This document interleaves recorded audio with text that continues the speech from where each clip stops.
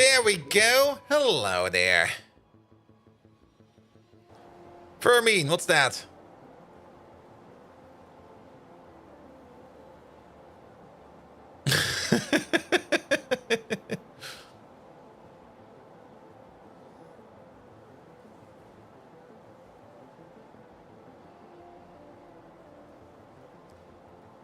Whole bunch of Valheim stuff. The Frost Hammer, only 810 bucks. Ooh.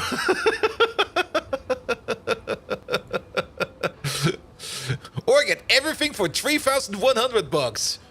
Yeah, I'm fine. Maniac! Hello there. How you doing? Silent Storm. Hello there. Orihara. How are you doing? Welcome, welcome, welcome.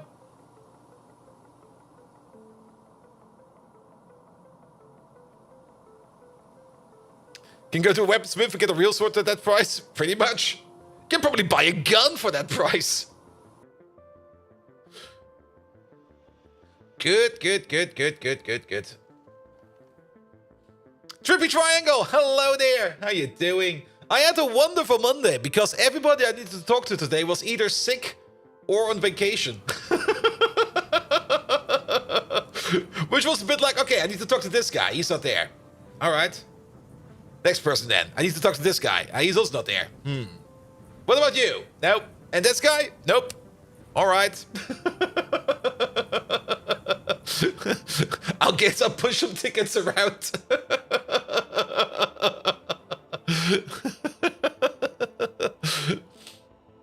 We need to get the license first, and it takes a year. Also true, also true. Did I hear both use wonderful and Monday in the same sentence? That's an illegal sentence. All right, all right. To be perfectly honest, it was like, it was super great today. But maybe we can make it shit. Because I did notice one thing. There's an update. Maybe we should already start preemptively blaming not melon. I can see yours. That with Tsunamiko, it is. Not a big one. No, it's I think again a one that will not affect us too much because we're not. It's mostly about uranium. We're gonna take a look at it soon. Good.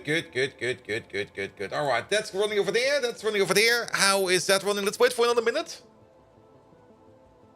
Then most of the ads are over. Let me put this up over there and that up over there. That's all fine. I've got like a minute to play Arc Knights. I'll be right back. Oh, I only got 32 sanity. Never mind. I will not play Arc Knights then.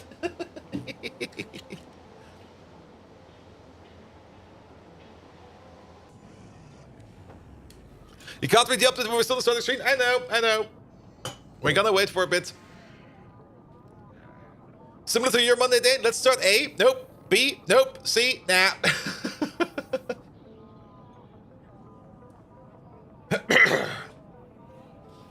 Also, the one discussion I did want to have today was the discussion about if that one bug that's been assigned to us, if that's actually a bug, or if it's a change request. Because technically it's not a bug, and people are just sitting there and going like, what do you mean it's not a bug? Yeah, it works as you ordered it, and people go like, but it's not working. Yeah, that's not our problem. It's working as you ordered it, so it's a you problem now. And that was more or less part of the discussion I wanted to do today, but well, nobody was available.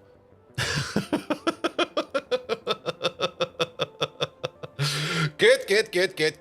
Off we go!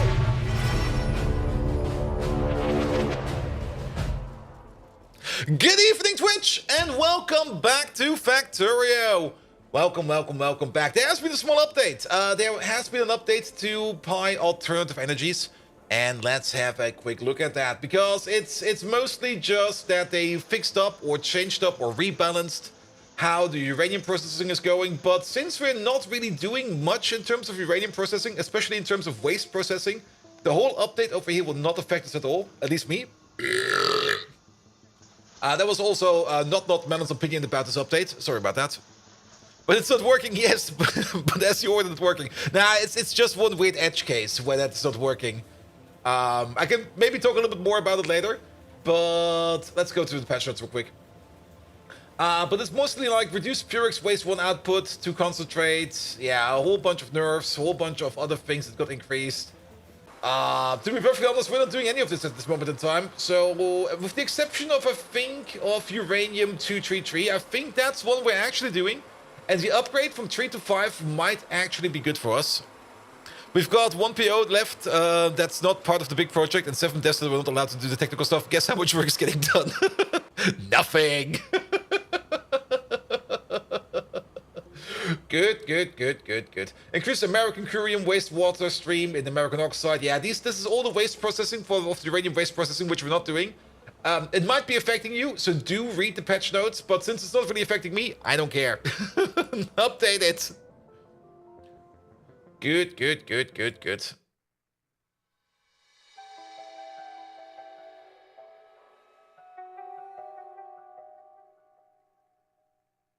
And not Melon, hello there. Uranium processing seems like such a beast into balance. It seems. The final update? Yes, the final update. Not Melon, did you fix that other thing? Did you see that other thing that was broken? Like the thing about, everything? Good, here we go. Could you maybe also increase UPS performance, like by 20% all across the Pi mods? It would help me out quite a bit. Original Lecter, hello there. How are you doing? Final 63 dot project. Yeah. Dot project dot backup 2. Now, never forget backup 2. Good. And like the Ulrich Man lightning cone, I don't even know what that one is yet. We still have to become Ulrich Man, but I think Neuroprocessors is part of becoming Ulrich Man. There we go. All right, it needs to reload a whole bunch of things. Wow, that was 14 UPS. I just saw that for a second. Oof. All right. Yeah, this is usually a thing that happens when the game gets updated. A whole bunch of things are being rebuilt in the background when we start up the game. It's a one-time process, and it should be over any second now. Come on. There we go. And we're back up to... Oi. Come on. Speed it up. It was running at 60-60 before, so if it's now no longer running at 60-60, the update actually makes things go worse. There we go. No? Ooh. It's worse than before. Interesting. What changed? So an announcement for EF too. Now you want to check that out again? Nice. We were definitely not below 60 UPS land before. Is there still something going on in the background? Oh, not this one.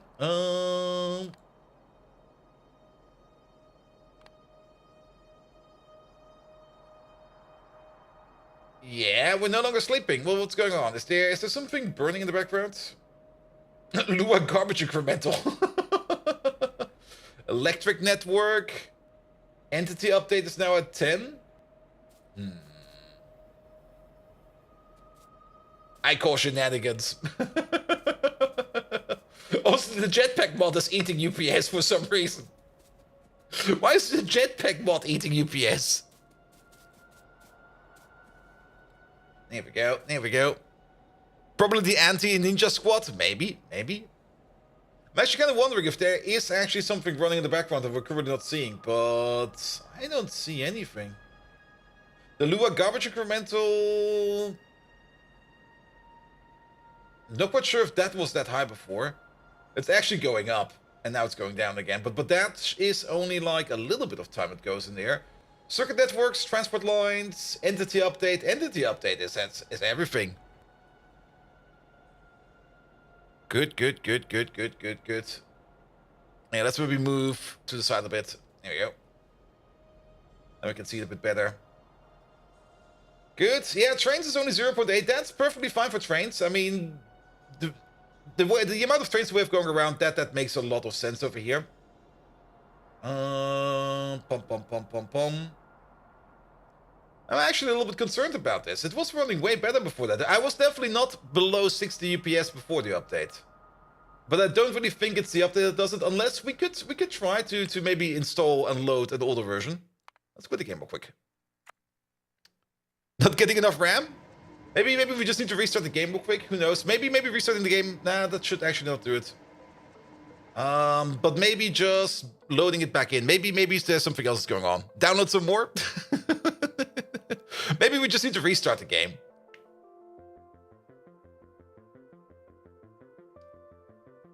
Here we go. Here we go.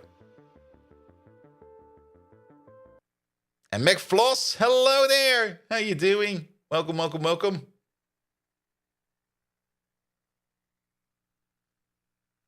Come on, game. Load better.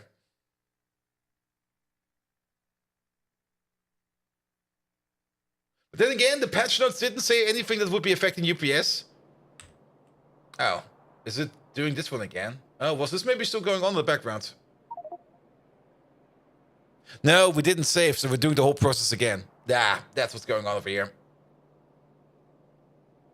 So we're basically doing the remigration one more time. Okay, let's wait for this whole thing to go away for a second. There we go. Resource scan complete. I mean, if I zoom in, we're basically at 60. Yeah, this is how I remember it more. Maybe, who knows, who knows. But yes, the god of UPS dev is upon us. We will probably have to spend some time cleaning up stuff as well. And maybe even condensing some more builds. There we go. Need about 12 terabytes of DDR7 cache RAM. We definitely need some upgrades over here. I was thinking of getting a PC upgrade, definitely. For now, it's fine. I mean, we can go down to 50, even to 40 UPS without noticing much of a difference. Once we get to the range of 30 UPS and below, that's when things get a little bit dicey and spicy. But yeah, unless there's still some construction going on, we will see. That's what you get for using Intel? Yeah, I'm definitely getting myself an AMD next time around. Kept tipping into 22 UPS and SE. Oof, oof. Maybe hold off on the loaders and the warehouses and deposits. I mean, what we can see, well, not this one. What we can see is, I mean, entity time usage is the one thing that eats the most. So if we go over here real quick, and if we maybe also quickly deactivate the GUI mods, there we go. We can see that most time, I mean, we're spending a total of 10 milliseconds over here on this whole block. The most amount of time we're spending on is, well, about up to 3 milliseconds on inserters. Up to 2 milliseconds on loaders. Up to 1.5, maybe, milliseconds on pumps. Up to 3 on assembly machines. Yeah, it's again mostly like the loaders and the inserters that are eating the most. Those are the two things that are the biggest on this list. Here we go, here we go.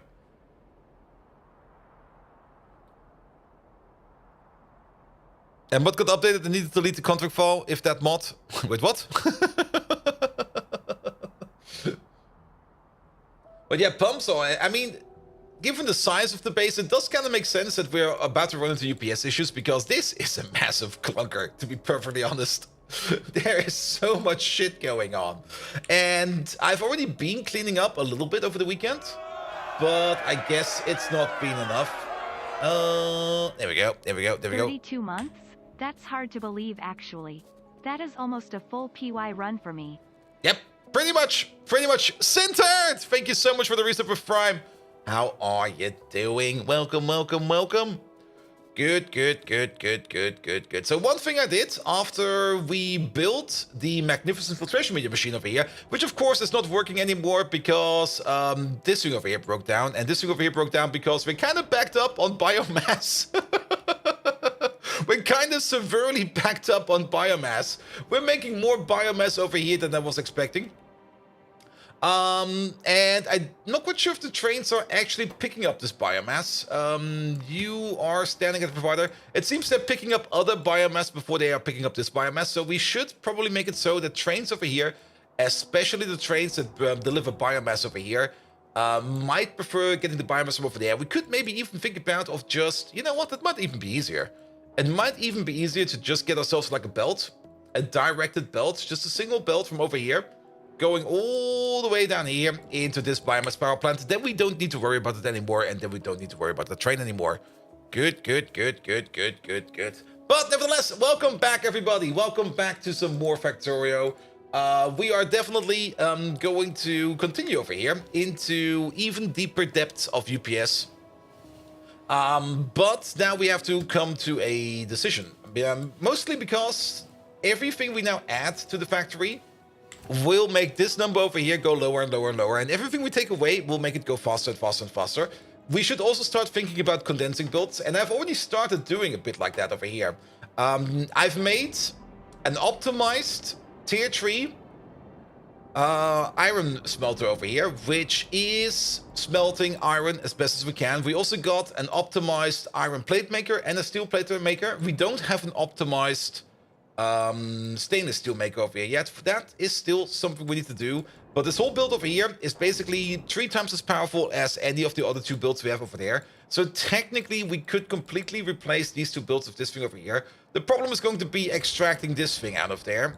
And the other problem is going to be that this thing over here is still supplying some stations out there and some places out there with iron plate. And I'm not quite sure which one over here is still being supplied by this 1-4 train, for example.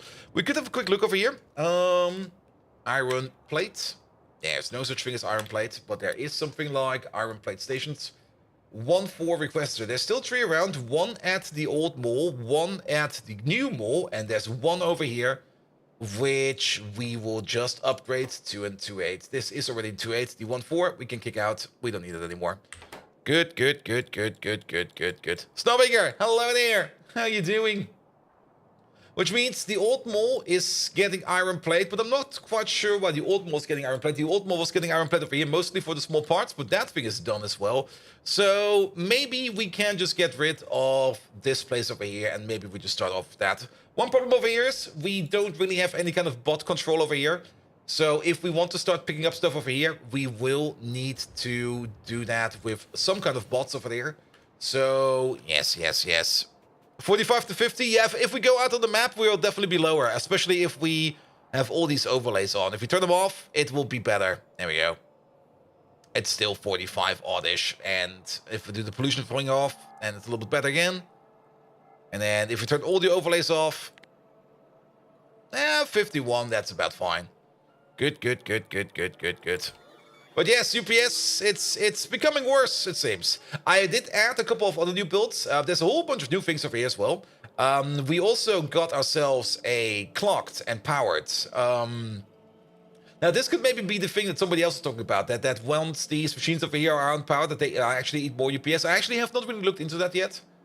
I still find it kind of hard to believe that these will actually eat more UPS than an idle machine, but it could be correct. And now that I think about it, maybe we just ignore that because we do got a whole hacking load of power available at this moment in time. Mostly because the power plant over here has been fully upgraded to a Mark II power plant and is now buzzing around over here with 12 gigawatts of power. So maybe we could just think about of just taking these over here.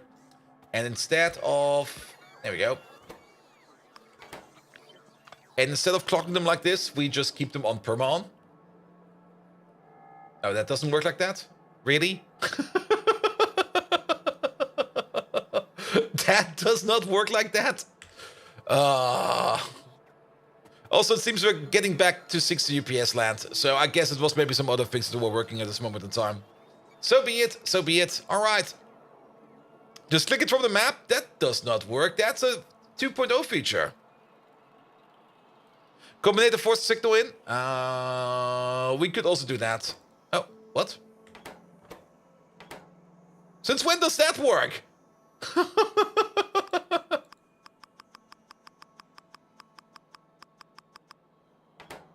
Forever? Really?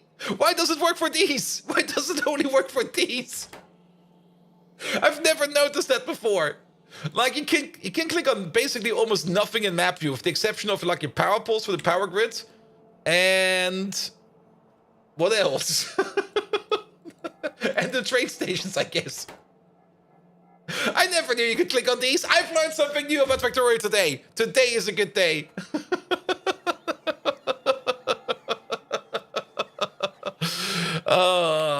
Amazing.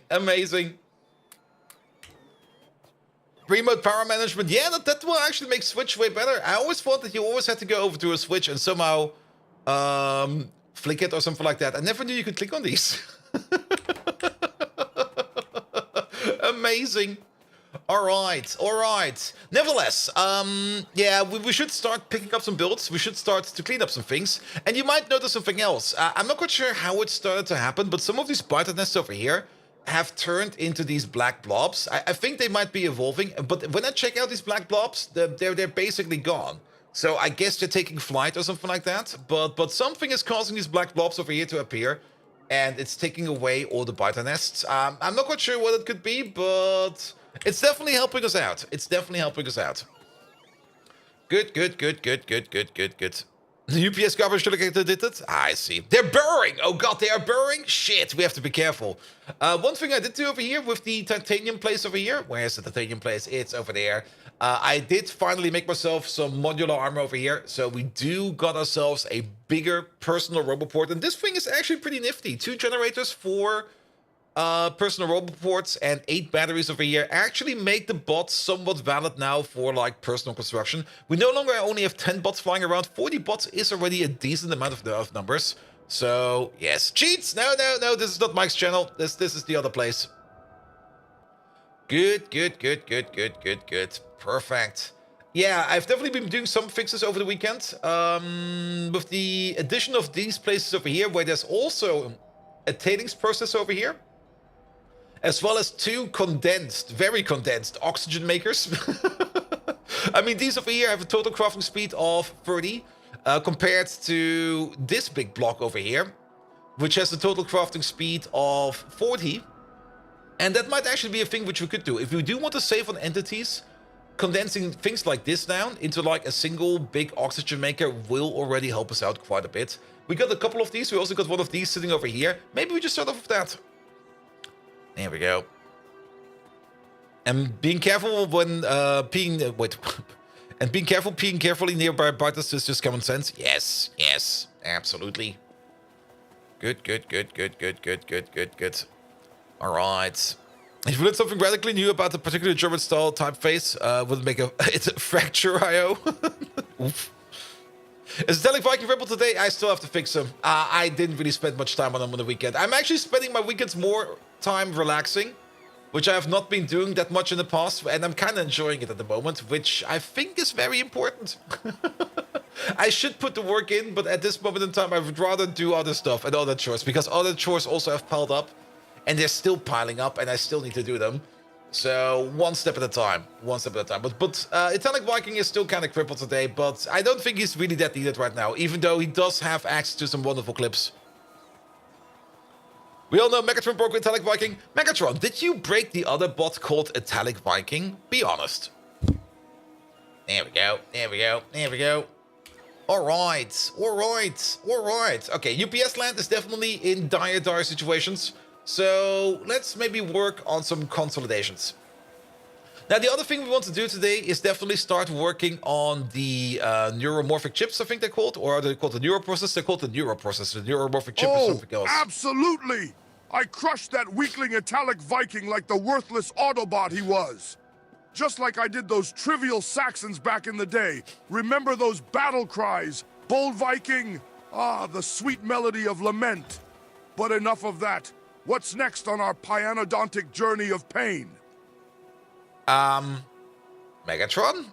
Italic Viking was a Decepticon. Just saying.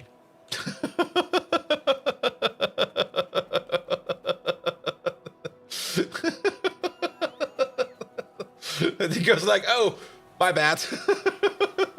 That's unfortunate. Double agent? He might have been a double agent, who knows? Alright, but yeah, circles. A mere oversight on my part, Bold Viking. You can't blame an ancient war machine for sometimes mixing up these pesky allegiances. Or perhaps it's your incessant, there we go chatter. Frying my circuits, that's the real culprit here.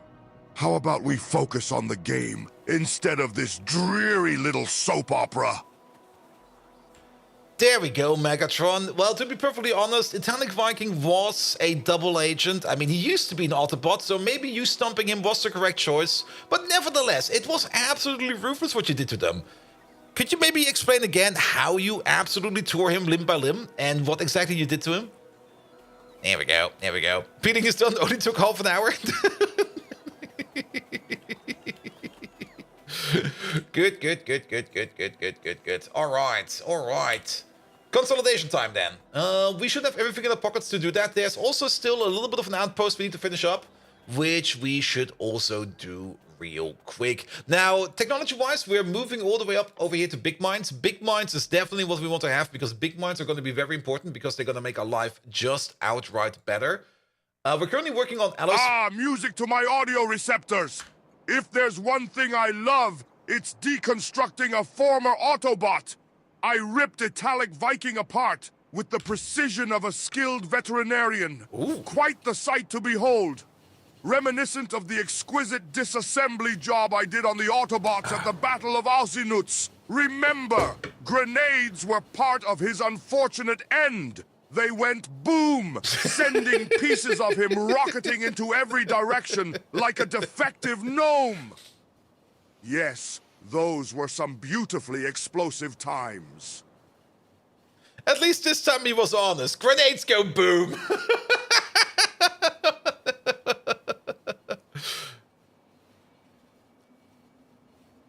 Good. But yes, consolidating builds is going to be important. And I'm not quite sure where we're going to start. We should most likely start with the ones that are most active. Because we're still going to be making stuff regardless. I also kind of forgot to pick up the miners. And actually, there's nothing for us to do over here because this is not the outpost we... Okay, the bots almost finished everything for us over here. There we go. But there is still this bit of stuff that we need to do over here. But yeah, outposting is going to also be important, especially copper outposts, because once we get into the graphene build, graphene eats a metric ton of copper. We're definitely not going to be making a super duper size graphene build, but we're probably going to have to make one that is definitely heavily beaconed, so that we can make use of that. We should also start thinking about how we can get into better power ASAP. Because if we're going to start to beacon everything, then, yeah, UPS is definitely going to be an issue. Or not really UPS, but power is definitely going to be an issue. Good. All right. Well, that was we kind of forgot half of the things over here, so let's go back over here. Actually, just drive home to the taxi depot.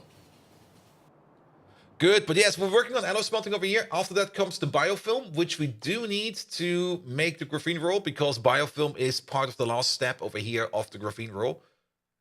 Making the biofilm itself is actually not going to be that hard, I think. No, that's just cellulose, biomass, lime, basic substrate and stuff like that. That is all fine. And now to think about it, before we go back over here to pick up some more stuff, let's go over here real quick, because then we can put down that one line of biomass from over here to all the way over there, and then we don't need to worry about that biomass anymore. Beacons probably have the high potential to help with UPS. Yep. I mean, everything that's kind of oversized and kind of super duper big, we can condense down. Starting off with those, where are they? With those oxygen farms, because those are easy to condense. Things like this thing over here, which is also running all the time. This is actually a prime candidate to condense down. Like, take out half of them, upgrade them to level 2, and then take out another half of them and beaconize them and give them like a little bit more pushing power. That would help tremendously over here. Because those things up there are always running, and fixing up those will definitely help us out. We can keep the back part for now. We don't really need to upgrade the back part, but the input part, like just that little input part, scaling it down and setting it up to run at the same speed as it used to be in there, that is definitely going to help us out. Good. Other things that are big and, well, this thing more or less, but I don't really want to speed up these yet. By the way, the centrifuge over here has been running 24/7 and we're backed up. Nice. We're completely and utterly backed up now, which I guess is very good. Good. But I guess we might need some more space. We need to do something with all this uranium and plutonium over there. Reducing the size of builds. Chat, who's this guy again? This is the guy that does not want to live again in like 30 UPS land, man. How's power? Power's great. Power's pretty good. We can have a look at it 1 second once we have arrived over here. Let's get out of here. Here we go. Power over here. Yeah, power's good. Power's real good. And if we give you like a constant biomass in, power will be even better. So, how much biomass are we making over here? Each of these makes 1 biomass per second. We got a total of 24 of them. So, if we bring like 1 red belt over here of biomass, then we don't need to worry about anything.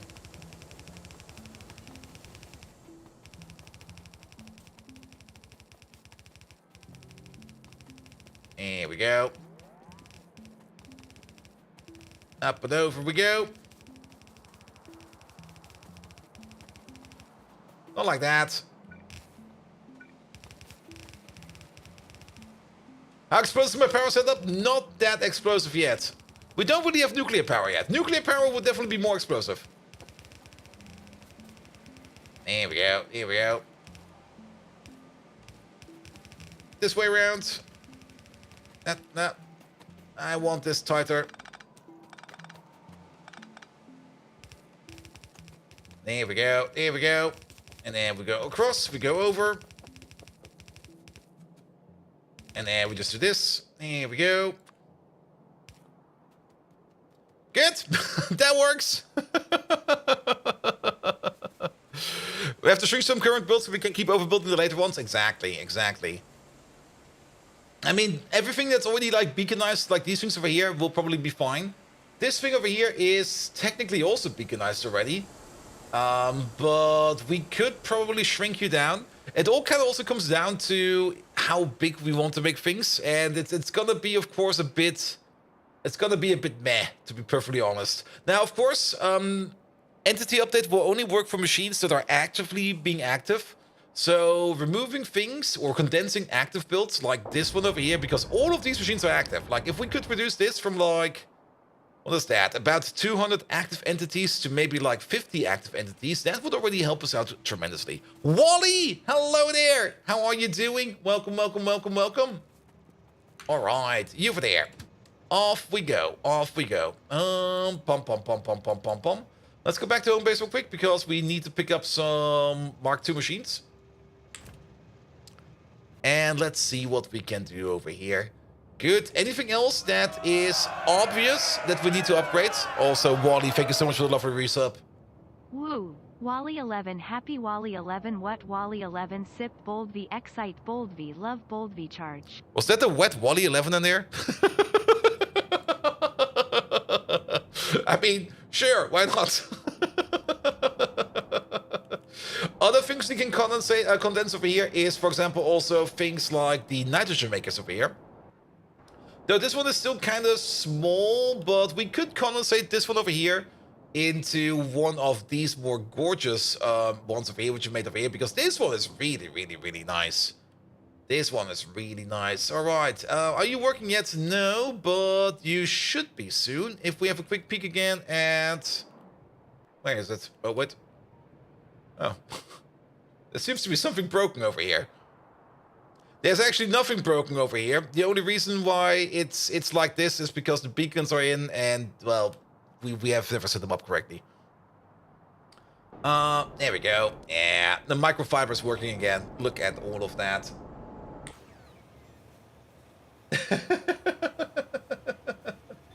A whole bunch of German over there. Happening. The recaps, well, those don't exist, but you have all the VODs. All the VODs are available. Like, VODs are available on the VOD channel, half of them, and the other half are on the main channel. So you should be able to get all of those. But the recaps, I kind of stopped doing the recaps because I was running out of time. Did not really have that much time for that. Good. Also, Caladorn, hello there. How you doing? RDX King, hello there. Welcome as well. Good. All right. More condensing then. Also, we don't need the signal. Let's have a look. And now we have extended recaps to the exact length of the vault, more or less, more or less. I mean, we also all know the other recap. There's only one true recap. It goes like this. Ah!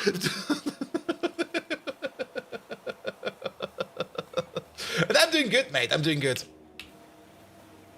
Traurige Schnitzelgeräusche. Now, sadly, no recaps. The recaps took way too much time to do, but everything is available.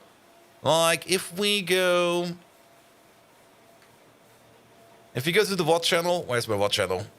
Oh god, bees. Here we go. And I think Nagapito is still uploading everything over here as well, so you can basically choose where you want to watch. But everything is available over there. And the full playlist over there, how big is that thing? Updated 3 days ago, 159 videos. Oh, good God. Starting from number 1 and going all the way down to, what's the latest one on there?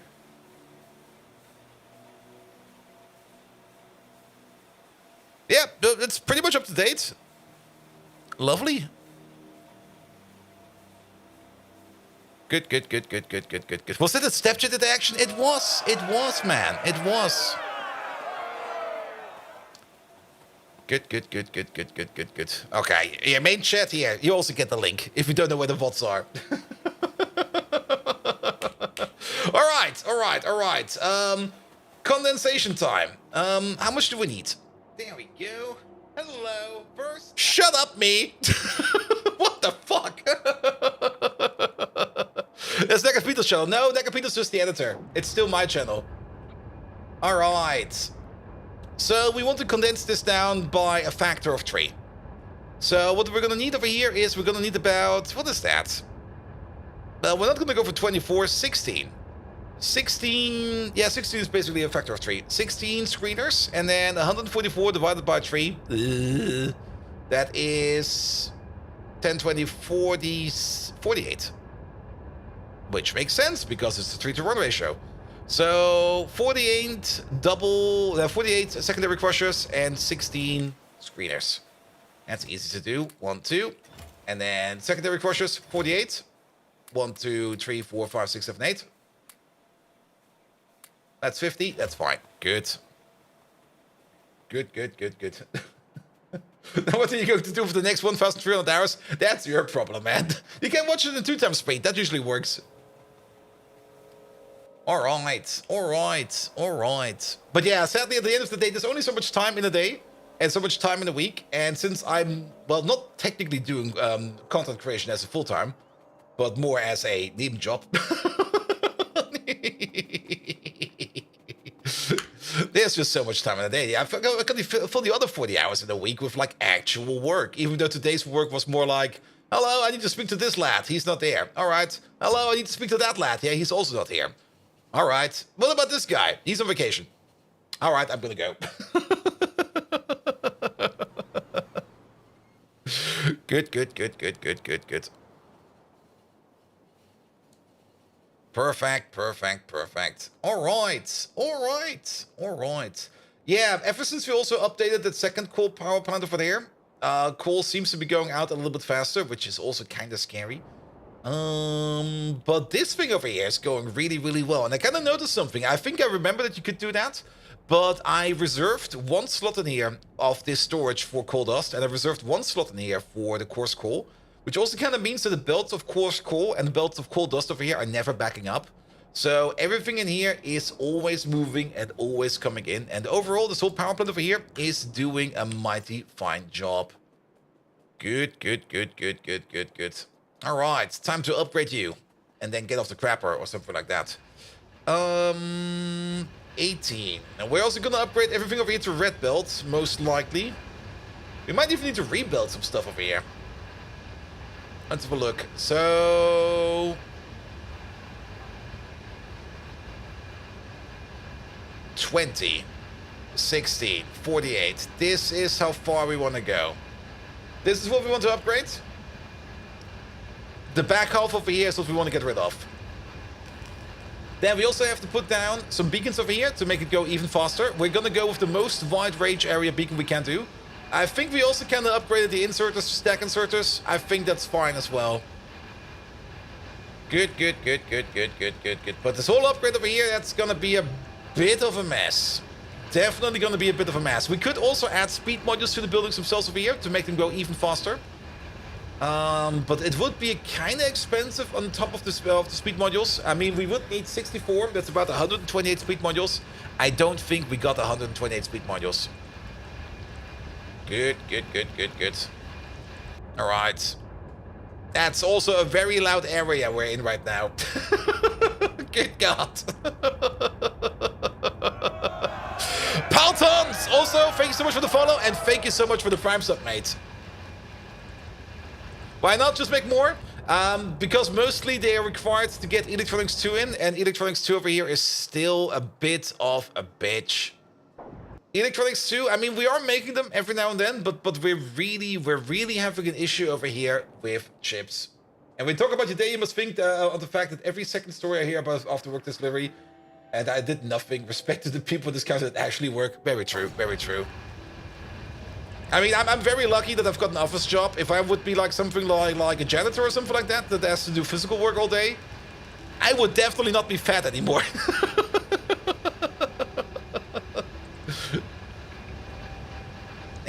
There we go. Especially having a home office job where you just, well, can do basically whatever you want. All right. Let's see. That's the middle part of it here. And then... Can we get all of them in one? Ah. Not entirely. It's so close. And while working, playing directly on the right side, I do have it open on the side at work. But mostly just to top up things like chests and stuff like that. To make sure that things are moving. Alright, we're gonna put you over there. I think full FM power. There we go. And do you know a 220 kilogram house technica? Oof.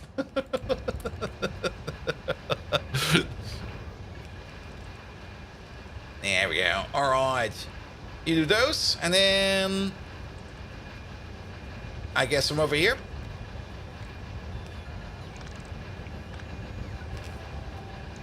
Ah, yellow? No.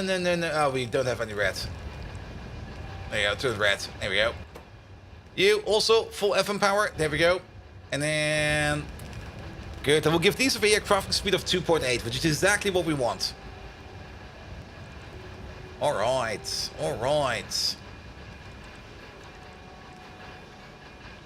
Yeah, we're probably gonna have to come back over here a couple of times to make sure that things over here are working correctly. Yeah, definitely. We will probably, once we go back, we will probably want to stock up on a couple more of these. Like, maybe bring us, like, 200. That'll be fine. Maybe order up even less yellow belt. We should maybe start focusing more on getting things done in red belt than getting things done in yellow belt. So we're gonna swap some things around over here. Same for you over there. Let's get like 100 over here for these. And then where is red belt over there? And let's go up all the way for 2,000 over here. And then more undergrounds over there as well. There we go. That should be fine.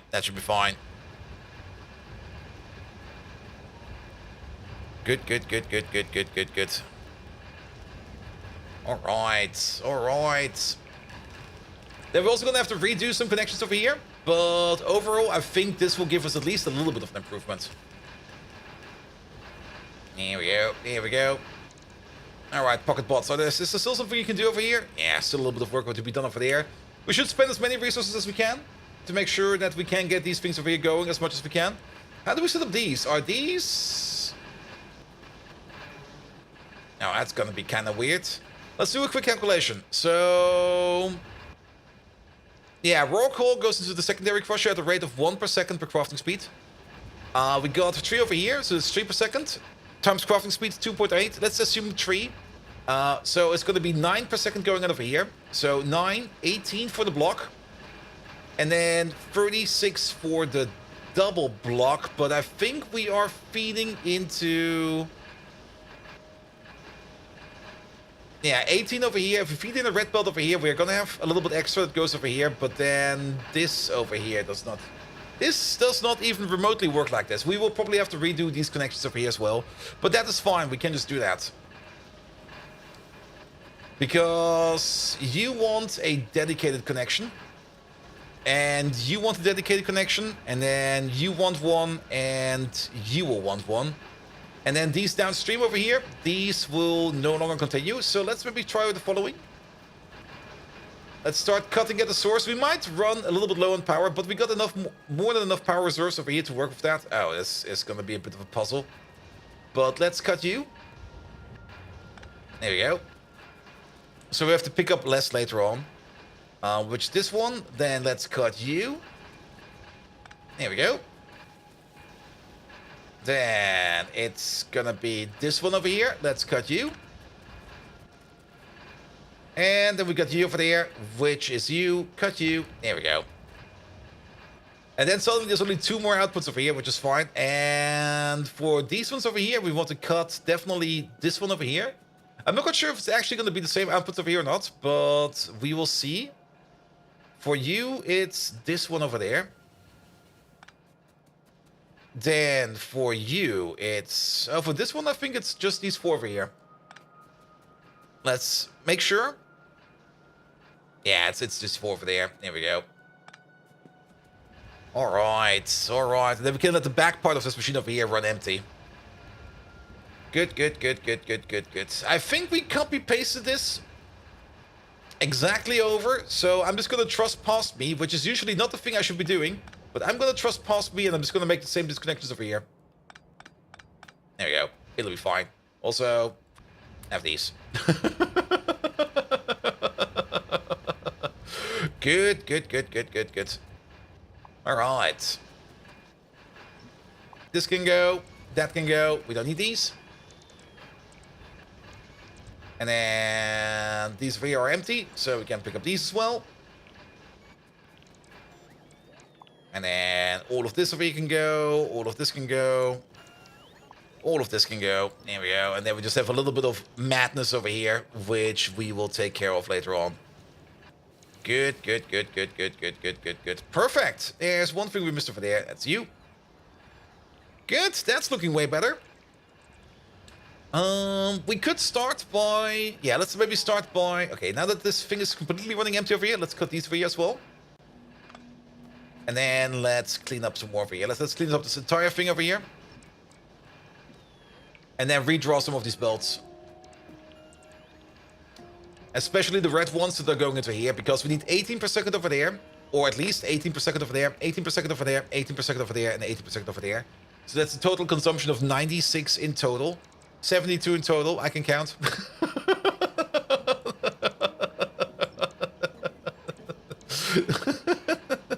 Almost correct.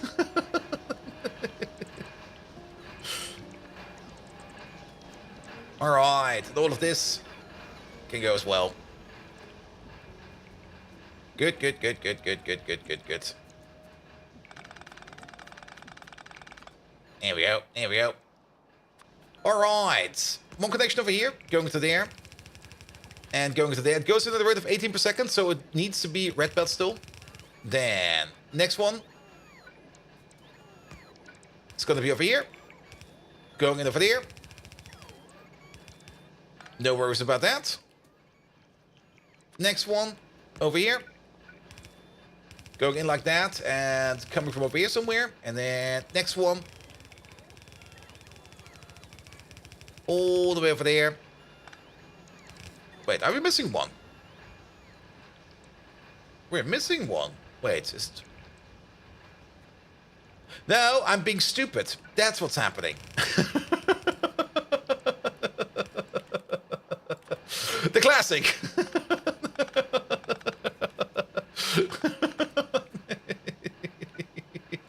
Good, good, good, good, good, good, good.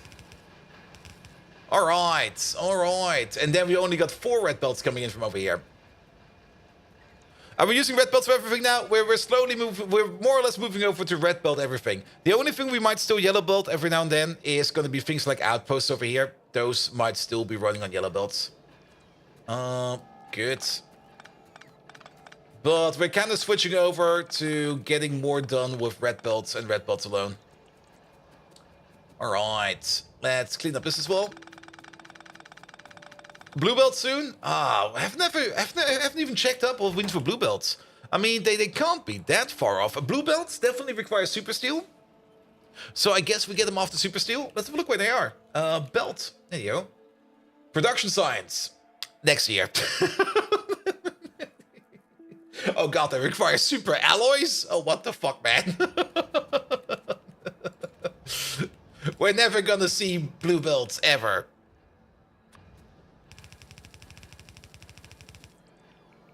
There we go. You into there.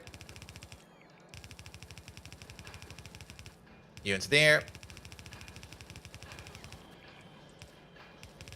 You into there. And you... Oi. Into there. Good. What do we do with this connection over here? We still need to get these over here condensed into that one over there somehow.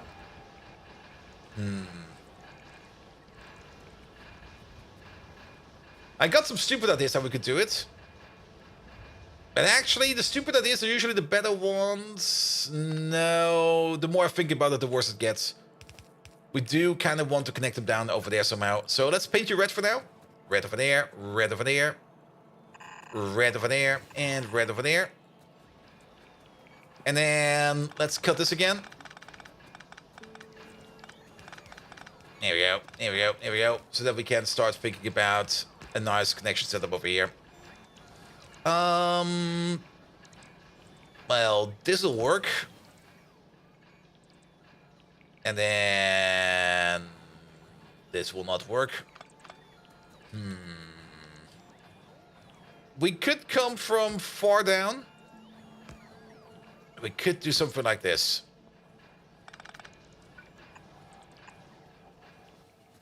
It's a bit... Okay, that's super weird. Wait a minute. Last time we spent so much time and effort on making this thing nice and gorgeous, and now I'm just ruining it. Something like this will definitely work. What do we do with you then? What is this gonna be? Something like this will definitely work. I hope. And then you over there, and then... That's even worse. I'm just making a total fuck up of this. No. Bolt, don't fuck it up. And if you do fuck it up, at least make it somewhat spectacular. We could just do something like this. And then just push these a little bit further back. And then we should be fine. We could just do you around over there, you around over there. And now that you think about it, we can move you up by one, we can move you up by one. Which means we can put you in over there, and we can put in you in over there. Excellent. And then we connect up you and you. And then the only thing we need are some red underground belt connections, which makes this a whole bunch easier, because you basically need to go from over here to all the way over there. That's yellow belt. How the fuck is this yellow belt? Red belt, please. Is there a red underground over here somewhere? I must have used it somewhere. There's one over there. Yeah, I think I got it. And that was also not the best. There we go. There we go. Yeah, let's move these around a little bit. There we go, because we're gonna need you over there, and we're gonna need you over there, and you over there. I'm also standing on the tracks, just waiting for the train to hit. There we go. Good. No, not yellow. Yellow is bah. No more yellow. No more P-belts.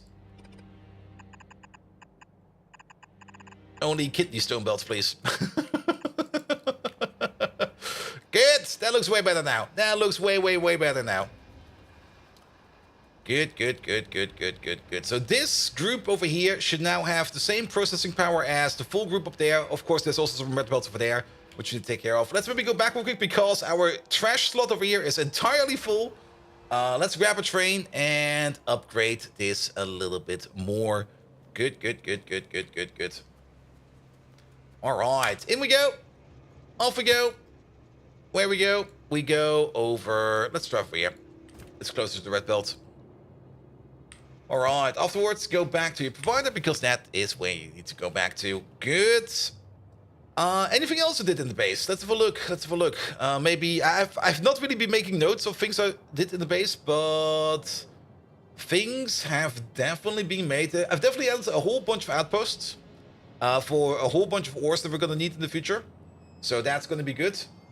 How far away are the better bots? We're getting there slowly. The next level bots are... Not bots. Bots, there we go. The next level bot is over here. And it's behind Super Steel. Oh god, it's behind Super Steel. Yeah. It's also behind the Dilmo. The Dingrit. It's also behind Groundbuster's Cat. I'm sad to see that your UPS is bordering on sub 60. I've missed a lot not like this. Yeah, not like this. Not like this. We are actually bordering on the UPS dev. Which is also why we need to update some of these builds. And how much better are they? They're definitely faster. I mean, that's the only upside they have. They have got more power stored and they are faster, but they might also eat more power. If we have a look at them over here real quick. The basic construction bot over here has... It doesn't actually say how much they have in terms of stored energy. But their speed over here is like 23 kilometers an hour. If we go to the next tier bot, that is already their starting speed. And then you get the bonus on top of that. They do consume... they only consume like about 33% more power. And I guess they store more power. I hope they do store more power because they got a full fucking Nextlet battery in there. And of course the cargo size for the cargo bot does increase by quite a bit as well, which is great, which is absolutely great. But mostly they're just faster. The one thing we do want to get out of the next level of bots, once we get to the next level of bots, is going to be the better Pi Roboports and the better Pi Construction Zone Extenders, because those things over there will allow us to actually make a big spanning global Roboport network, which is going to be absolutely great. All right, we don't need these anymore. We don't need those anymore. Good. There we go. You could install the bot battery upgrade research mod. That's the thing. I mean, charging is not really an issue at this moment in time, I think. The only time we have an issue with charging bots is when they start to accumulate around like a Roboport like this. And I think with that kind of upgradable research like that, it will only make this over here worse. Good. But bots are kind of fine for now. I mean, especially if we keep them like confined over here. We've got all these recharge poles sitting around and stuff like that. But yes, we are definitely getting slowly but surely into UPS land. I mean, you can see that's not always UPS issues. We are sitting at 60. Even if we zoom out all the way, we are at 60. But every now and then, we are starting to notice like those waves of activity where there's like lots of stuff going on. Then we kind of notice that UPS is becoming more prevalent, which is the perfect time to start building and rebuilding. Not really rebuilding, but condensing some of these builds over here. We might even condense this thing over here, because this is also one big ludicrous thing. We could even think about rebuilding it. I put some beacons down, compress it, make it better. Alright, we got a whole bunch of stuff. What are you missing mostly? Stainless steel. Yeah, our stainless steel production is not the best as well. And there's a train out over here. The molybdenum train of all things. Let's get him up on the way back. Alright.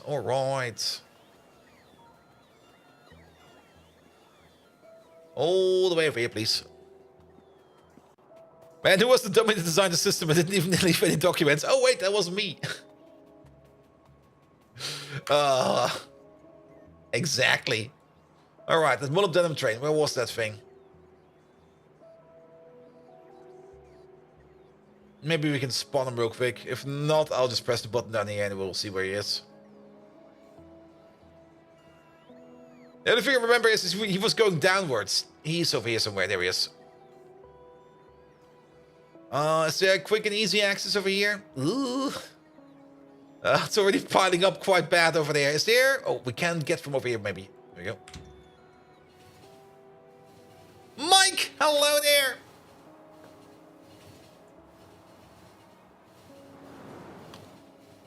Is that a new power train? It is. But it's not really that much better than the previous power trains. Or the previous tier train. And this thing over here runs on canisters. And you know my opinion of canisters. I fucking hate them. So we're not really digging with it.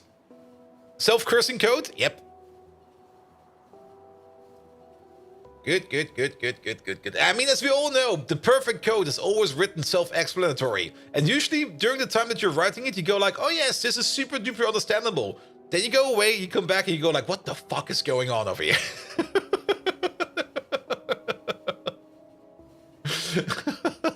And you go like, yes, it used to be self-explanatory over here.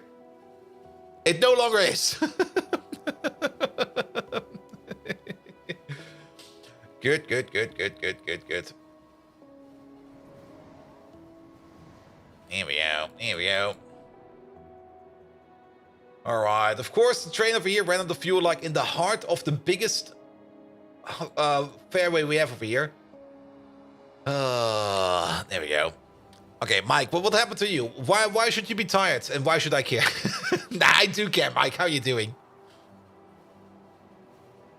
Did you overstream yesterday, or what happened? I hope nothing bad happened, actually. Here we go. Here we go. Megatron, can you maybe try to guess why Mike is tired? You know Mike, lad. For some reason he's tired, but maybe try to guess what's the reason for that.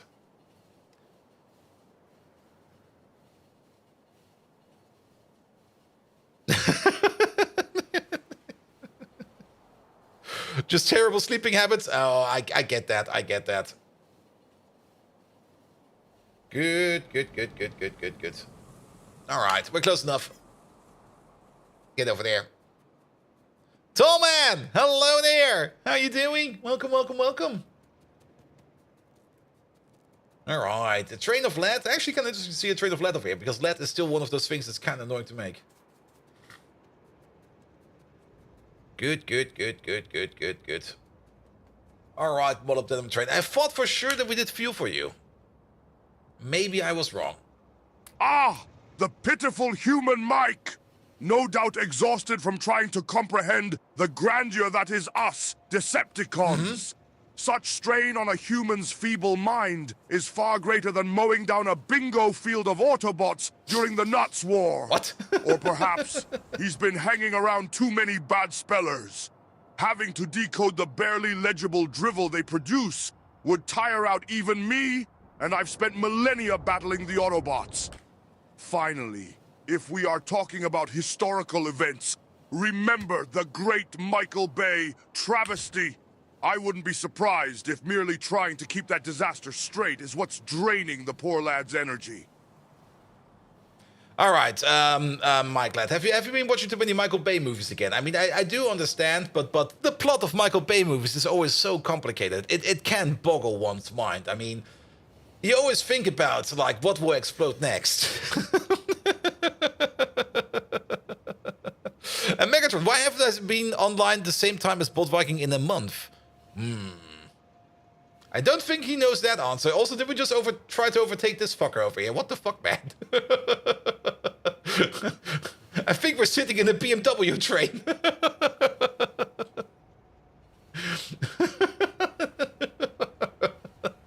Just go like, oh, I can see a way to overtake over there. Wait, oop. All right, all right. Maybe there is no fueling station over here. Okay, that's on me. Is it fiber over here? Perfect. We're gonna take some fiber for that. Here we go. And this is, for example, something we should not do with red belt. This is definitely something that is worth doing in yellow belt. Here we go. Let's maybe also grab some fuel real quick. A little bit more. Here. Because I'm not quite sure how long this train will be sitting over here, because ores usually go quite fast. So there you go. I picked up ash. There you go. Let me also pick up the ash. There we go. There we go. Is 1-4 the best ratio for trains? Not really. I mean, 1-4 is usually what people end up doing.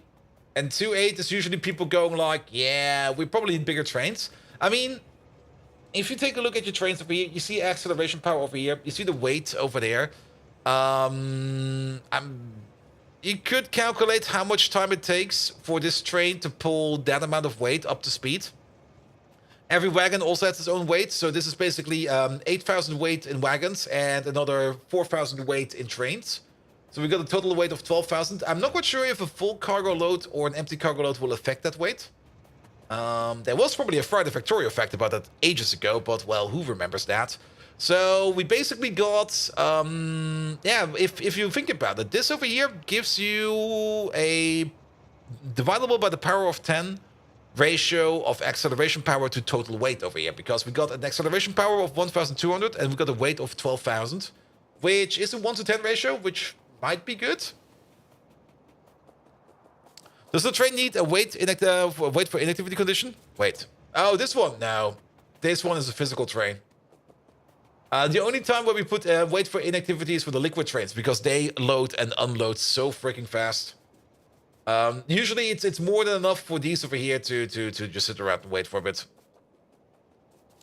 Alright, alright. Let's go back to the cool place. Drive him over there. And the best ratio is 43 to 201. What? Is there science behind that number? Please.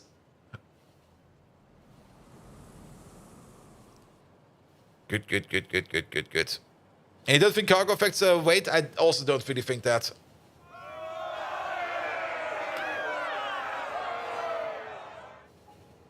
Naga Pito, thank you so much for the resub, man. 26 months. How you doing? Welcome, welcome, welcome. All right, all right. Everyone knows the best number is 69. Yeah, the best train size is 69 cargo trains and 420 wagons. There we go. Best numbers.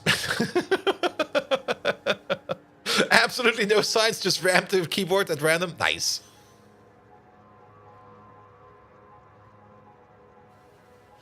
Good, good, good, good, good. But adding more locos over here does not actually make your train go any faster. The only thing it changes is the amount of time you need to spend in acceleration. And if we do some very stupid calculation, we can probably assume that it takes about 10 seconds to accelerate this train up to a certain amount of speed, which I think could be correct. It's been a while since I actually calculated acceleration times and stuff like that, but it feels like if we got a 1 to 10 ratio over here for weight to power pulling it, then I guess it will take about 10 seconds for this train to go up to speed. But maybe somebody who knows the science a bit better can tell us. Relius, hello there. How you doing? But if you do have like a train that is very long and you only put like a single loco in front of it, that train will not accelerate at all.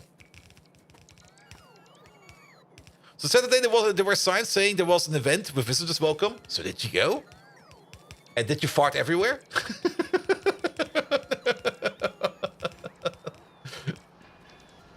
There we go. There we go. Upgrade everything, please. A few years ago, YouTube named Francis John did some speed testing per number of trains. I guess you can calculate it. We could, of course, just build it and go with it. That definitely also works. But at the end of the day, it's just math. And the formulas on the wiki, there we go.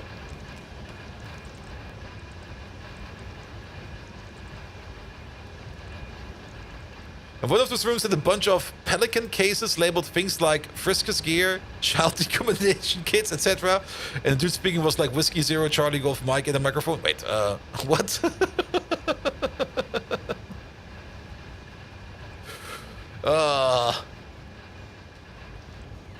Are you sure you didn't go into the van that said free candy? Riley, you have to be careful. Ham radio field day at the local fire station. Oh, I see.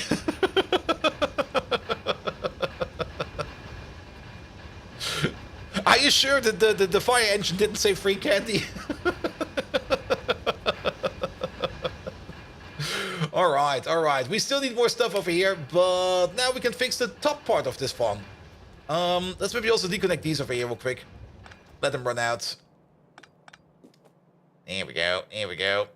And then let's order the bots over here to take care of all of these. There we go. Gonna do the same thing over there. Good, good, good, good, good, good, good, good, good. Alright, alright. I mean, the upgrade planner will go through these. Very, very true. So we might just keep some of these real quick, but at least clean this up a little bit, especially this thing over here. It's fun to describe it like that? Absolutely.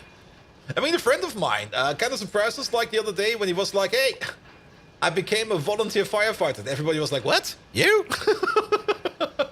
Why did you do that? Because they drink a lot of beer. And I go like, oh, I see. But then again, volunteer firefighting is also a good thing. Also, he lives basically right next door to the fire station. So he was like, hey, you know what? It would be stupid to not be a volunteer firefighter.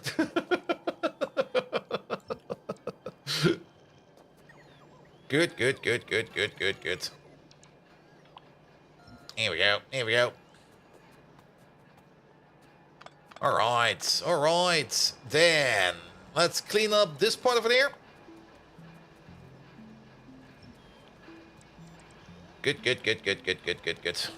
I was also kind of thinking about that, hooking up like core processing like this and code processing like this one-to-one is maybe also not the best idea. But then again, now that we're cleaning up the space over here a little bit, we do got all this space over here to do the future levels of core processing regardless over here. So actually, the more I think about it, the more sense it makes to do it exactly like this. So, disconnect some mashboard from the logo? I did? Are you sure about that? Oh, no, this is fine. I mean, the ash is still flowing.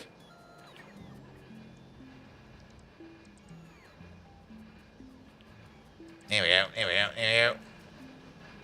Alright. Clean this up like a little bit more. Yeah, let me just pick this up real quick. I want this to be done ASAP. There we go. Pick up all of these up. Good. Now the power plant over here might be choking a bit. Yeah, it's choking a bit, but that's fine. But I always kind of wanted to redo this over here at least a little bit, especially in terms of how this mess of belts is working, because I think we can do better over here. We can definitely do better over here. Good God, this is like one hypnotic muster over there. It's like send all the nudes. I mean, what?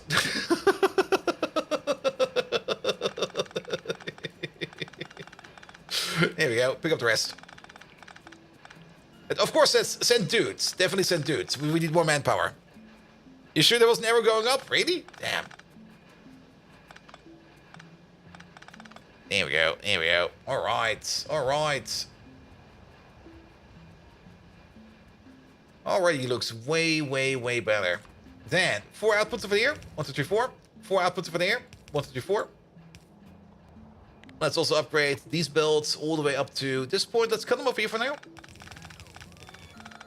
so that we have some time to reconnect.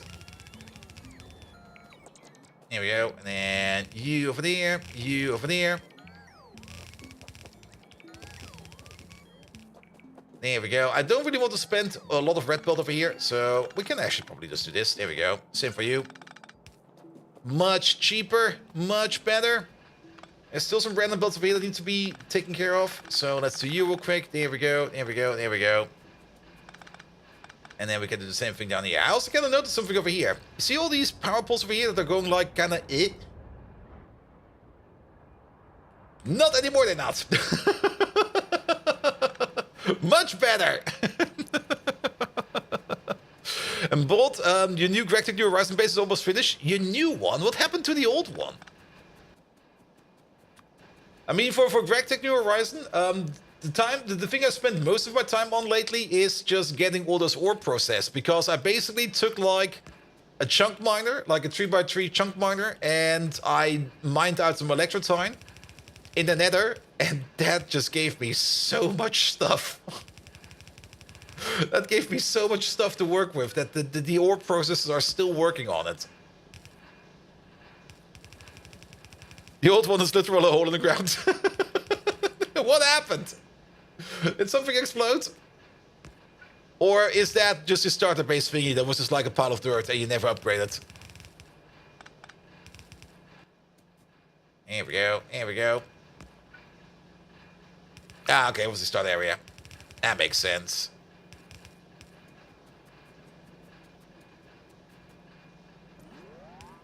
And recent Fridge will redo ore processing again. I mean, the ore processing at the moment, the only thing I kind of switched up was like I did upgrade some machines to MV machines because I kind of noticed I could run MV machines on them. But I do know that at some point in time, we're going to get some very amazing looking ore washing basins, which I'm very much looking forward to. How did we do that down here? I want to do it the exact same way. Okay, we did it like... We did it how exactly? Okay, it's gonna be like this and like that. And then we're also gonna move you over a little bit more. Here we go. It's gonna be over here and over there. Why not just copy and paste? Because reasons. Because then I have to flip it, you know, and it's gonna be like, ugh. Also, it's not correct over here. It needs to be one more over. Here we go. I mean, now that we have this amount of pocket bot power, it's just so much nicer to build.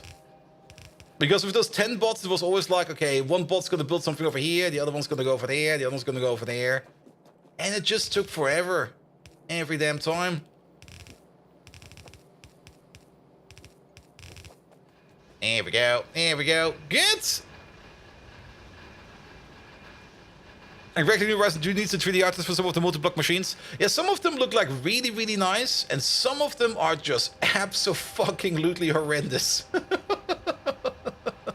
Like that mega distillery or something like that, whatever it was, which was basically just like, what is it, a 49 by 49 by 49 block? Where you just go like, that's kind of shit. But things like the ore washing bath actually does look like a giant bathtub, which is really, really nice. All right, and now we're gonna take care of all of these. Also, thank you so much for the follow, mate. Here we go. All of this can go away. No longer required.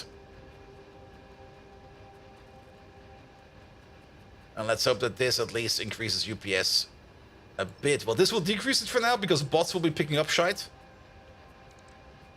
Remember, those multi-blocks are from 10 years ago. Yeah, but they should have probably had some time by now to maybe do, like, one thing. Maybe two.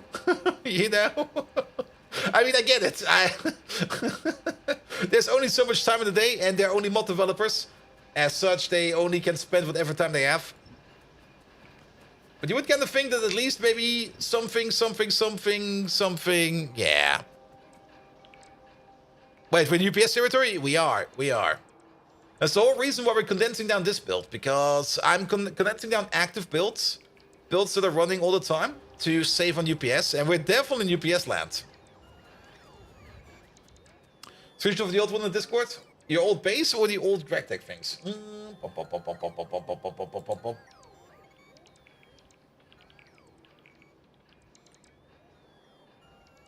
Oh, your old base, I see. Well, at least you got, like, a bunker.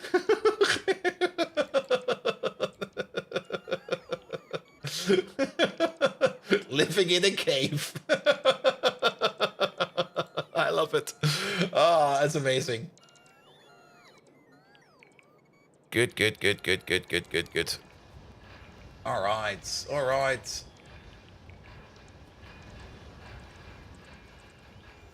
Good.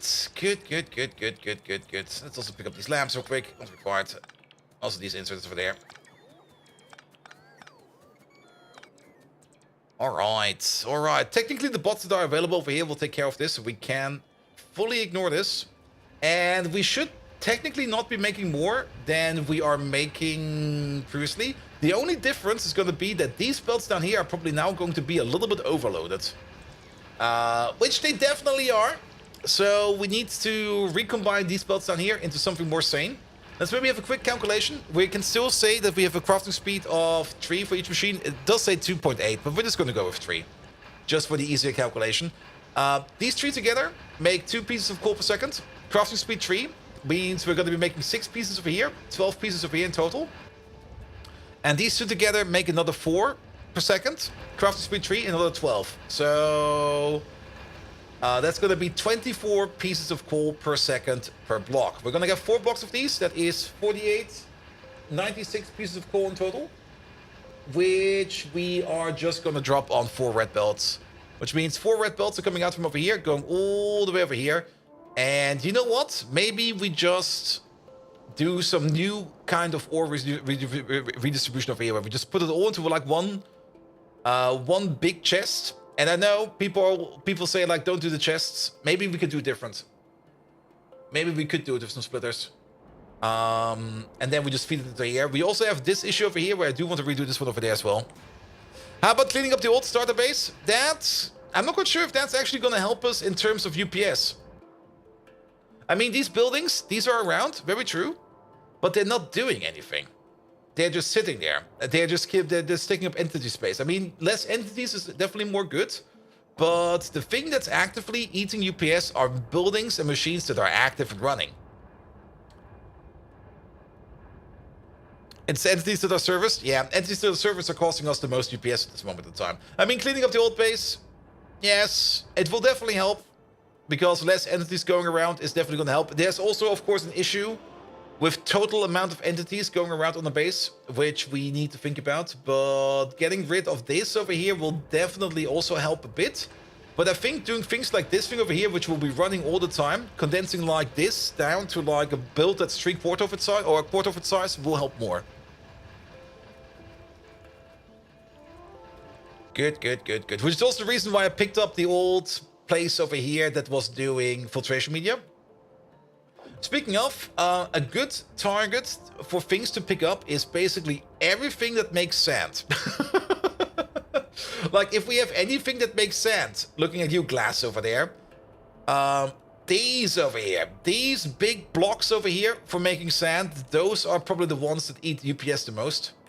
Also, well, you got fucked up, it seems. That's fine. Oh, this one also broke. There's 2 over here that are broken. Redoing glass is definitely also a thing we want to think about. I'm not quite sure. Do we already have? We have the better glass recipe. So condensing this down into a red build that goes fast might also be a good thing. Have you moved everything over to red belt machines yet? Everything? What do you mean everything? Look at this place! You really read a bit about belt segments and how they awake and not affect inserters' wake status. Breaking some belts into segments to prevent inserters from being awake is a huge performance impact. Yeah. But that's basically happening over here already. I mean, these are all behind splitters.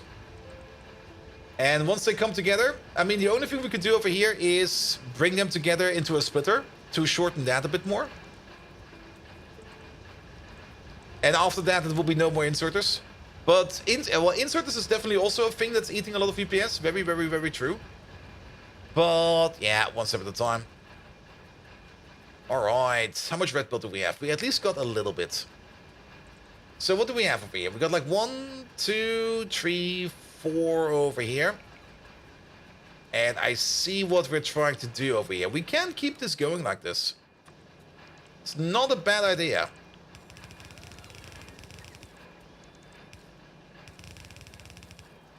There we go. Except that I'm out of red undergrounds. So we're trying to always push up to the next level of belt. Not quite sure what's going on over here, but let's not do it like this anymore. There we go. Oh, we should maybe also upgrade you. There we go. I also see what I'm doing wrong over there. It needs to be over here. And we need the red one. There we go. Thank you very much.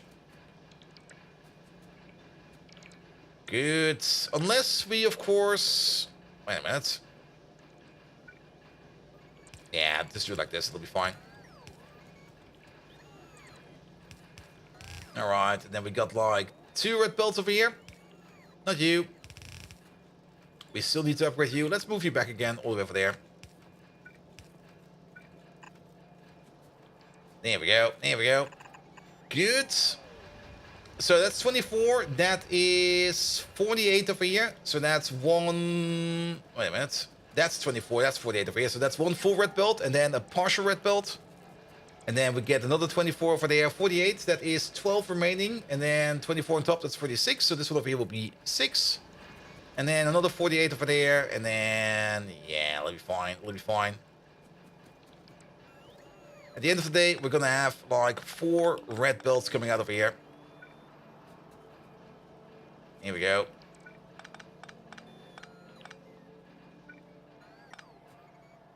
Yeah, let's maybe place you down a little bit further. There you go. Good, good, good, good, good, good, good. Yeah, there's still some yellow between the reds. Definitely. There's also a yellow underground in the air. We don't have the materials on us right now. That's the issue. There you go. Good. I'm also kind of hoping that we could maybe save a little bit over here. Let's do this a little bit different. I don't care if this belt is going to be like a little bit obnoxiously long. But if we can save on undergrounds over here by just doing something like this, I think it will already be better.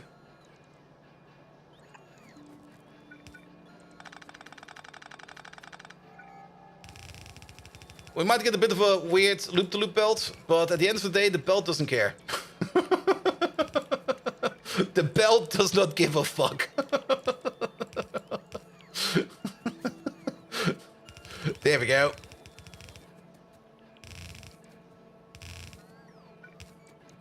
Good, good, good, good, good, good, good, good. You need to be one further down. Because we're gonna have you over there. Same layout.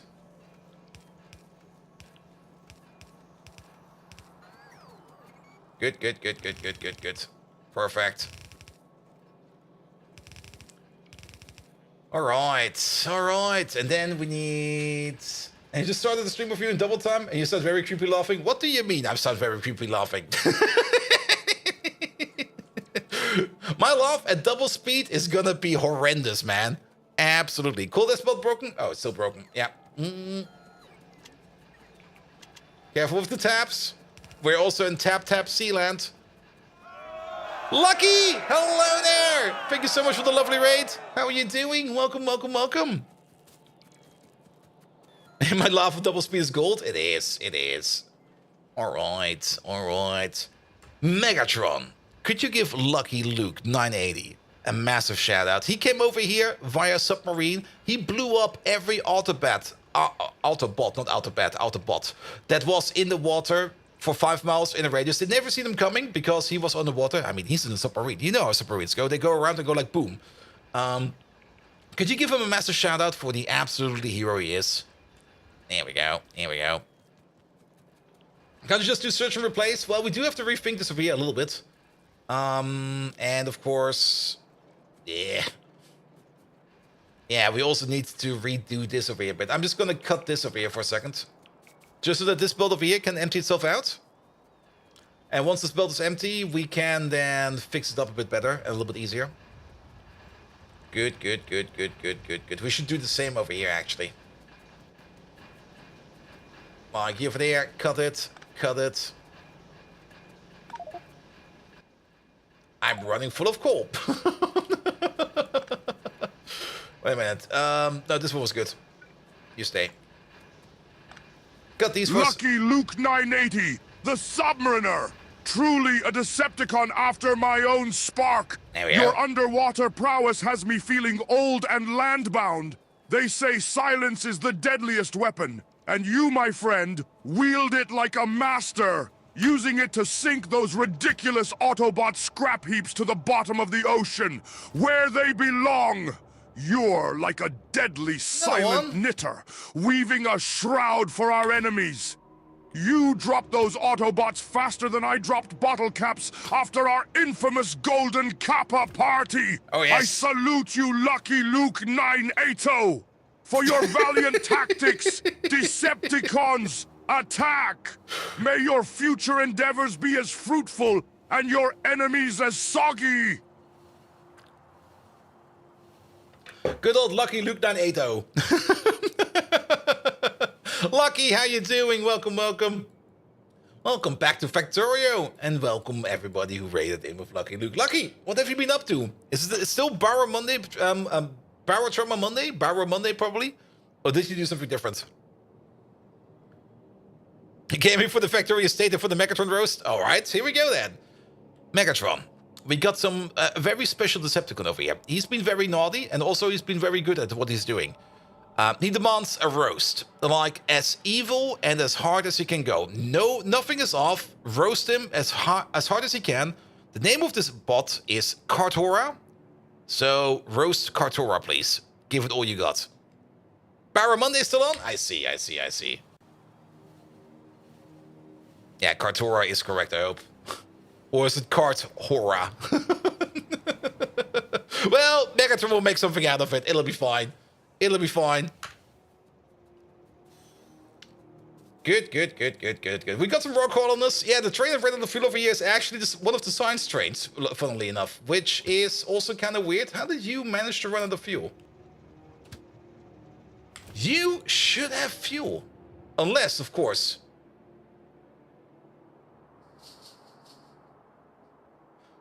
Well, there's fuel down there. Why is there no fuel over here?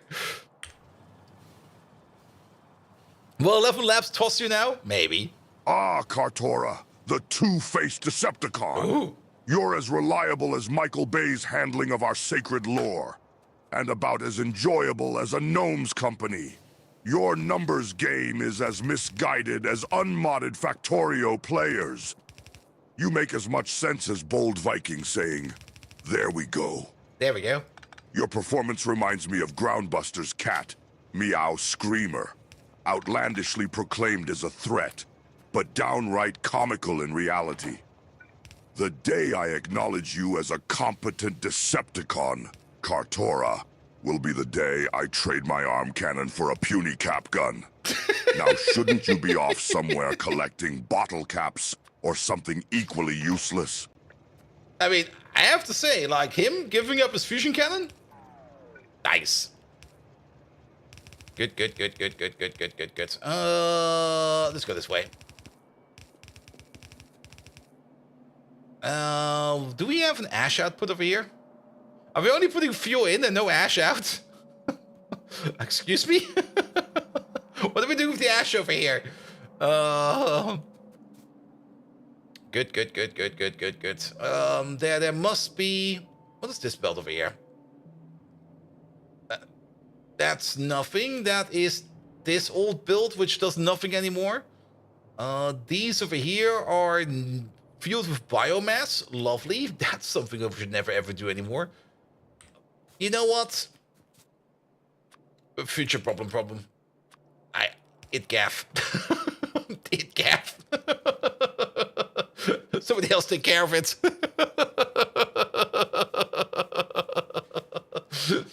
Good. I mean, that was a science train, and that science train just now ran out of fuel, which means they don't really use that much fuel, even though they should be going quite often. And what will be the thing that seems most critical about Pyanodons? Still, the most of my critique against Pyanodons is that they sometimes think an update not true enough. And sometimes they break shit. And sometimes we scream from the top of our lungs, "Not melon!" And then he comes over and says, "Oh shit, what did I fuck up?" And ever since then, we got not melon's Park of Shame.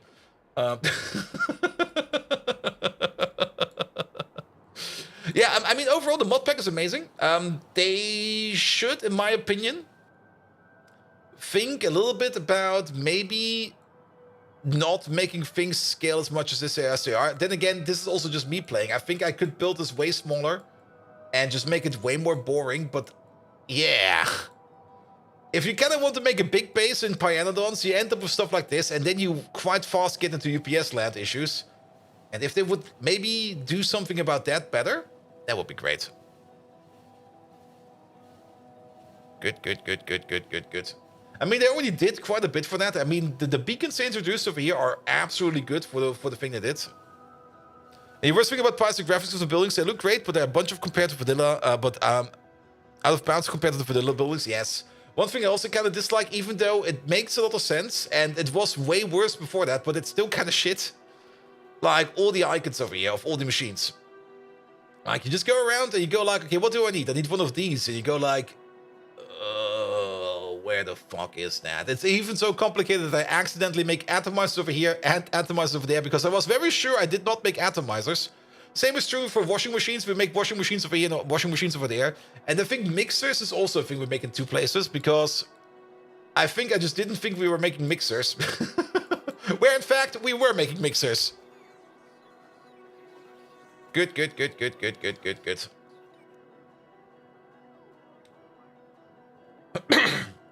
But things I do really enjoy, the farms. Like the farms, the size they get, even though at the beginning the farms are very inefficient and you don't really get a lot out of them, I do enjoy the big farms over here. Good, good, good, good. Might want to add the factory search mod? No. I want to live with my stupid mistakes. Absolutely. That's how I play this game. If I do something stupid, so be it. And the thing we're doing stupid today is working on UPS. Making this thing smaller over here, so that we hopefully eat less UPS. Now, I'm also kind of curious to see what else is eating UPS. I guess turbines are also eating a lot of UPS. Like every turbine that's available out there is working and is producing, or at least consuming UPS. So upgrading these two Mark II turbines will also help.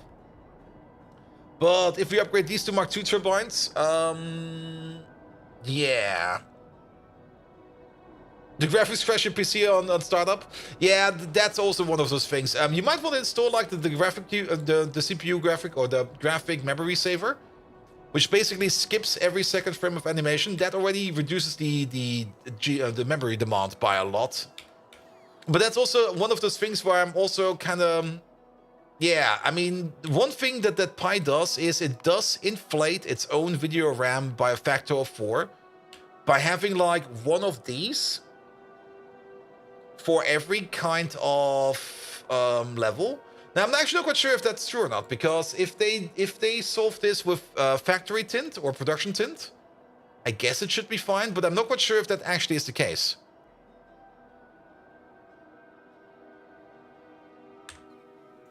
Also, enabling all the factory caches is huge in startup times. Yep, it is, it is, it is. I find it quite hard to handle liquid fuel in the early game. Yeah, liquid fuel is horrendous. It's the one thing I also kind of dislike quite a bit. I mean, it would be nice if they would maybe put in something where you could like make like an equalizer for fuel, like space exploration or Factorio 2. I'm not quite sure which one it is. Has the fuel processor, which basically allows you to put in any kind of combustible and turn that into processed fuel. And that processed fuel is basically just, you do get like 10% more fuel out of the fuel you put in. I could also live with it that we lose 10% of that fuel. I wouldn't care about that at all. But that at least makes it so that you only have like one kind of fuel to worry about, and then you use that for pretty much everything. As for liquid fuel, it would be great if Pi had something similar.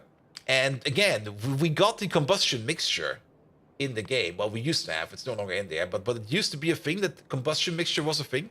And if there would be like some kind of cool building out there that would just take any kind of combustible liquid and turn it into combustion mixture, which we could then use to fire up like all of these liquid usage machines over here, that would be so great, because this thing over here is broken because of multi-liquid system issues, because we got syngas over here, we got syngas over there, we got gasoline over there, and we got a sliver of PTX over here, which will not move because, well, it's too small to move. There's a mod for that, there's two. Yeah, but I wanted that in the base Pi stuff. But K2S2 SE special fuel gives no good bonuses, so you end up actually using special K2 fuels. But that's fine. For physical inputs, it's not really that much of an issue, but for liquid inputs, it would be so great. Liquid inputs would be so great. Like just turn it into combustion mixture. Maybe even add some coke to it or something like that. Combustion mixture was removed because it was too easy. But that's also the reason why we got this big oil refinery over here, where we turned a lot of stuff into gasoline. And we want to use gasoline over here as our main power source. So that we only use like a single source of fuel for all our liquid fuel demands. And can we talk about something slightly off topic? Uh-oh. By thinking exactly Fermi. All right, Silent Storm. Is it your birthday? Also, congratulations on getting that pay raise. Nope. All right. Then sorry about not getting a pay raise. Is it the code symbol on Discord? Is there something on Discord? Pom, pom, pom, pom, pom, pom, pom, pom, pom, pom, pom.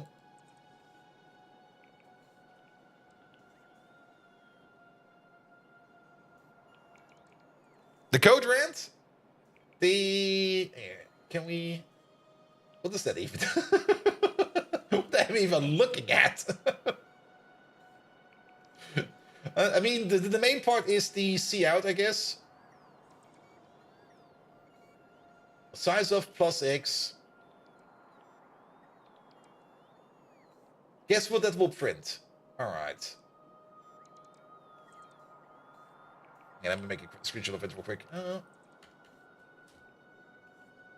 Good. Here we go. Yeah, we can solve this real quick. Good. Let me just pull it up real quick. Where is that? Documents.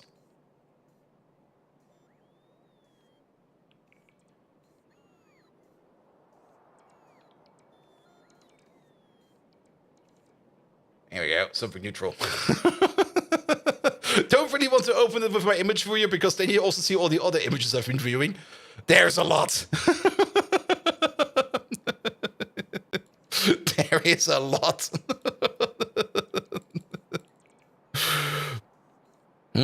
Pom pom pom pom pom pom pom pom pom pom pom pom pom. There you go. So what do we have over here? Yeah, zoom in. Zoom. So short X is 1, size of plus X, and then is that an array index? I mean, size of will give us an integer back. And then plus X.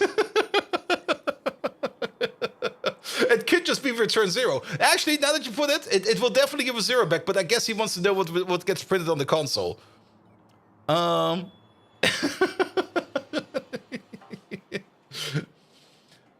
what will this be over here?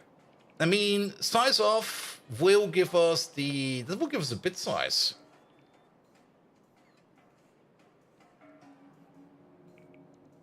And then there's probably some kind of sneaky string operation in there as well. Can I at least know which standard we're looking at? Is it like 11, 16, 15?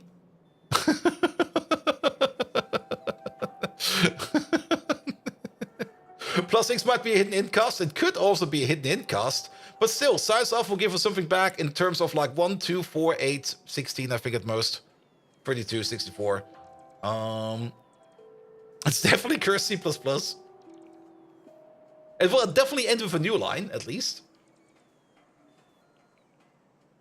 I do the same with Rust. Good. But then again, it's a size of operator. The array index is back. I don't think it's an array index. But what else is it over here?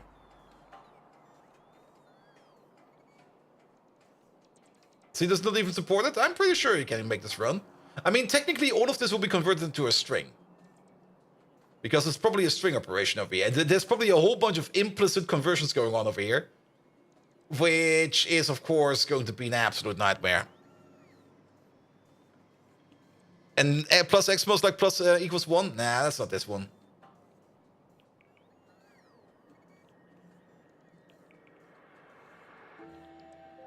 No idea. I would totally expect that to give a compile error. Oh, wait, you didn't even test it? I thought it was a riddle. We can run this real quick. There we go. Here.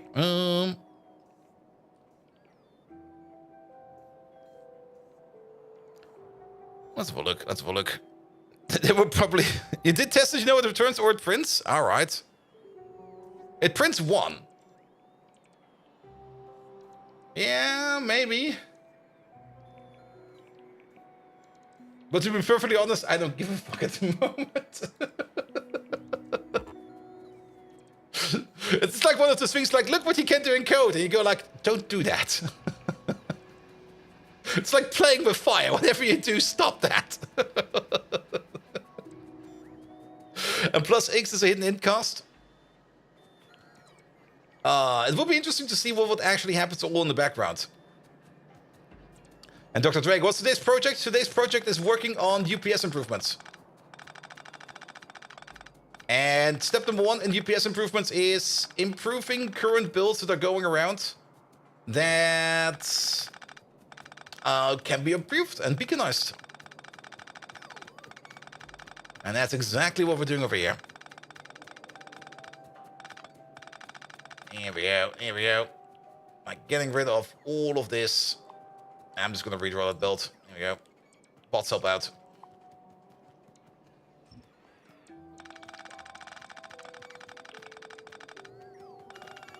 So that was an operator on the function? It is? Ooh. I'm just whether sure it compiles in pre-C++ 11 compilers. Yeah, that was also my thinking. I mean, depending on what kind of C++ language standard you use, probably something else will happen over there.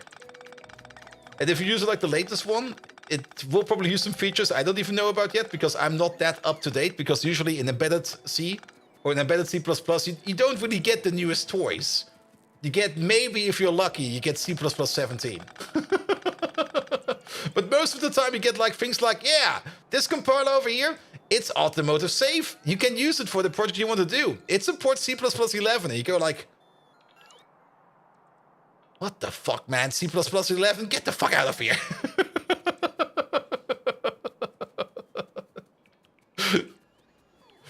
We're on C++ 20 and it's great? Yes. Sadly, I can't use it in my current project. But then again, you rarely... Well, the features in C++ 20, we don't really need that much yet. But concepts would be really, really great, of course. But yeah, the things you do get in like the newer language standards are definitely issues you're going to have if you got like a big code base. But our current modus operandi is still the same. Like, try to keep the code base as small as possible. And then you usually do not run into that many issues. And that kind of works quite well, actually. But of course, the bigger the project you get, the more you need to like think about managing your source codes, and you need to think more about what links together, how the link unit is made, and stuff like that. And that just gets better and better with higher language standards.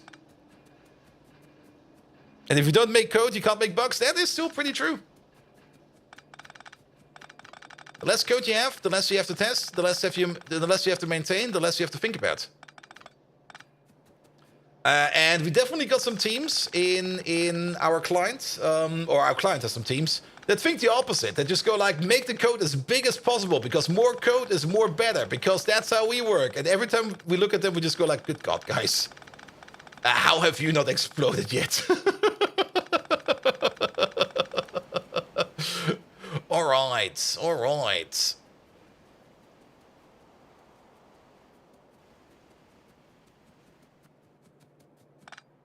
All right, we need to clean up some more over here. At least the bots are ready to go again. So, yeah. I do want those power poles, so let's take out these. Let's give a time bolt. They will explode. Oh, they are exploding. They are definitely exploding. But I do know, and it's definitely like it's from a point of view, it's definitely a strategic opinion how you want to do it. But I definitely do know one team that does explicit writing of code wherever they can, which basically means they never do something like any kind of smart architectural thinking. If they have a switch case, they will max that thing out. Like if they have anything where they have like any kind of if-else condition, they will put everything in there and make it as big as they can. Which sometimes makes sense, especially if you only want... That never makes sense, I think. To be perfectly honest, it never makes sense. It makes a lot of sense if you got like a large code base and you got a lot of people working on code base and they need to understand what they have in front of them in a very short amount of time. Like, if you got, like, some kind of bug handling where people just only have, like, well, not really minutes, but, like, maybe an hour to look at the code and to fix it. And they don't need to understand, like, the full architecture of your project, then it kind of makes sense to do something like that, where you just be very explicit about how things are going. But the drawback is you just need to throw so much manpower at it. And those teams usually have the manpower because where they're from, developers are cheap. But that does not really mean that it's a very good idea to do.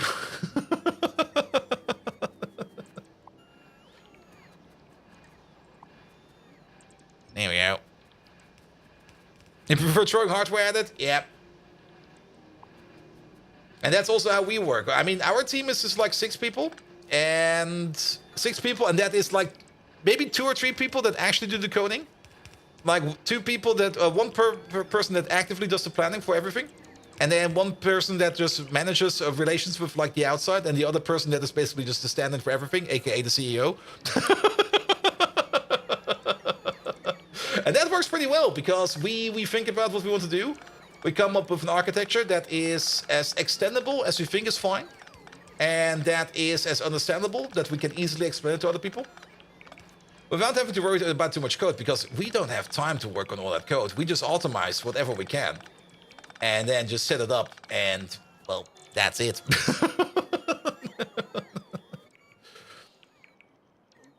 He once saw a statistic saying every 3 lines of code is a bug, so I made a mission to minimize lines of code. That's the other way of thinking, where people then go like, here, I've written this very complicated one line, and it does exactly what you need, and then you need to debug, and you go like, what?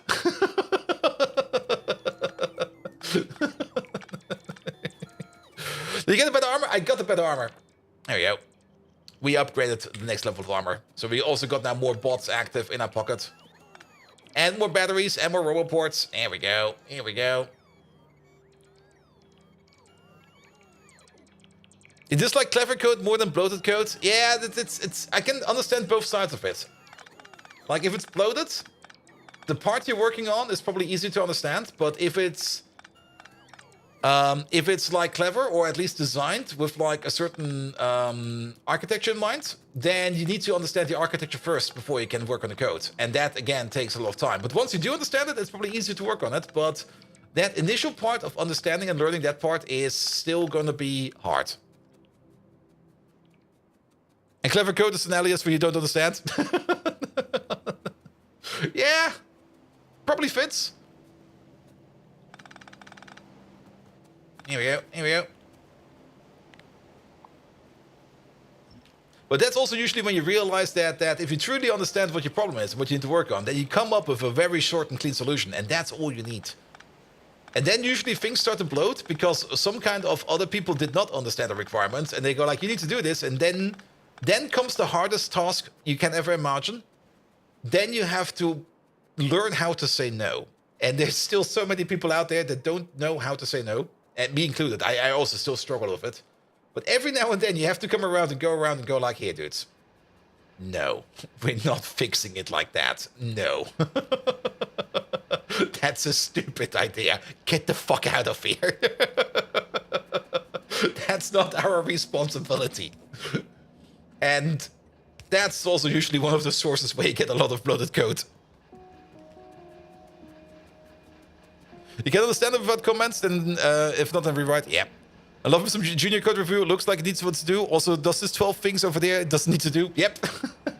Juniors are very, very, very common to do such a thing like that. They go like, here, I've put this feature in. It will make us future-proof. And then you go like, yeah? No. Get the fuck out of here. What do you mean future-proof? We don't need that right now. It's nice of you that you think about that, but no.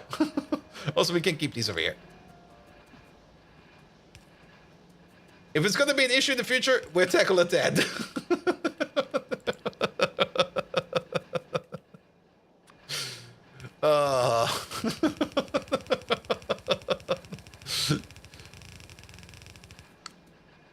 All right, this way, that way. Yeah, second underground in the wrong direction. I see, I see. I already saw it. All right, coal dust going this way. Lovely, lovely, lovely. And then we're gonna need these boys over here. Let's start from the back. Let's actually start with you. All right, you'll be over there. And you'll be over there. It's also a thing you can notice me over here playing this map, because remember what I said about future-proofing stuff? Probably never gonna happen. All these extra belts. We're probably gonna use a couple of these. Maybe. But usually, especially over here with this potato farm over here, where we were like, yeah, we need some extra belts in here.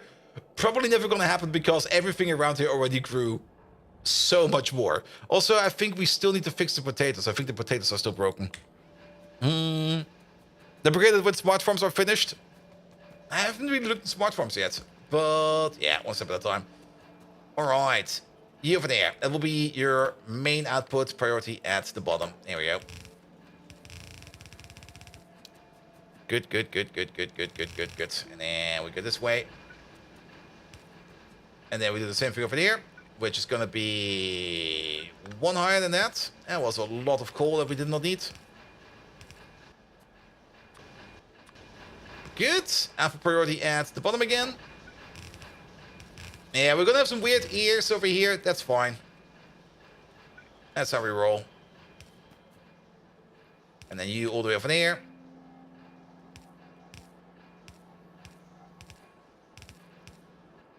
Good. I just copy paste you.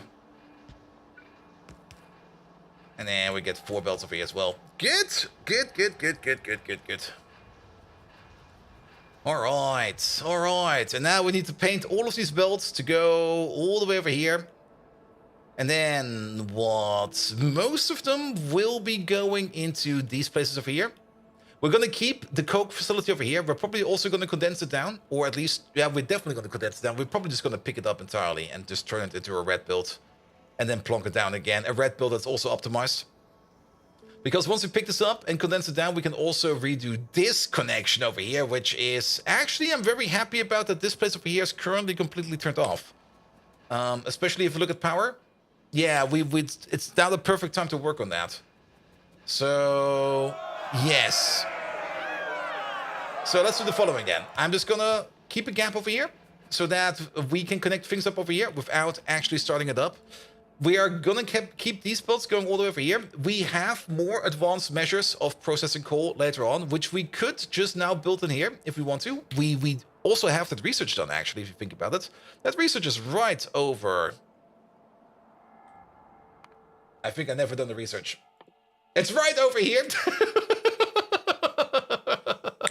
But we could use all this space over here to actually get to a higher level of core processing, which would then also allow us over here to make even more coke if we need to. Yeah, cool to see that the new place only takes up a third of the old space. Yes. And the whole reason for that is because we now use beacons over here, red buildings over here, and these over here have a crafting speed of 3 in total. And we got, well, 2.8, but I'm going to count it as 3. But we're just going to round it. And it should be, it's actually a little bit smaller than the old one, but it should be fine because we were not maxing out the old one. Good, good, good, good, good, good, good, good, good. All right, all right. But that does then mean that we're going to do something like, oh, we could do it like this. Wait a minute. Oh, perfect.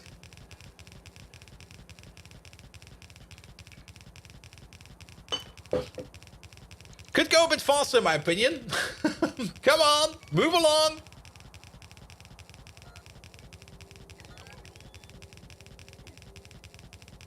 I mean, what would be faster? Like pulling the 4 belts by hand or letting the bots doing it like this?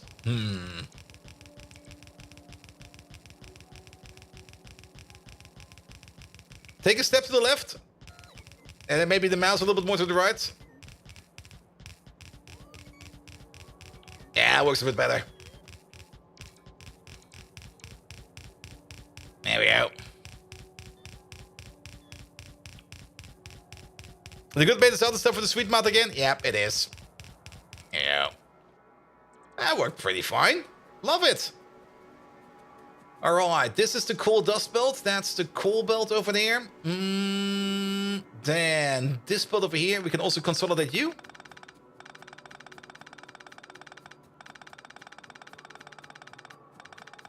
There we go, there we go, there we go.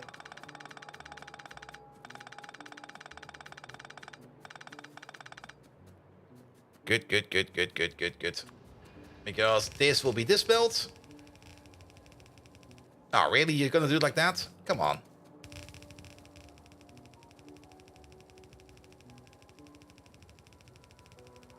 Alright, and then we only need one of these. Which goes down over here.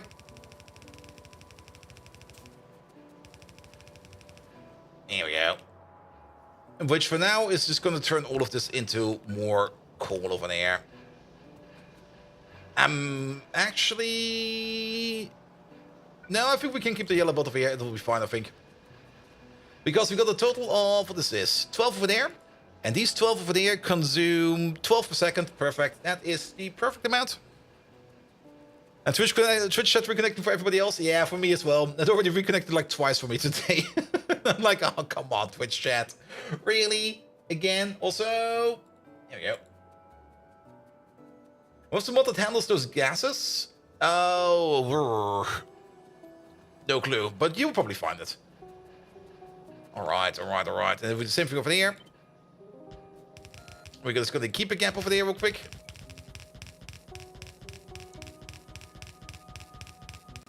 Broke input? Alright, it. We'll see about that soon.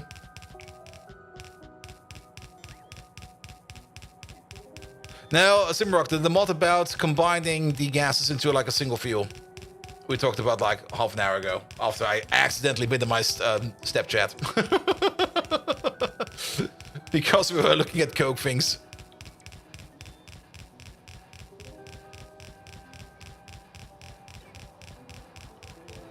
Here we go, here we go, here we go. Alright, this is fine enough for now. Did I really break something over here?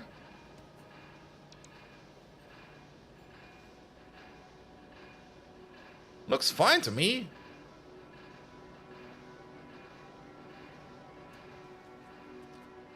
There we go.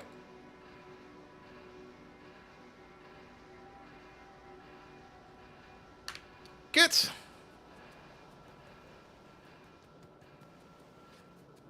If something like multi-building like this would be in vanilla Factorio, maybe a future Friday Factorio fact, that would be so great, because that's quite often the case where you like want to build like 4 belts in parallel.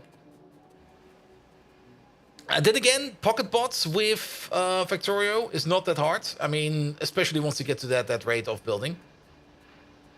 So what is this belt over here? Do we make coal dust over here? No. This is just a random coal belt over here. Why is there a coal belt over here? Alright, alright, alright.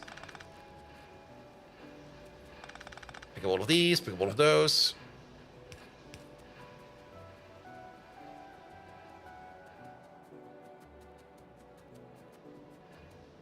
Are there also some future belts included? This thing over here is still mostly old belts. I mean, a lot of these belts over here we want to kind of pick up and get rid of. We did miss like 2 belts. We did miss the belt over here for the ashes. Well, not for the ashes, for the coal dust. Which does need to go all the way over here. Wait a minute. Don't do that for a second.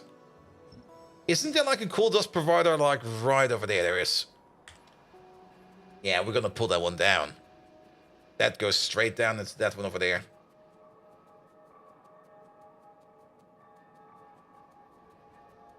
Which is also the one that's sitting over here. Good, good, good, good, good, good, good. Also to paint you red real quick. Here we go, here we go. I broke it. My bad. And then you over there. And you over there.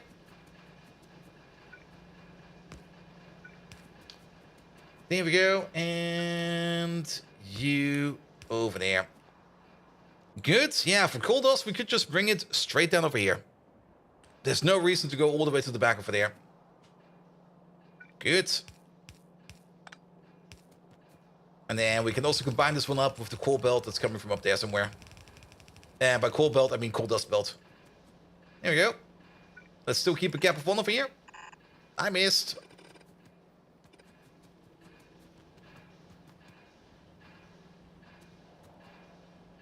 Here we go. Here we go. Here we go. Good, good, good, good, good, good, good, good, good, good, good, good, good. All right, and then this can go all the way down over there. All right, all right. Then, yeah, we can think about the coke upgrade as well. Mostly. Looking to understand, I'm probably missing something. If this is for UPS optimization, is there a reason to take 4 belts from each train and merge them together versus just taking 2 belts from each train and not merging them? Are they balancing concerns? There's a very tiny, in small picture, just wondering. You mean over here at the beginning? I mean, it's not like we're fully merging them. It's more like the amount of coal that we're going to need over here is going to be quite significant. It's going to be more than we are going to be getting from like a single station. Because if you think about it, if this station over here is unloading a train, and if these belts over here are going as fast out as it's going in over the train, basically this station over here will be as full and as empty as it is while it's being loaded. I mean, it's going in at the same rate as it's going out. So we had the second station over here, which is just basically topping up each lane over here. We don't even need to fully balance this over here. No need for that regardless. This one over here is just going to be topping up this lane over here. So it will be eating this slower than this one. We could, if you think about it, go even further and turn this into yellow belt and this into yellow belt. Though then this over here will probably not work that well. Because it will still go up into the same speed over here. But then again, if we use red belt over here, we can keep a little bit more pressure on this whole thing over here. Yeah. And let me read this again. Is there a reason to take 4 belts from each train and merge them with each other versus just taking 2 belts from each train and not merging them? Ah, yeah, that's what you mean. The only reason why I'm doing it like this is in the case that there's only one station available, then at least we can service all of these. But then again, that will never happen either. We could, of course, do it like that as well. And I think I did so in the past as well. And I just did this over here again because we already had it in place. No particular reason whatsoever. It was just like that from the get-go. And so I kept it. That's the only reason. But yeah, you are correct. It would probably make more sense to only use like 2 belts from over here and 2 belts from over there.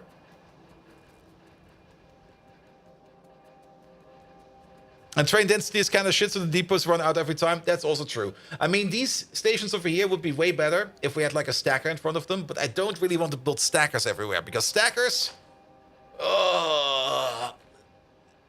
Pi is not really a place where you want to build that many stackers because you're going to have that many trains. But the stacker would make it so that the station over here could be serviced faster, definitely. But, yeah, no. And to be perfectly honest, I don't really think that this over here will be eating that much UPS. Ash stackers? Oh, God. Now, I mean, this over here, we could maybe think about optimizing over here as well. Very true, very true. But I think optimizing the active running machines is way more important. We should also, every now and then, check up if science is still running. Science, there we go. Currently, it's waiting on Pi Science 2. Yes. Belt balancer mod, definitely not UPS hungry. Oof. Oof, that thing is hungry, man. And you're currently not running because you're missing something, Is this Petri dishes again? Yeah, I already had that issue before. And Petri dishes, you still get your Petri dishes from over here? Perfect. Bring them over here somewhere.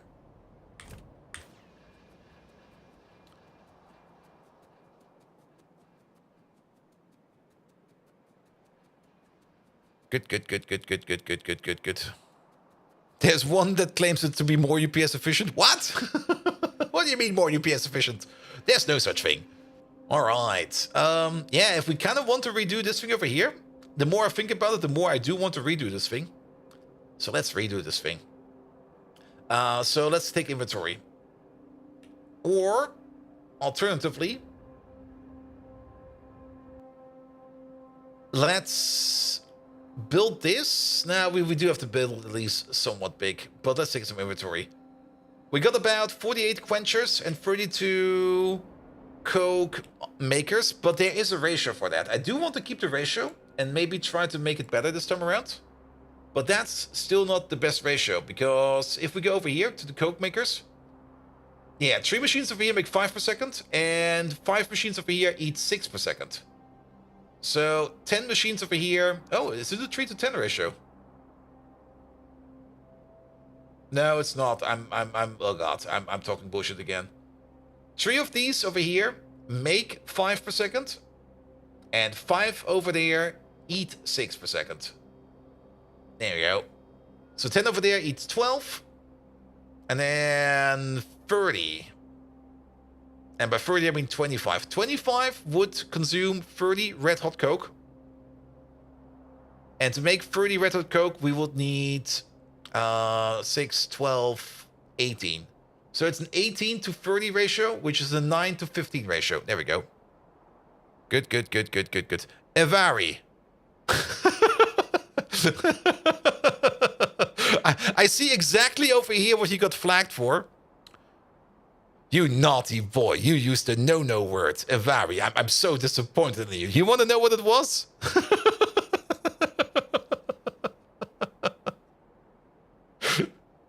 Three-way. Three-way, man. You can't just use three-way. Come on. Isn't it 9 to 15, just 3 to 5? Wait, did I say 9 to 15? It is 9 to 15, 3 to 5. Wait, is it? Then we must have a miscalculation, because if we have 3 of these... No, then we miscalculated, because 3 to 5 is not correct. 3 to 5 is definitely not correct. Let's go back to this. So, 25. No, sorry, it's a 18 to 25. 18 to 25, not 18 to 30, 18 to 25. All right, 18 to 25, dividable by 5, 3, 6. It's not really dividable by anything. 18 to 25 is the optimal ratio over there. Close enough, 2 to 3. Yeah, also, isn't one of these... Percent! Hello there! Bezos Spacebucks. I'll take those Bezos Space bucks. Yeah, 18 to 25. But yes, 2 to 3 is getting close. I mean, 18 to 25. That would be... Yeah, 2 to 3 I think is still the best ratio over here. And then we just let them run and suck it a little bit. That's fine. That's also the reason why we ended up with this one. I just wanted to reconfirm. All right. So how many do we then have? 32. That's a lot. Pushing it up to crafting speed 2, we can go down to 16. And then pushing it up to crafting speed 3, we can push it down to 12. So let's maybe go to 15. I think 15 is going to be the answer over here. Then we halve the build down, and we make it more performant at the same time, because we might do want to make some more coke, because we're probably going to need more coke in the future. So halving it down and upgrading it is probably going to be for the better. But I do also kind of want to get rid of this riffraff over here, because this riffraff over here is just... This is a nightmare, to say the least. An absolute fucking nightmare.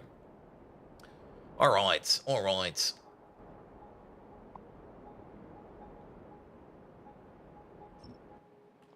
Take it away. And the bots are gonna work on that for a while. And while the bots are gonna work on that, we're gonna go back to base real quick, and we're gonna design a little bit thing. By the way, the best thing I have not even talked about yet. I did do a rebuild over here, of course, of the iron place. And you know what's the best thing about this thing over here? It fits exactly in one beacon.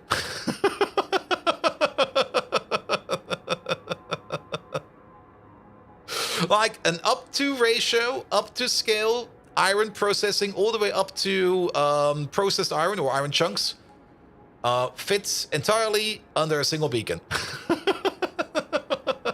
Which I'm very happy about.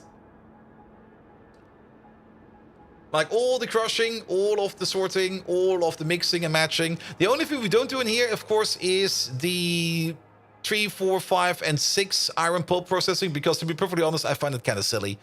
I usually go straight to number 7 by means of fine iron concentrate, because it's easier. It's nice when it works. Yep. And then we got one more over here where we do the same for iron plate, steel, liquid iron, and liquid steel, which we are also backed up on. We got like 100,000 molten steel over here and 100,000 molten iron. Not quite sure if we're actually going to be using these train stations over here. That's, again, another thing we need to think about. We do need the molten steel and the molten iron for alloys, especially over here once we want to get into ferrochrome and into iron niobium alloy. We definitely want to do those recipes because they're way more efficient. And using like the liquid metals over here is definitely gonna help us out way more. Here we go, here we go. And here's the still pre-beacons. They even still Mark 1 buildings. Yeah, for the casting, definitely, because for the casting, we're still missing one tech, and all these casting machines over here, they're all Mark 1 machines. But to be perfectly honest, even at Mark 1, just sitting on a little bit of a beacon, these belts are full when they come out. Absolutely full. All right, bots, you work on that. And you might also kind of want to work a bit on... Like, we will not need these power poles. We will not need these power poles. Nor these two. We're not gonna need these. Nor these. All of these can go. All of these can go. These can go as well. As well as these. We're gonna have a connection up like this. And then... I see. You can go, these can go, and this one can go. Good. That cleans up the field at least a little bit. Origin, hello there. How you doing? I did change the highlight box color to orange. The highlight box? The highlight box? Orange? Wait, what? Ferox, what did I miss? What did I do?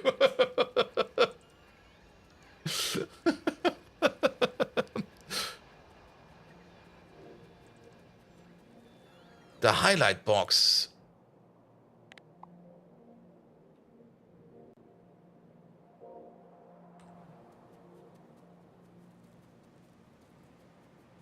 When you were looking down into the new iron area and the highlight boxes were orange.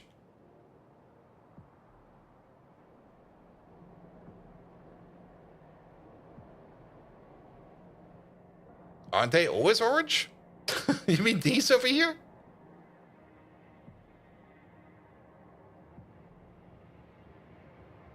No, sometimes they're yellow.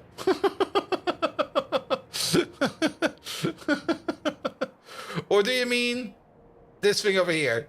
The beacon?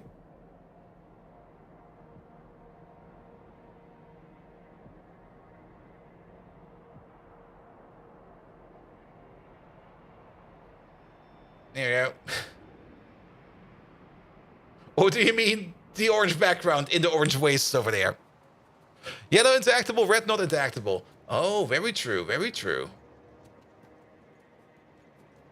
Also, what's going on over here? Excuse me.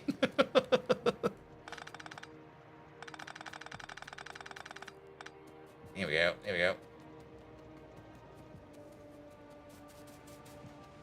There we go, there we go, there we go. Good, good, good, good, good, good, good, good, good. Put them there, and then put you in there. Boop. Alright, alright. Have these. Off we go. No, the box that appears when you mouse over a machine. Are you sure your monitor's not going up in flames, mate? What?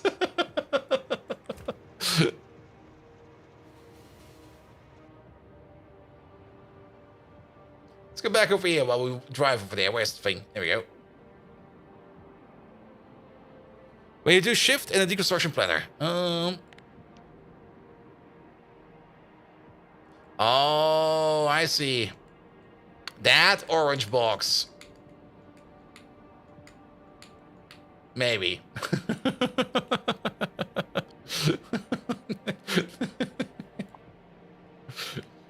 Which I think is also true for the other hybrid planners. No, not really.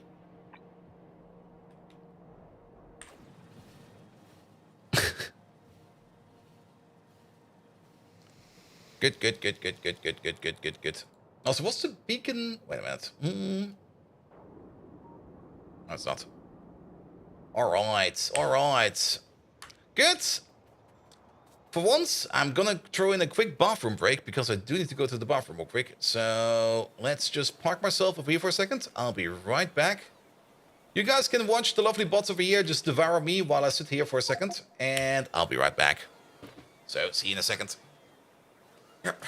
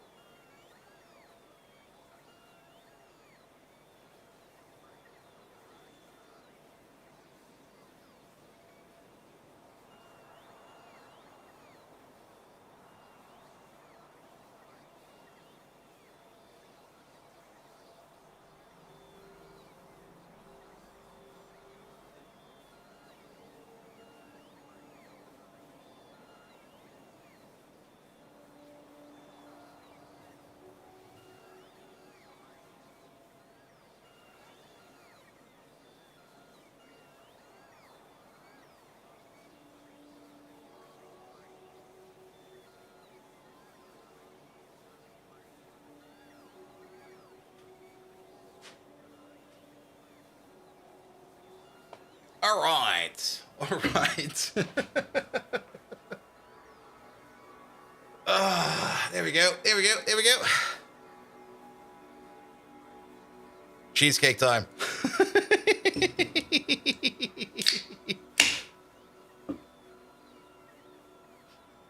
Oh, why did I buy another one?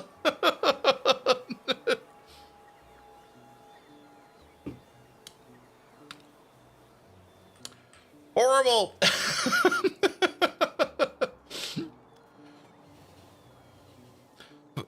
What the F is that? This is a raspberry cheesecake flavored 0-calorie energy drink. It's absolutely horrible, but for some reason I wanted another one because it's just that horrible. And sadly, they didn't have the blue one. It seems the blue one is better, but I couldn't find it. So I just bought another red one. Oh, and every time I take a sip of it, it's just like, I don't want to drink more of this. But then you just go like, ugh. It might turn out like mate, so don't drink the third. Nah, it's still considered an energy drink, and you should not drink too many of these. But I just kind of wanted to get another one of these. Alright, we're gonna need some materials, because we do... Now, there's a couple of things we need to keep in mind. We do want to make a beacon optimized low entity build for a thing that makes coke and that does not eat too much power. Now, I don't really mind running the beacons at a higher level of power. And if you think about it, it almost makes sense that we might want to run at least the coke processing at a higher level of power. Then again, if we run the coke processing at too much high of a level of power, we might lose on actual power that we're making. And we've already made a bit of a coke machine, which we can use as a template for the things that we want to make. There we go. What are you drinking? It's called a Gunnery. A Gungri. What the fuck ever it is. Ah.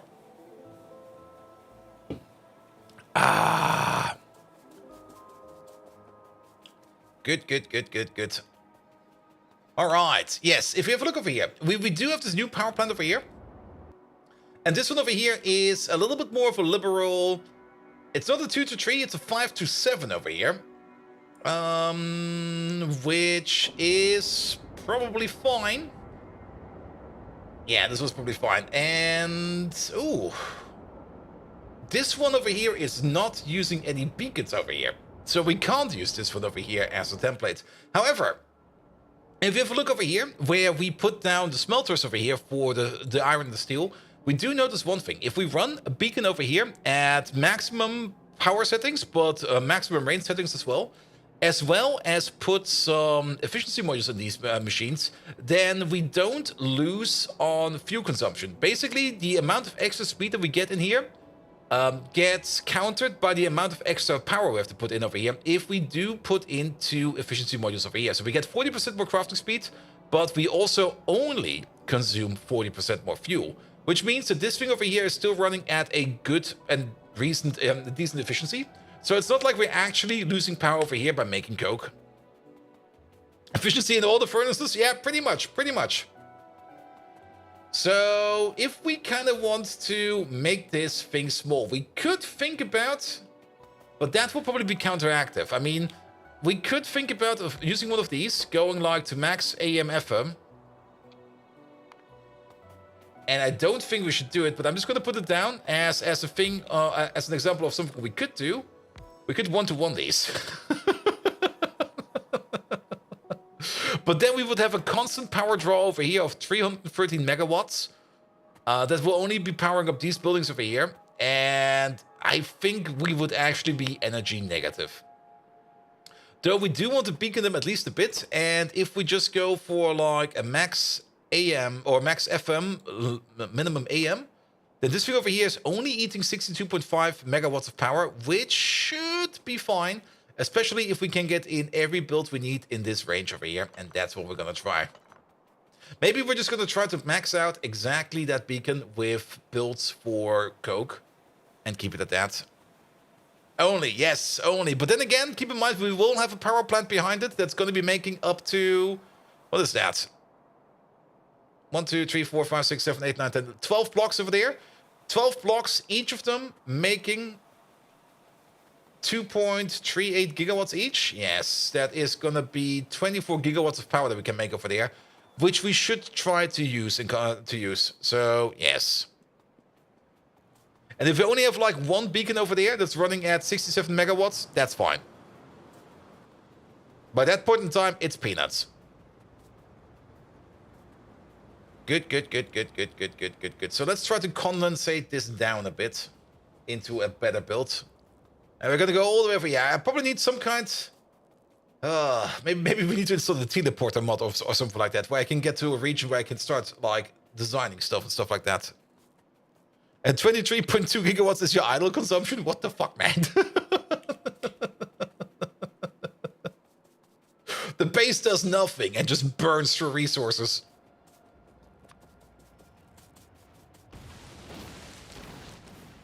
I mean, that's also the reason why I went for more builds like this one over there. Now, again, I still need to look into if this is saving on UPS or not. It's definitely saving on power, but we got a whole range of RS latches over here. And we're only turning on these machines over here via this switch over there if we've got enough ammonia over here, if we have not enough RMAC 12D over here, if we've got enough lead plate over there, and if we got enough oleochemicals over there. So this thing will only work if all of these criteria over here are set. And of course, we do have to put it behind an RS latch, because if you don't do that, this thing over here will start to dance and start to switch on and off and on and off. You're not even joking. Oof. What's eating all that power over there? Probably all those beacons over there. Just sitting around doing nothing. Alright. You're there. This is where we want to build. Let's maybe already turn you into like a max FM beacon. There we go. Then we're going to go for the 2-to-3 ratio. We're going to keep that. So let's see if we can make this somehow nice. Let's set your recipe real quick. Your recipe will be red hot coke. There we go. Put you over there for a second. And then we're going to need the quenching tower, which is over here. And we're going to turn you into that. There we go. Good. 2-to-3 ratio. Well, that usually makes one think of something. There we go. Usually one thinks about something like this straight away. But we might want to put at least a little bit of space in the middle. Also, where is your middle? Your middle is over there. There we go. Here we go. Is your middle over there? I guess it is. 1, 2, 3. There we go. Yeah, that. These buildings are usually a bit deceptive because of this corner over there. And the one on the 84 centrifuges have doing somewhere doing something. Yeah. Alright. The steam that we make over here, we can consume over here. And we should consume that. We can also top up that steam over here with the coke oven gas that we're making. Good. Now, we can still take a peek over here, because over here we did make a system where we got the oil burners and the electric boiler in line over here. And then we just put the overflow of our basic oxygen furnaces into the general population, which we should do over here as well. We also do need some air over here. Let's maybe move these around a bit, because if we can make this into something like a better block or a good block, it will be great. How much air do we need? There we go. That's going to be you.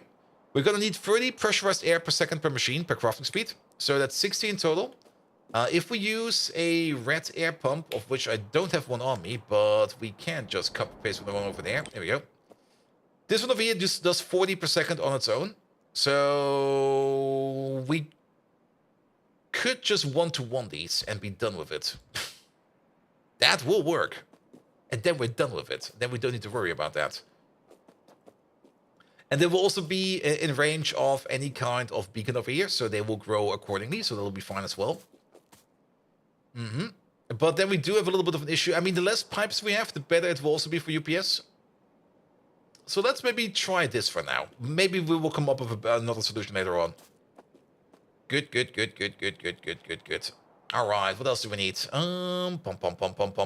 Coal and steam, and then of course the steam part is going to be the annoying part, because none of the buildings over here actually scale, especially these oil burners. These oil burners, as far as I know, are not being affected by modules, unless we could take a look real quick. And there's no indication over here that they are actually affected by them, but we never really tested it. And Fallen Angel, hello there. How you doing? Welcome, welcome, welcome, welcome. Let's put one down over here real quick. Let's put a beacon next to it. Let's maybe put some efficiency modules on you. Yeah, you're not being affected. Let's maybe put some speed modules in you. Where are they? Yeah, it's not affecting it at all. Nothing is doing anything over there. Good, good, good, good, good, good, good, good, good, good, good. All right, all right. Ugh. Why does it taste like strawberry? And how was my weekend? Did I sleep well? I slept great. My sleep is getting better, even though I woke up a little bit tired on Monday, today. But I thought to myself, like, yeah, it's fine. It's Monday after all. And I didn't overdo it too much over the weekend. And trying to keep my sleep under control is actually kind of working. So I'm kind of happy about that. I'm actually very happy about that. Like, maybe if I keep this up for like maybe another week or two, maybe then I will also be able to wake up earlier. But for now, the way it's going, it's great. I really enjoy it. Also, another thing we want to do over here is we do want to make sure that the pipe system we're going to be making over here will be as short as possible. Mostly so that we do not have too many liquids going around. Now, there are also some other things we need to think about, especially in terms of water. And water is not going to scale well. We could get water from the coast. We are going to need 40 water per second over here per quencher, per crafting speed. And if we put down... Yeah, I would prefer, but we don't have that yet. I would prefer if we would be using the bigger oil pumps. But those are... Not quite sure where they are. There they are. Those are over here. Like the Pump Jacks Mark II would be magnificent for this, because they make 600 water per second, and that's usually more than enough to compensate everything over there.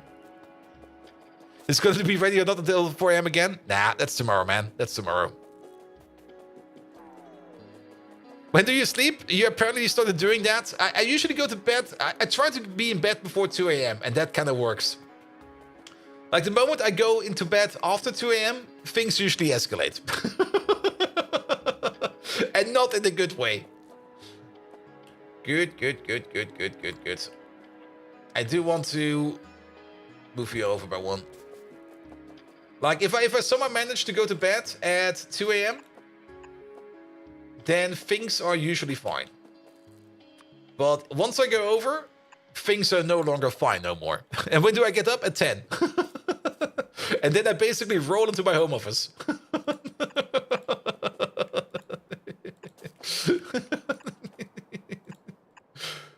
All right.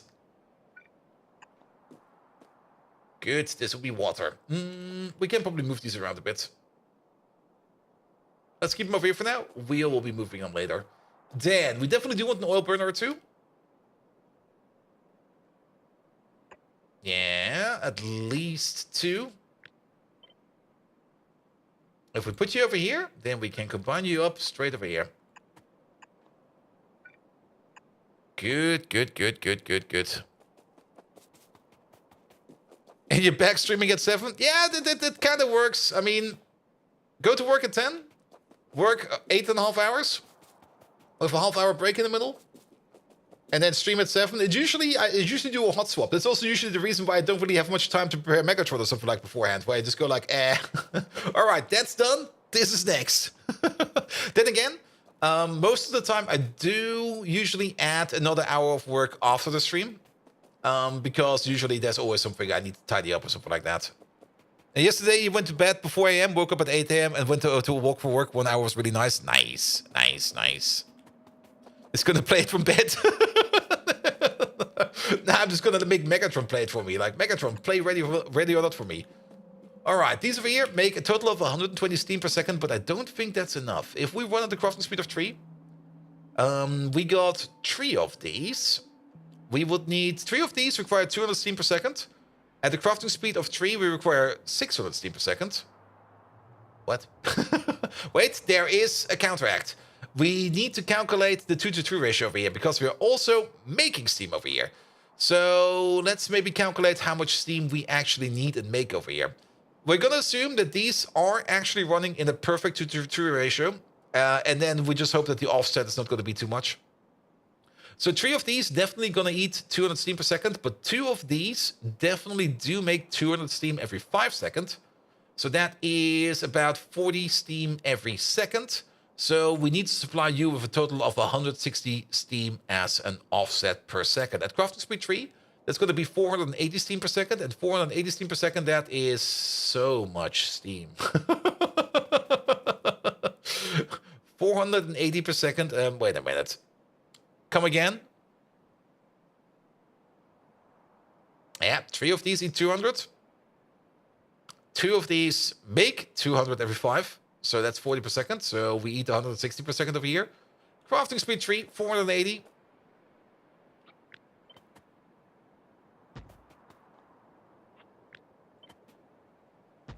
That's about this much.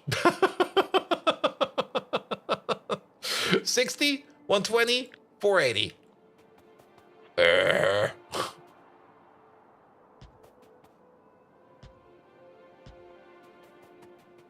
Steam, man. Why does this game always need so much fucking steam?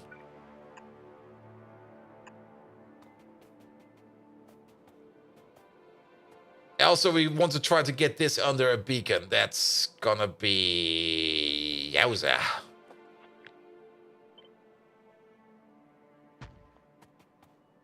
On the plus side, we can at least connect these pipes over here up quite nicely, which is great. Alright. Combine all of these up, please. We can't rotate you anyway, nice. I still... over here, we will definitely connect you up like this. No issues whatsoever. There is actually a thing we need to think about. And that thing is, we want to use the steam that's coming in here first. So if we do combine these up, we do want to have an underflow pipe over here first. Where we underflow into the common system over here. Same thing over there. Yep.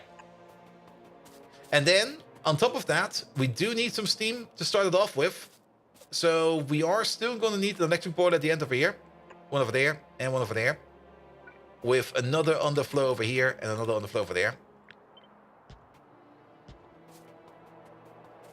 Good. It's shaping up like a thing.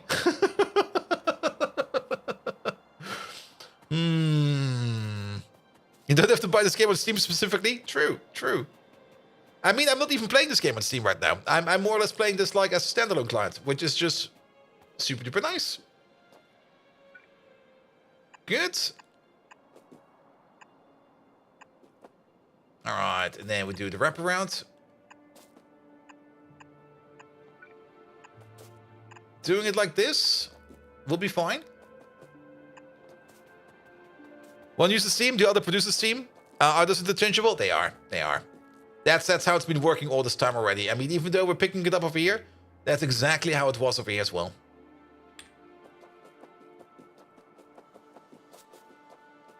Good, good, good, good, good. And the steam that we're making over here is also going to be of the same steam that we're going to be using over there. So this steam over here will be fine. Good.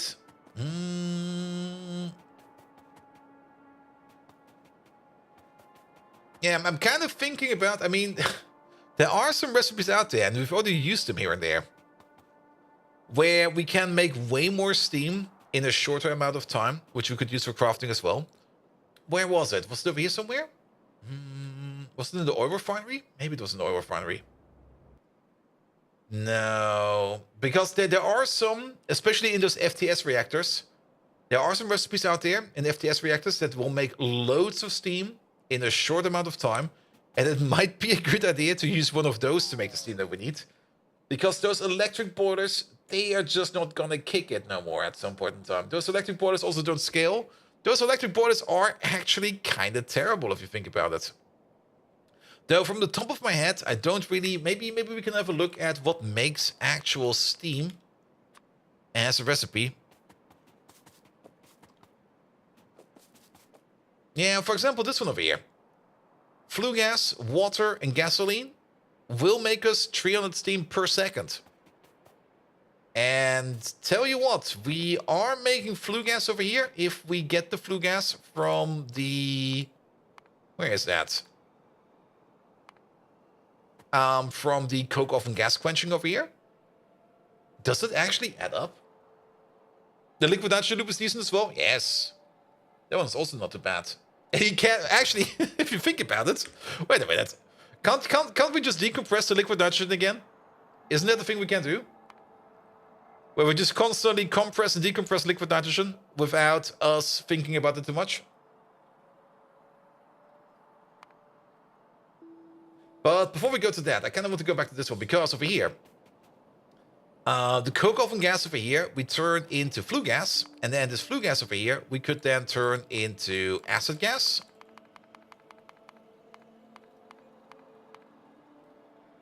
And steam again.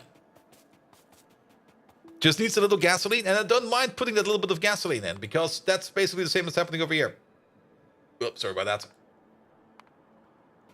But yes, this one over here, which is also more or less a gasoline recipe yet again. Just add on top it off of gasoline. This one over here will make us 300 steam per second if we supply you with 200 or 2000 flue gas per second, or a fast flue gas per second for 300 steam per second. And if we go back to over here, how much coke oven gas are we making over here? I don't think that much. Let's keep it at the crafting speed 1 for now, for the calculation. Yeah, we're making 50 per second over here. And that 50 per second over here, we would be turning into 500 flue gas per second. And at 500 flue gas per second, we would be turning into 150 steam per second. Which is, if we combine it up with... Actually, that might be enough. Wait a minute. Ooh. Wait a minute. Because if we combine it up with the amount of steam that we make over here per second, with these two, which is 40, then we sit at 190 steam per second. 10 steam per second, we can easily counter that one with like an oil burner or two. And then we would be a little bit better to go for. And then we don't need to rely too many of these oil burners, because these are kind of shite. I kind of want to have a look at that. What do we need for that? We need a compressor. Do we already have compressors Mark II? We can technically make them. I don't think we're already making them, but we can technically make them. That's basically this process down here. Here we go. Together with that process over there. Yeah, give me both of these.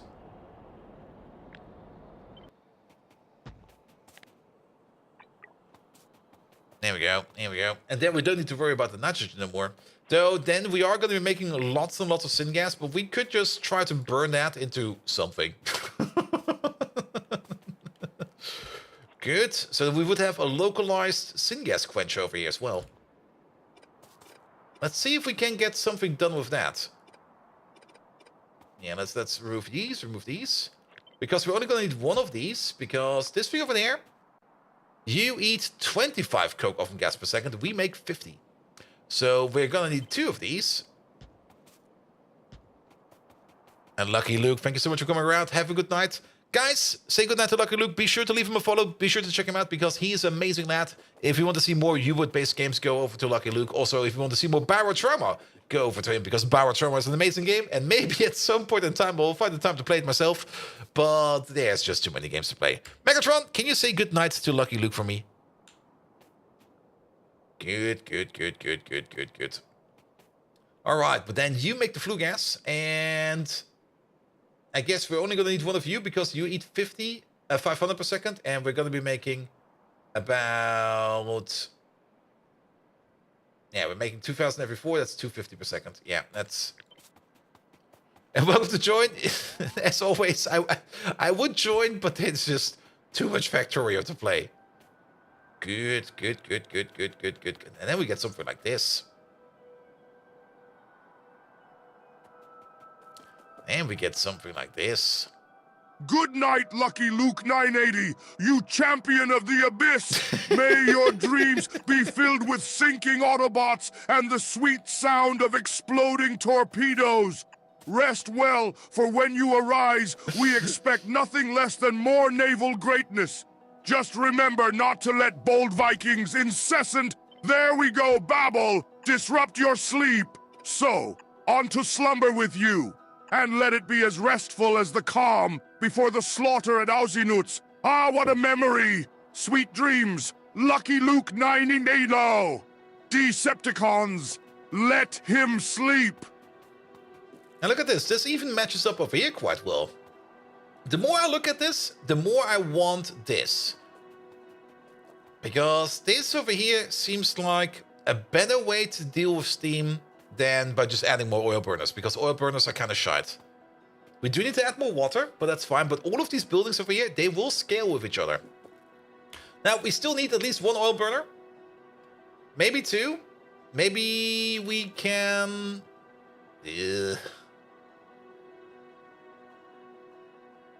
Maybe we can squish one in over here. We also need some water in here around. We need quite a bit of water around. Aussie Newts, yes. Who doesn't remember the famous penguin, Aussie Newt Newt? Here we go, here we go. And then we do need to do this over here a bit different. There we go. Because the one thing we don't want to make is like a perfect loop. Like if we make a loop, then that will be absolutely terrible for UPS. But if we do something like this, this will be fine. And then maybe one oil burner? I mean, this one over here. Well, if we place it over here, that will be fine. Actually, we should place it over here because we kind of want to put an underflow valve over there. Maybe one of these will be enough. Could be, could be. And we could even move you over here a little bit, and then you over there a little bit, and then combine you two up. Good, good, good, good, good, good, good, good. How are you going to be moving the Red Hot Coke?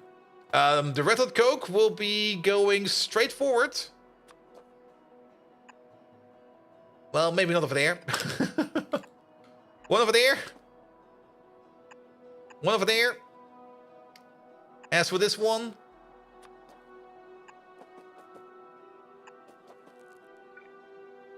is that a bit overkill?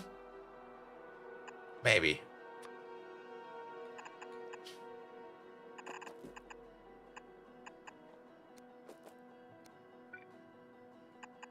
There we go. There we go. That could work. Don't forget the underflow for the Coke steam output to be prioritized. We got an underflow over here. And we do want all of this steam over here. I mean, this steam that we're making over here is not enough to fire up all of these. And then we just need like a little bit over here to top it up. It's what we are missing over here is 10 steam per crafting speed per second. And this one over here can go all the way up to crafting speed 6. And if we then need more steam, if we do need more steam, I mean, we could also just put an electrical boiler over here. Electrical boilers are a little bit smaller, and then we don't need to worry too much about it. But then again, then we would need to deal with more coke oven gas, which I don't really want to deal with. But yeah, we do want this steam, we do want that steam, we do want this steam, all to go into there, and then we top it off with you. Alright, alright. Now there's a little bit of an issue over here, and that's going to be the water pipe. Then again, water might just come from a completely different part of this place. I mean, how much water do we need? This thing actually is going to be kind of water hungry.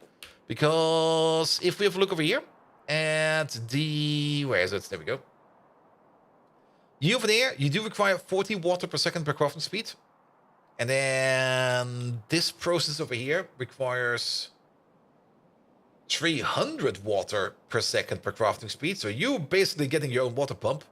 And then this process over here requires not that much. It's 25 water per second per crafting speed.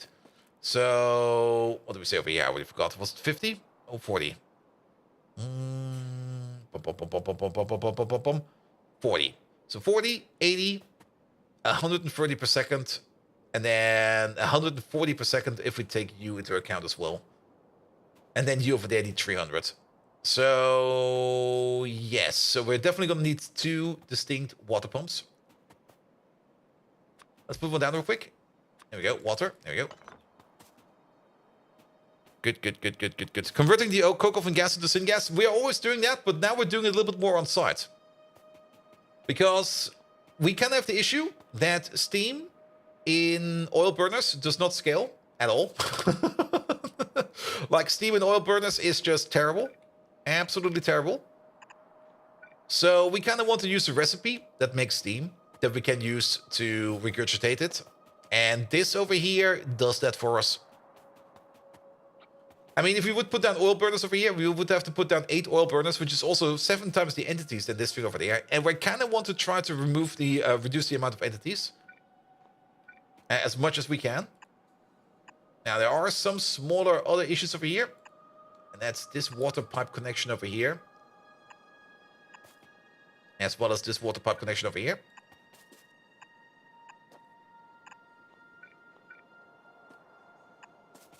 So this is going to be like the little ugly duckling side of it. But that'll be fine. We're going to put you over there. Good. But the flue gas that we're making over here can just immediately be turned into acid gas over here. Acid gas is something we always need, so it'll be fine. We can also always turn that into sulfuric acid if we need to. We can provide gasoline. We got tons of gasoline. I have like 2 oil burners that do a lot of the coke oven gas. Is still exportable, but it's the yellow build. Yeah, but once you get into beacons as well, and you start to speed this whole thing up, I mean, the difference over here of steam that we need over here, these over here, these 3 buildings over here, eat 200 steam per second per crafting speed. That's what we need to supply. So in terms of oil burners, that's basically already this amount. It's actually a little bit less. This is 180, and then we need a third of this one. But that's at crafting speed 1. At crafting speed 3, suddenly we're sitting at something like this, which is way more, because these buildings over here, they don't scale. They don't get affected by beacons or anything like that. So that's actually not that good. But if we do take into account, and we already did that in the past, but if we take the steam that's coming from the quenching over here, and if we take the steam that's coming from the compressing over here, then suddenly these machines over here do not require 200 steam per second. They need a total of 10 per second per crafting speed. The steam for the coke processing does scale. Yes, that's true. But if we don't use this one over here, then we would still need 100 and... what was it? 120 per second? Which is 3 of these. And if we go to crafting speed 3, we're gonna need like 9 of these.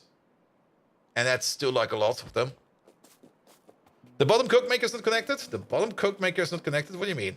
I mean, nothing is connected yet. What do you mean this one over there? Oh, with water. Yes, it is. There we go. Thank you. This one's also not connected. And if you mean for steam, that's also true. Actually, nothing is connected yet. But you can see that we will need like even more of these oil burners over time to make sure that this process over here runs. And that's just going to be annoying. So I want to have this one over here is also not connected, by the way. How is this one getting water? It's not. Here we go. Here we go. So the higher we crank up the power of this beacon over here, the more we're going to need over here. Now we could even think about something different over here.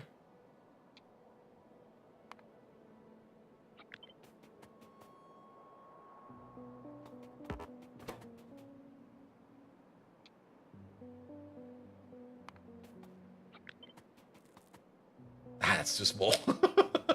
Wait. That would fit. That hits everything but the water pump. That hits... yeah, that definitely hits you. You've blocked out the gas without... no, I didn't. Shit, I did.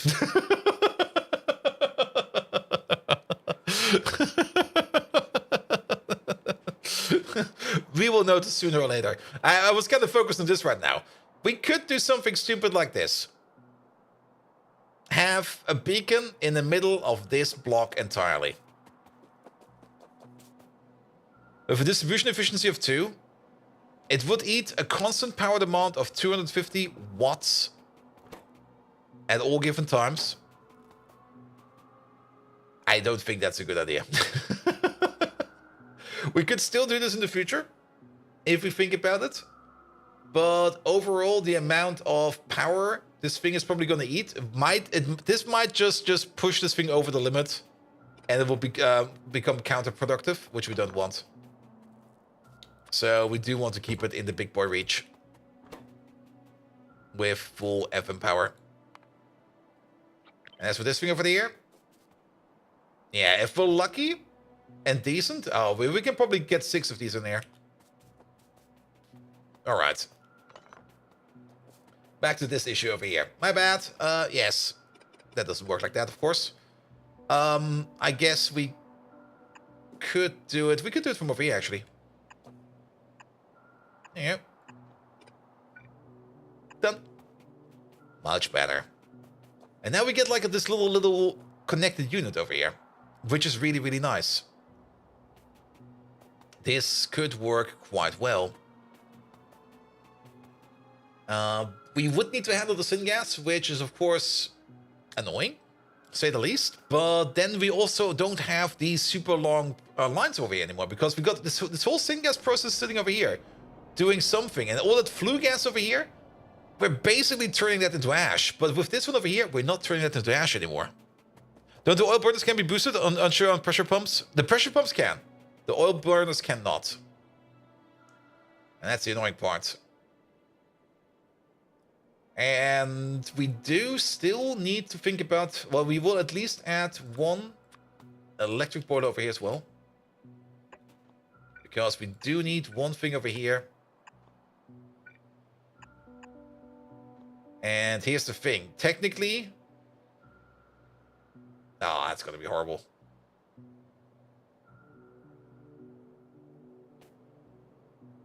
Unless... Move you over. Move you over. Move you over. Move you over. Move you over there. Move you over there. Move you over there. There we go. It should be like this. The electric boiler should have the least priority over here. Then comes the oil burner. Then comes the regurgitation. You can't load Bolt's Switch. Is there a conspiracy by Angela Merkel? I'm not quite sure, but Sinter, did maybe Angela Merkel write you like an angry letter and goes like, Sinter of the Americas. During my last stay in Texas, Texas wasn't big enough. I'm so sorry, man.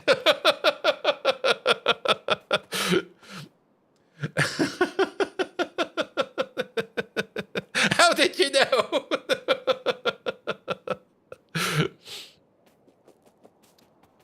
Are you okay there, Bolt? Yes, I am. Yes, I am. Good, good, good, good, good, good, good, good, good. Yeah, this will be fine. I kind of like this. And with the electric boiler, we have even more space to compensate. We can now compensate all the way up to crafting speed 11 with this. Good, good, good, good, good, good, good, good, good, good, good. Is Texas North America or still USA? I saw some reports. I didn't actually look too much into it. What's going on in Texas right now? Are they up to weird shit again? I've heard something about they kind of want to enforce their borders more, something like that. Texas. It's a fun place.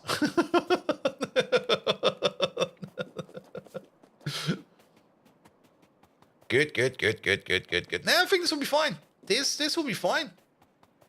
It's a standoff between the state and the federal government. Oh, okay. Yeah, but let's not go too deep into it. I should inform myself before I start talking about it, because I will just get something wrong again, as I always do. And the memes are more about Texas seceding, which we have been talking about forever. I see, I see. I could load Twitch and other streams, but not build Vikings. Now I am, though. It's probably one of the servers burning again. All right, all right. Yeah, the more I look at this, the more I like this. This is great. I think this is good. This is really, really good. Now, for the output, just like 1 batch output over here, 1 batch output over here. And then we're just going to deal with it over there. Good. The syngas process over here is only liquid processing. This process over here, just add gasoline. That'll be fine. You get your own water connection over here, which we are going to do like this. Are you still using? Wait, are you using all of the coke oven gas? No. That's the one thing you are correct about. We need to do something about the coke oven gas over here, because that coke oven gas needs to be able to escape somewhere.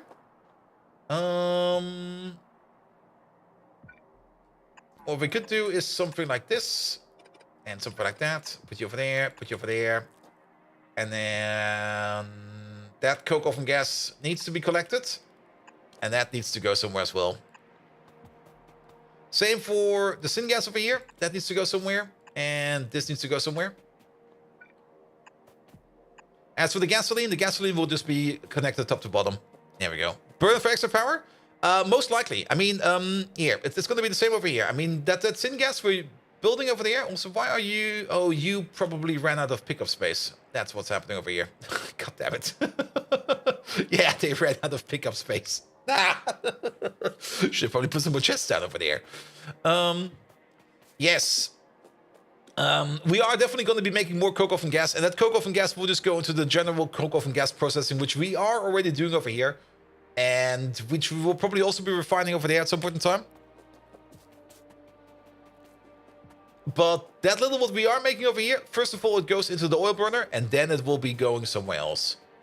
Good. And then at the top over here, the only thing we need to do is... There's actually a couple of things we still need to do. First of all, add coke, or coal in this case. Second of all, this thing, and I forgot the last time around, this thing has an ash output, which we have to be careful about. So you're making ash. And not only that, you're also making other stuff. Let's set you to red hot coke over here. Yeah, this. There we go. The bottom steam pipe in the middle needs to be shifted. Shifted. Wait, which one? The bottom steam pipe in the middle needs to be shifted. The bottom steam pipe in the middle. Which one? Oh, I think I know what you mean. This one. Yes, this one. So it matches up with the other ones. There we go. The coke out is over here. Coke out is going to go over here and over there. And then we're going to filter it over there, because whatever we make, we're going to be making about 6 pieces of coke per second and 0.8 pieces of coal dust per second. It can go in the same belt, and then we handle it over there. But yeah, you are correct. This thing over here needs to be shifted. The water is fine. This is fine. This is fine. And then we also do need... I guess it will be over here. Good thing we still got some space. We still need the acid gas out. How much acid gas are we making over here? 15 per second. That can all go into the same pipe without any issue. Good. We definitely do want some power poles in here. No, that's kind of horrible. This does kind of work.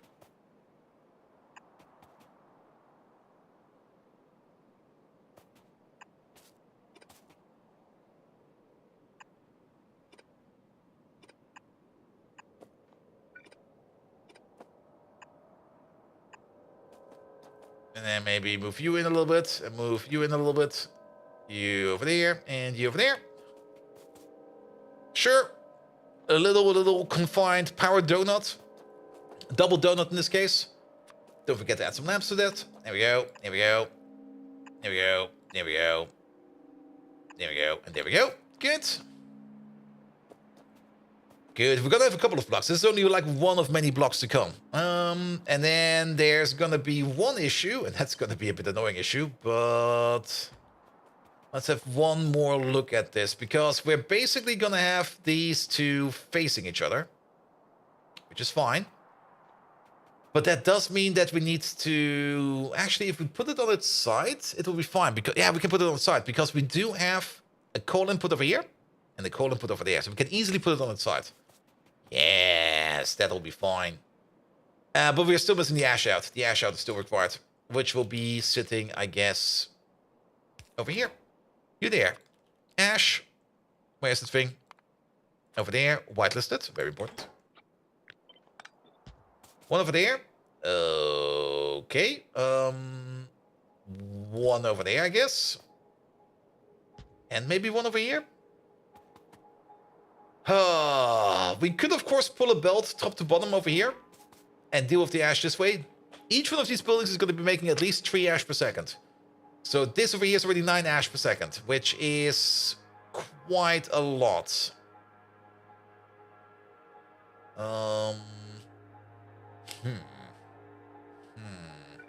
Or we just do ash at the front. Why do it over here? If we do the ash over here, then we don't need to worry too much about it. We could just do it like this. Do it like that. We're going to move this one over by 1 and this one over by 1. And then we need to redo the power poles again because of how Factorio does this. And then we can do something like this, that, and this, that, and this. And then we deal with it further out. And then we don't need to worry about any of this. There we go. In, out, done. Is the coke for power or for general consumption? It's for power first and then for general consumption. And it will all be going under a beacon as well. So if we place you down over here, and then we're going to take a beacon. This is going to be the beacon if we want to put it under. And now comes the annoying part, because now we need to figure out where the most bottom part is where we could connect you. And I think it's over here. Actually, it might be easier if we just pick you up and place the beacon. Because we want you to be connected over there. I think over... No, over here. Good, so that you still reach this building. That's the one you need to reach. You need to be able to reach all the way over here. And you need to reach all the way over this corner. Perfect. And then comes the next hard part. Can we get another one in here? Oh, this might actually just work.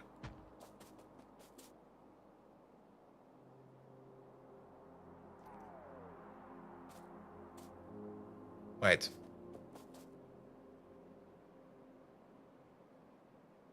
Eh? You're off by 1.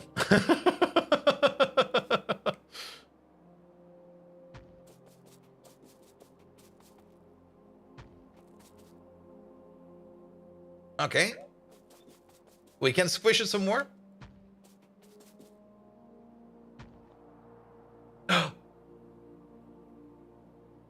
I kind of want to point with my finger, but I need to point with my mouse.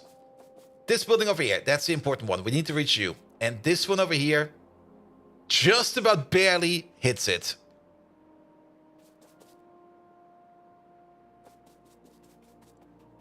You cannot? I cannot what? Underground pipe mix up? Where? You probably mean...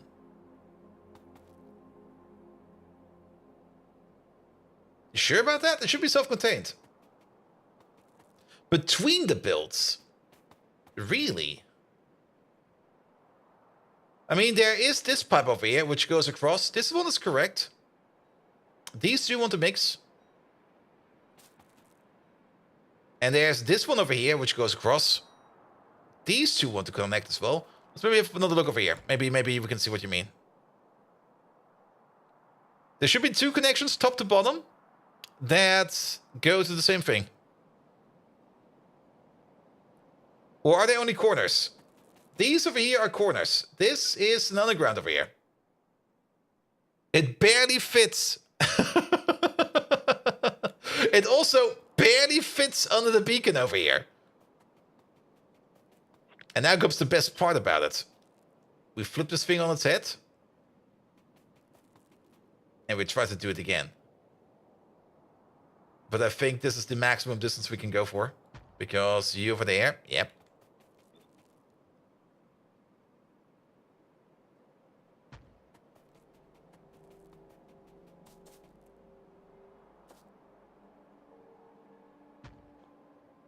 You hit everything up there. Ah! We don't hit the pressure pump down there. That's fine. That pressure pump down there will just get its own speed modules. How do we hit you up there, but not you up there? Wait a minute. It's probably off by 1.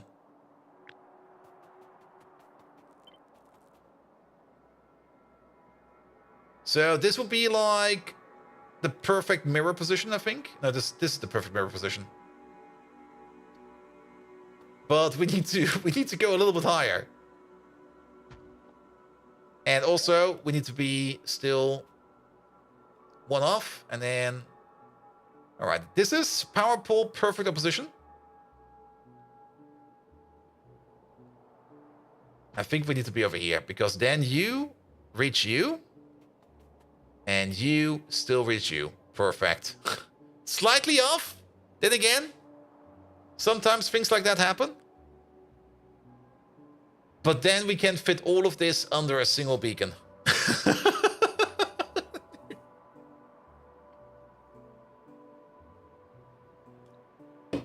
And also, this is exactly the thing I wanted to build.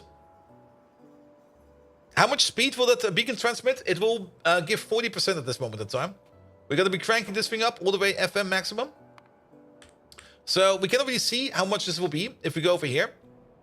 It's the same build over here, where every building over here will be 40% faster. Now we have a base crafting speed of 2 in these machines, so we get to a crafting speed of 2.8, basically just about 3.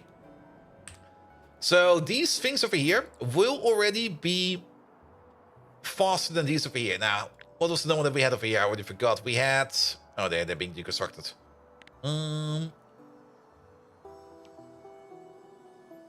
We had about, I think, 32. Yeah, we had 32 basic oxygen furnaces sitting over there. And now we got 18 over here. Running at crafting speed, basically 3. Which is more processing power in this little block over here than we have in this big block over here. With less entities overall. That was the whole gist of this thing. All under a single beacon. Now, we could still put in sub-beacons. We could still place like... do we still have the space in here? We can still place a beacon over here, maybe.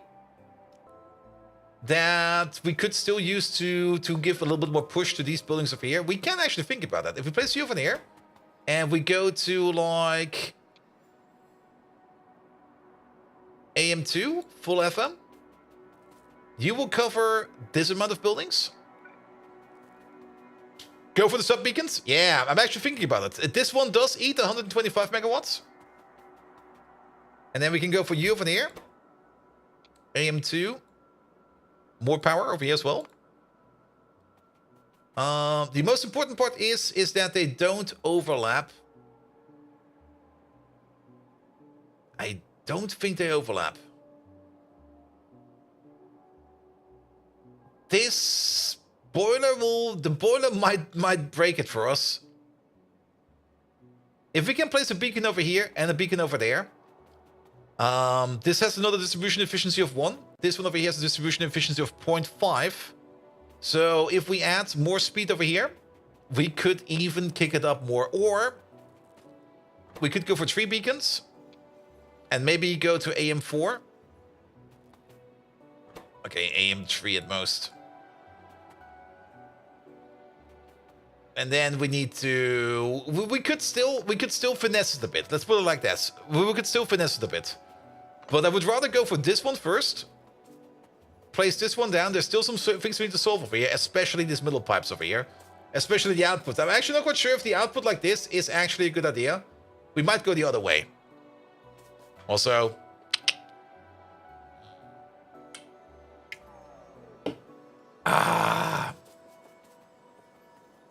But overall, getting this whole thing under 1 beacon already is excellent. But yeah, all of these outputs over here. Actually, if you think about it, we can move you all the way over there. I'm actually not quite sure where these outputs will be right now.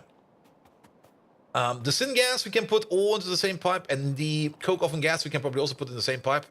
And it all goes down. AM4, AM5 is still the hype these days. Oh, I'm definitely getting myself a processor upgrade soon, because now that we're actually seeing UPS issues, I might actually do some research for that this week. and start ordering in the parts. Because the only thing I want to upgrade is like mainboard, CPU, and memory. And probably get myself some new M2 drives, because I usually upgrade M2 drives as well. Good. Only. It's a business expense, you know that. Here we go.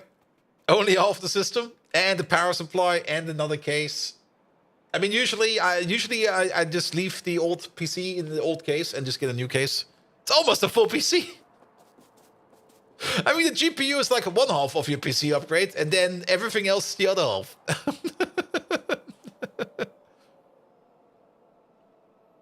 So only keep the GPU. Yeah, the GPU I will definitely move over. And then put the old one, the old GPU in this one again. Alright. Took a bit, but this is what we want to build.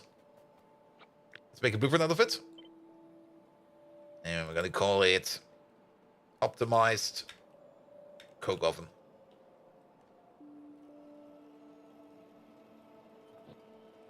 Here we go. Alright, let's get back to building. Nope.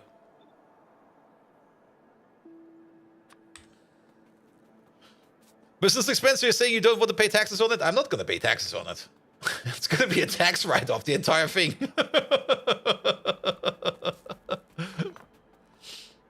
Alright. Also, UPS seems to be... Let's have a quick look at UPS. That's not the one we want to look at. This one.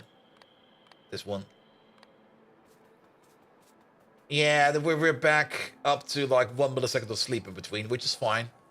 But yeah, we were pretty much on the border. And I guess it depends on what is working or what is not working at the moment in time. But what about Pepperstadt? It's not like I'm not paying taxes on it. It's the other way around. I mean, the taxes are still being paid. I'm just like countering them with the income I get from Twitch. And that's how they set it up. That's not my problem. Good. All right. So we could pick up the buildings that we need for this. Let's pick up at least some of the buildings that we need for this.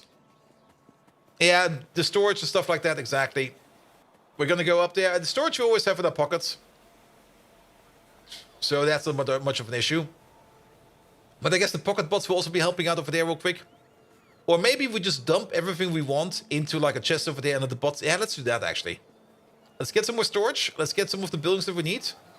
And I'm just gonna drop all my red belt and everything into a chest. And this we're gonna leave for a second, and when we come back, it will hopefully be done. There is not enough of these to being made over here right now. So make some more of these. Same for you. Make some more of these. There we go. We're just gonna drop those in there. And then we're just gonna skedaddle off. We also need to make the compressors. The compressors is something we are not making yet. So over here, start making these compressors because we're gonna need them. We don't have the mechanical parts. Excuse me? What's going on over here? That's mechanical parts 1 we're talking about. Yeah, we're not making them because we are missing one thing and one thing alone, and that's rubber. Really? Rubber. There we go. Why you no work? Is it the latex? It's probably the latex. It's the latex. This is the latex station. Yeah, that's the latex. Okay, no latex. That's fine. So, what's up with latex production? Latex. Nothing is up with latex production. It's just shit. That's the only thing about it. It's just shit.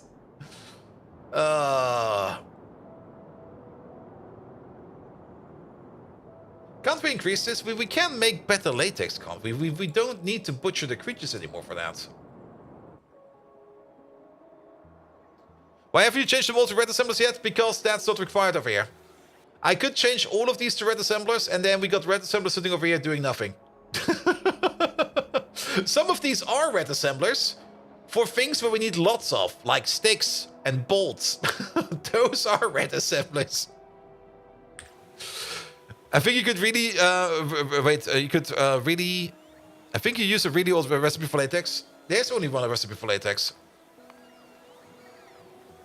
Latex has no other recipe. There's only one, and that's the latex slab. And that's formic acid accumulated in sodium alginate.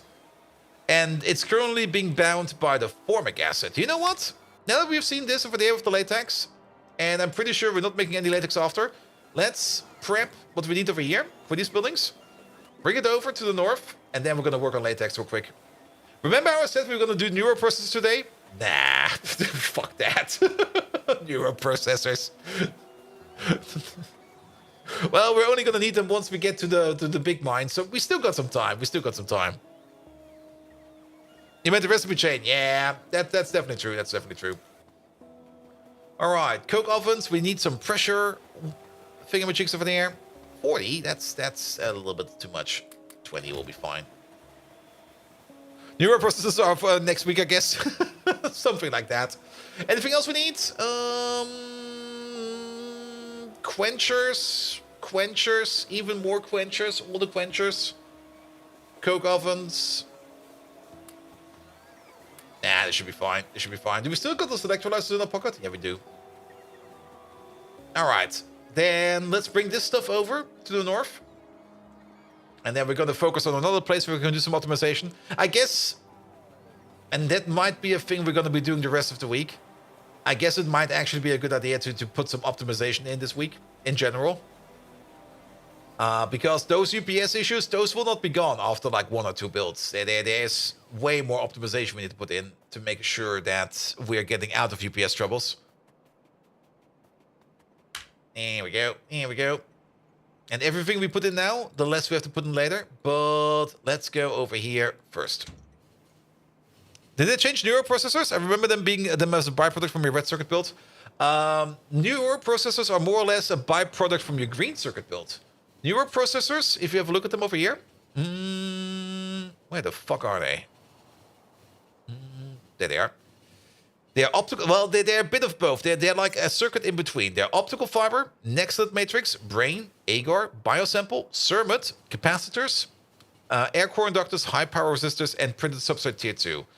The ceramic capacitors, the air core inductors, and the high power resistors, those are all tier 1 circuit materials.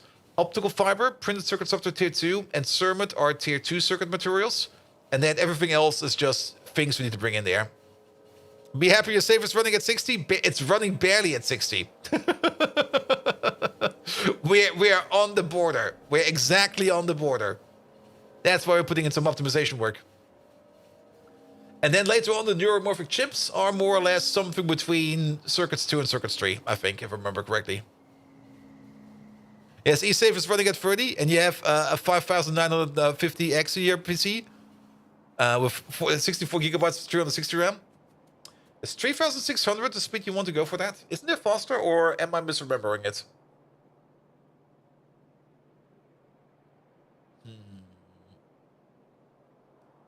Also, how many RAM modules do you have? That might also affect it. Because if you put 4 in, you might run into other issues.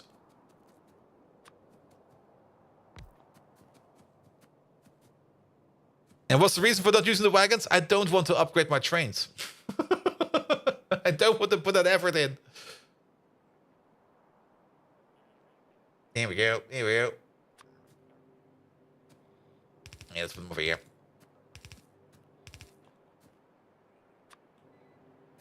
And also, mixing new trains with old trains is going to cause UPS issues. I already know that.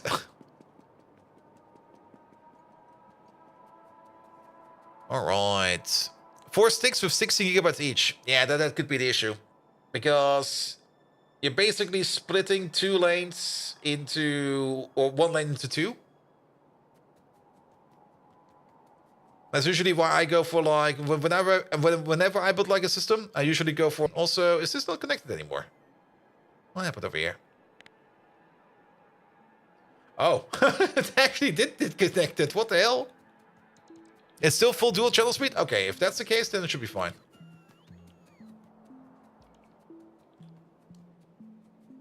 Then it should be fine. There you go. I think it's not that they don't have any storage area over here. I think we just somehow managed to disconnect like an important roboport. Off they go. All right, and then we can put in the new Coke place. Yeah, this is the old one. This is the new one.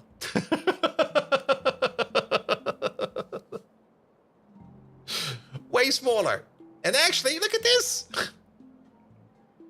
We can just place it like right in the middle over here. I'm actually going to place it right over here.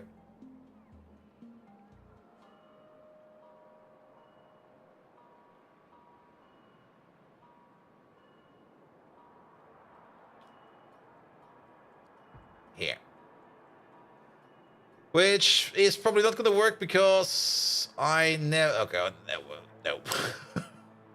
Because the power poles in here are going to be in the way. So let's do a full pickup. Pick up everything, even the roboports.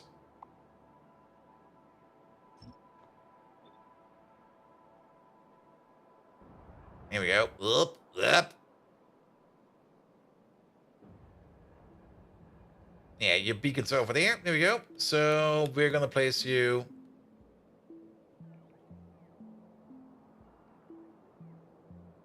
I nudged it.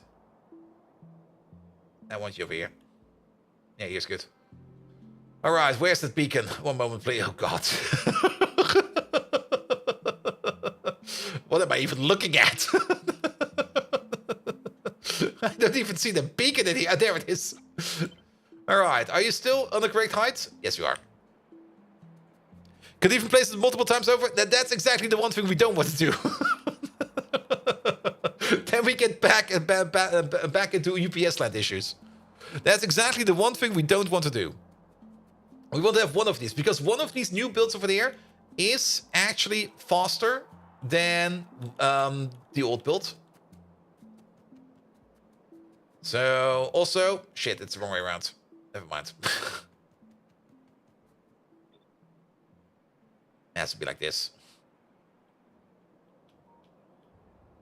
Alright, over there.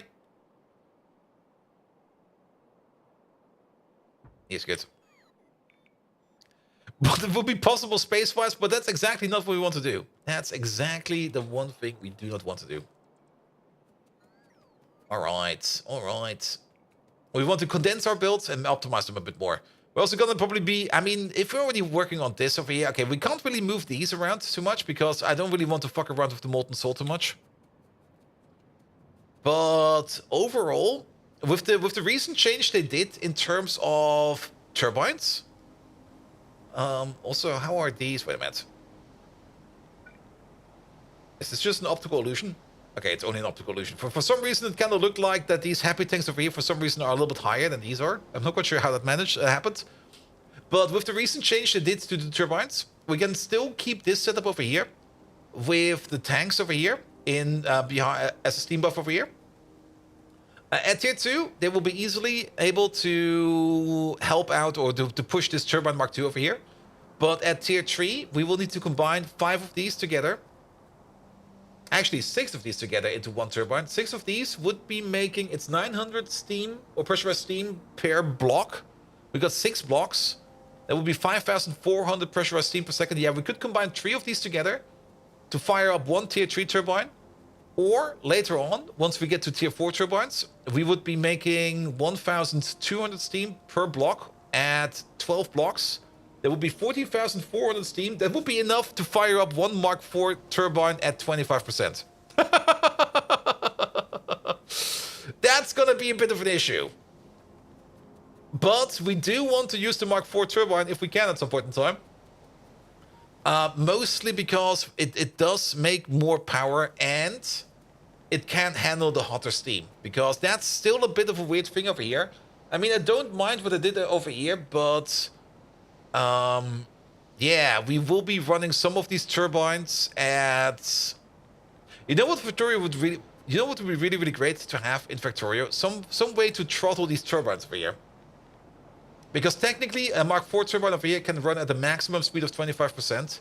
And once we run over that, we basically start to fluctuate. And that's something we don't want to do. At Mark 2 over here, it will be fine. Even at Mark 3, we already run into issues at 5,400 steam per second. And at Mark 4, we run into issues at like whatever 25% of whatever it needs over there. Which is going to be a bit of an issue. Also, this whole thing over here, this belt massacre. Basically a throttle pump, yes. And that's actually also what got me thinking. Like you know what's really, really missing? And I do hope that they do something like that. I mean, I think they've already kind of not really hinted at it. But it would be great if it would be somehow possible to better split liquids. Because that's still a bit of an issue in Factorio. Like the moment you go for pipes, and we already know that pipes, basically, the way things flow is based upon a whole bunch of things, like the orientation of the pipe, when it was placed down, and stuff like that. If that would be better controllable, let's put it like that. It doesn't really require that it needs to be perfect. But if that would be somehow better controllable or predictable in some way, that would be so much better. Here we go. Here we go. All right. The bots are going to take forever on this. Like, absolutely forever on this. Do so in a predictable way at all? Yeah. The current rules are pretty painful. Exactly. And I was kind of thinking, you know what's kind of missing? And what would maybe help out a bit? I mean, for belts, we got splitters. Why not add a pipe splitter or something like that? That could already help out quite a bit. Like just adding a simple pipe splitter. Here we go. Here we go.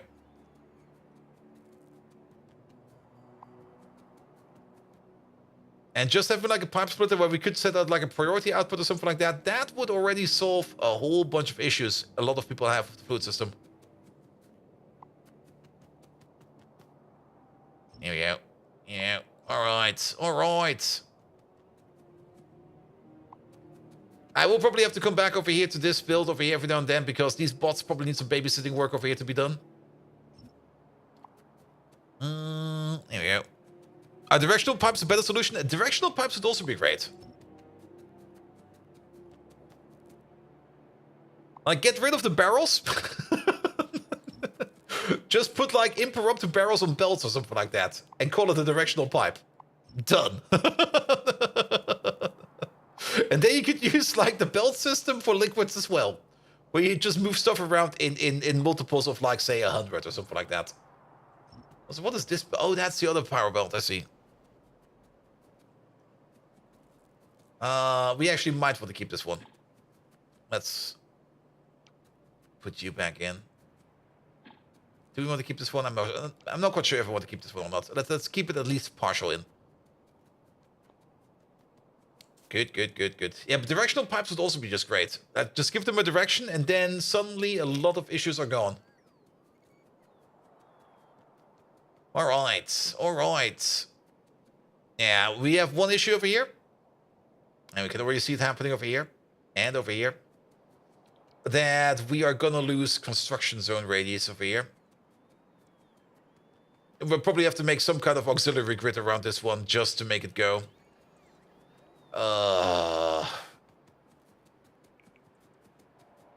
Let me just build... Let me just wrap up something real quick. Like something really, really stupid. Like one over here. One over there.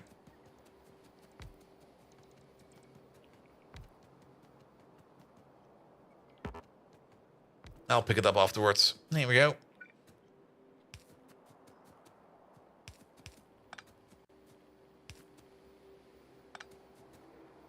Oh, this is also not helping whatsoever. Why do you keep connecting to power poles that don't exist no more? Stop that. It's nice that we have like a connection all over there, but no. Freaking power poles. Here we go.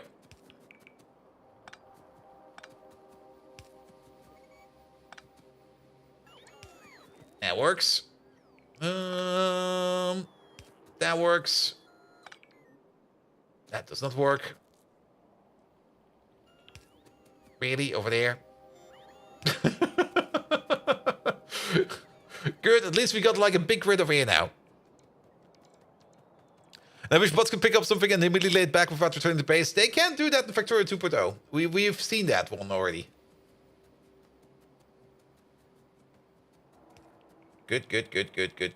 But I guess it also kind of depends a bit upon on how big the job is you're doing. I mean, keep in mind, like, if you basically deconstruct something and then you construct something somewhere else, it might already be that for every one of those jobs, a bot is already flying around.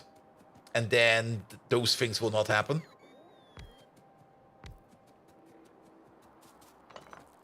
Alright, I'm just gonna place some of these at random over here.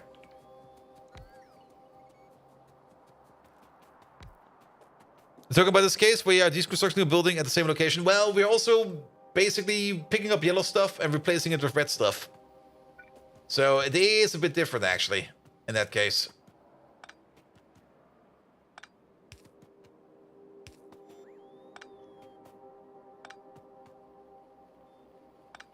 Here we go, connected over there. Okay, you're connected. I'm probably just going to replace these real quick.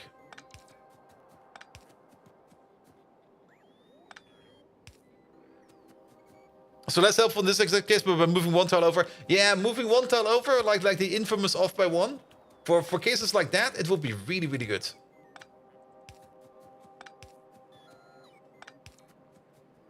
There we go. Alright. Let's hope that this over here is enough construction grid range over here for them to keep on working on this.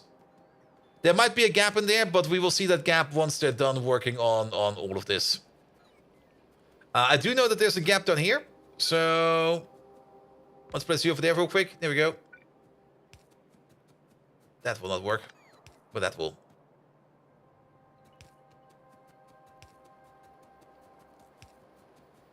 Just like a little bit of a support structure over here so that we can get all of this dealt with.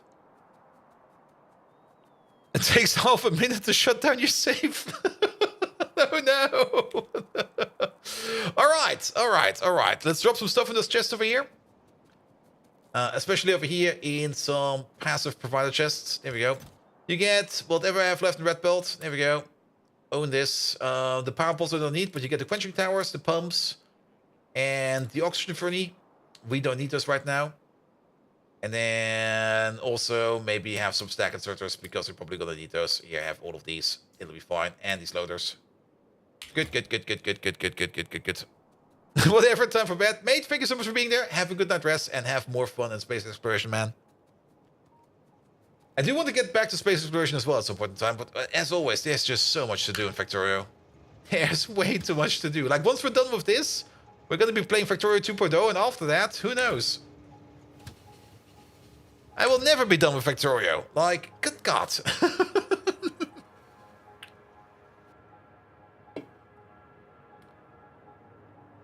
Alright. There's also no radar over here.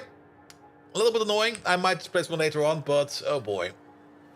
Yeah, we're gonna let these bots over here be busy for a while. They're gonna do whatever they want to do. Don't forget Greg Tech. Yep. So with Greg Tech, for this Friday in Greg Tech, we're gonna become a wizard. Because we need to become a wizard. Then we're gonna fight a wither. I spent some time over the weekend trying to get to the 3 wither skulls together. Of course, I could make something like a decapitation sword or something like that, but I tried to do it the old school way. I already got 2 of the 3 skulls I need, so the third one is just a matter of time. And then once we got the wither, and once we became a wizard, we can make all the nether star plates that we need to make. We need to make, I think, 6 nether star plates to make the space shuttle or the space rocket bench, which is insane. Fortune do affect skulls, really? Ooh. Yeah, I mean, you could just take like I think there's like a skull splitter or something like that, which you could use, and then you're guaranteed a skull, which also works. Also, I've been trying out the bow as well as the crossbow. They're both equally powerful. The only difference is that the crossbow shoots immediately and the bow needs some time to pull up the attack. But then again, after you shoot with the crossbow, you reload automatically, which then takes that.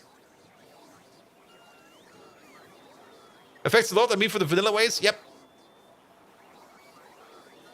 The biggest lie about Factorio is that the game ends by starting a rocket. Yep. It will only get bigger, man. I'm also kind of thirsting again to do like a vanilla... Well, we were going to do a vanilla playthrough when 2.0 comes out, but we're like making another SPM base. I'm kind of thirsting that SPM itch again. And I guess that's also what we're going to be doing, like, once we get into, like, 2.0. We're going to go through, like, all the new stuff, and then we're going to try to make something big and stupid. Invest in magic, a little blood magic can actually make flight potions help a lot. Yep. A vanilla multiplayer series? We will see. We will see. Here we go. Here we go.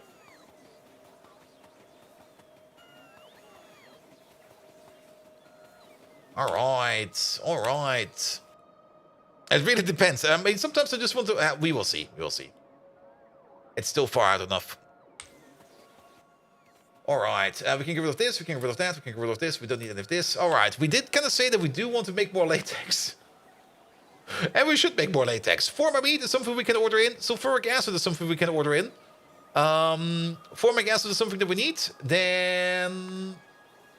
Is that thing still in here? Yeah, there we go. The latex slab is made out of creamy latex, sodium alginate. The creamy latex, that's the only annoying part. We can only make that out of sap and limestone. As for the limestone, we cannot dig up limestone yet, can we?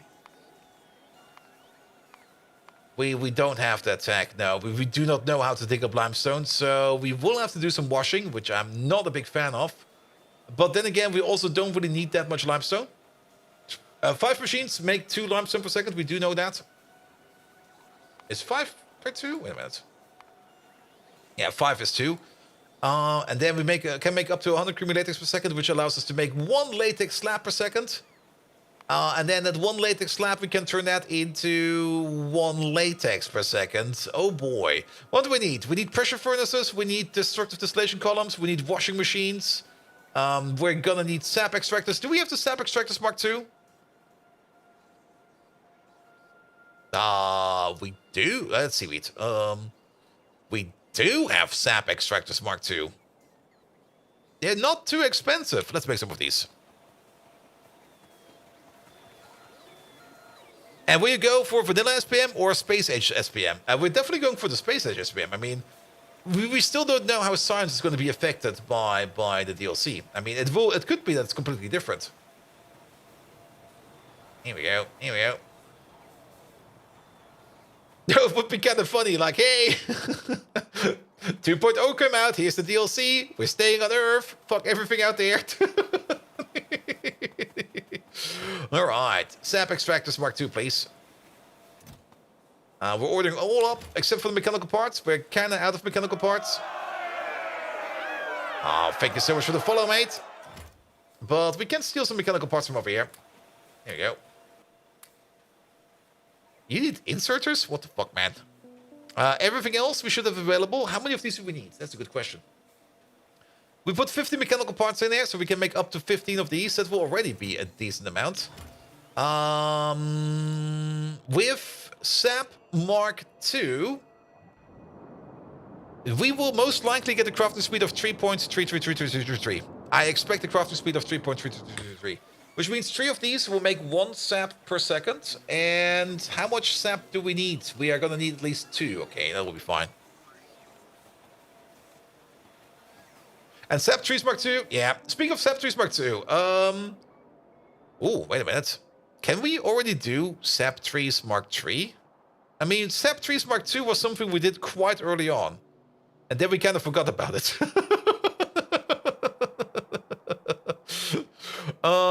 Sap trees. Where are they even?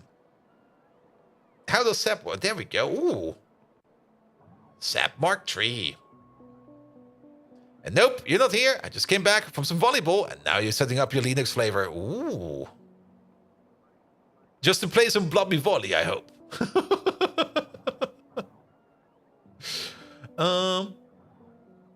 Good.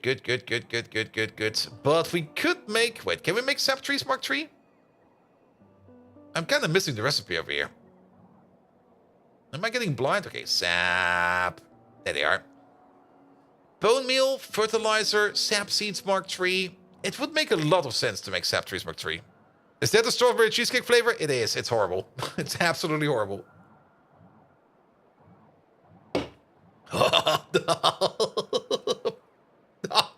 Why? All right, what do we need to make the Factorio Mark III? For the Factorio Mark III, we need the Factorio Mark II. We need 5 Factories Mark II to make 1 Sap Seeds Mark III. And then once we have the Sap Seeds Mark III, we can straight up make 1 Sap Tree Mark III, but then once we have Sap Mark III, we can straight up make Sap Trees Mark III. So basically, what we need to do over here, we just need to craft 6 Sap Mark III to make the Mark III tree. Then we put it into one of these, and then we start making Sap Mark III, and then we start making Sap Seeds Mark III, and then we can keep this one over spinning over here. Good, good, good. And Sap Extractor Mark II with Mark II trees gets 4.1 multiplier. And they definitely changed it all up. They definitely changed it all up. All right, all right. But let's do that. Let's do that. So what do we need for that again? We mostly need to do this recipe, which is bone meal and fertilizer. I know exactly where we're going to be doing this one, by the way. And then to spin up this thing over here, we need some sodium alginate, some urea. We're just going to grab these resources and we're going to make it somewhere. Doesn't really matter where. As for the bone meal and the fertilizer, do we have bone meal and fertilizer over here?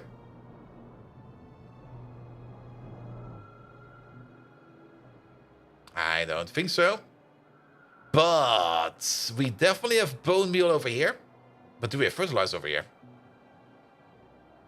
Oh, oh, oh. There's a farm. Where there's a farm, there is some fertilizer? Not really.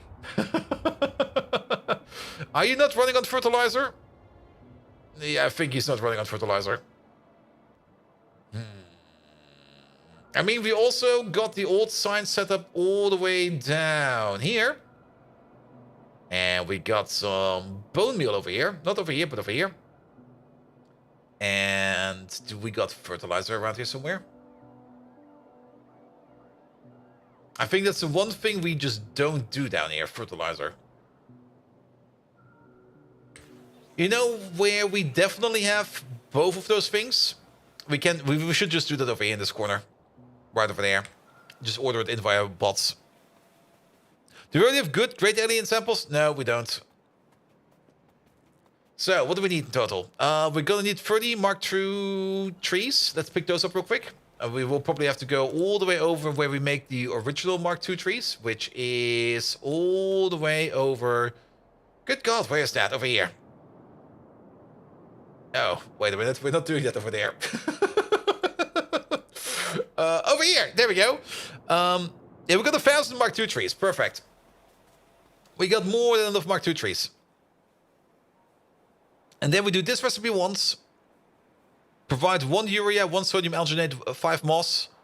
And to turn that into a sap tree Mark III. And then after that, we need to constantly supply bone meal and fertilizer. All right. All right. And that is done in the botanical nursery. That's done in a sap extractor. And that is done... But is that... No, we can do that wherever. Perfect. All right. Botanical nursery this then. 2 botanical nurseries and 1 sap extractor. Is there maybe something else we can do over here? Sorry, I'm triple checking over here. We make 2 sap every 5 seconds. And you over there, you require... Yeah, you need 1 sap Mark III per second. That is fine. It's going to be a bit slow, but that is fine. And you over there, you require 6 seeds. So 6 seeds is going to be 15 sap every 40 seconds. And you make 1 every 20. So we should probably put down 10 of these or something like that. That'll be fine. That'll be fine. All right. All right. Start off with you. 1, 2, 3, 4, 5. Yeah, we can set this up over here real quick and just make it spin. It'll be fine. And then we're just going to need like 2 botanical nurseries. I'm just going to order them up with some kind of recipe in them. You over there, you make the seeds, and then you over there, you make the trees. There you go. And by the time we're back, these things will be built. I hope. Are they in range? They are in range. Perfect. And then we can set up everything else we need. As for the bone meal, we can just order up one of those trains into the mall. If we think about it, we just go like here. Just bring the stuff into the mall. We can always use some bone meal in the mall. Or maybe, if we're lucky, we can maybe even find it somewhere else. We will see. We will see. I mean, if you think about it, and we're already pretty close to this. We already are bringing in bone meal over here, and we can just probably put it into a little provider chest from down here, and then that will be done. As for the fertilizer, I guess that will be coming in via a train. We don't have a 2.8 fertilizer train yet. We should probably start thinking about that at some point in time. But yes. But yeah, getting the sap trees, Mark III, is definitely going to help us out in the sap department. And then if we turn all of that into latex, that will be even better. I actually went too far down for this one. But let's go further up. Here we go. So that bone meal is going over there. And I'm pretty sure there is a Roboport around here somewhere. So we're just going to do this. We're just going to do that. Okay, there's no Roboport over here. That's fine. Don't fill it up, but about this much, it'll be fine. Good. There we go. And now it's part of the global network, and now we can pick up bone meal from over there. Good. Is that fertilizer over there? That is fertilizer over there. We found our fertilizer. We could then technically also make it down here, but since this place over here is gonna get destroyed at some point in time, I would rather bot it over to where the mall is and do it over there. Good. And then save it for you. There you go. That should be fine. Fertilizer needs to be moved faster. Make a 3-7 train. No. Good. All right, and then those Mark II trees are over here somewhere. I can already see them on the map. We just have to walk over a little bit further. Good. Oh man, the old base. At some point in time, we will just have to do something with this one. I mean, it's all just sitting around over here doing nothing. I mean, it's just an accident waiting to happen. Oh no. What happened?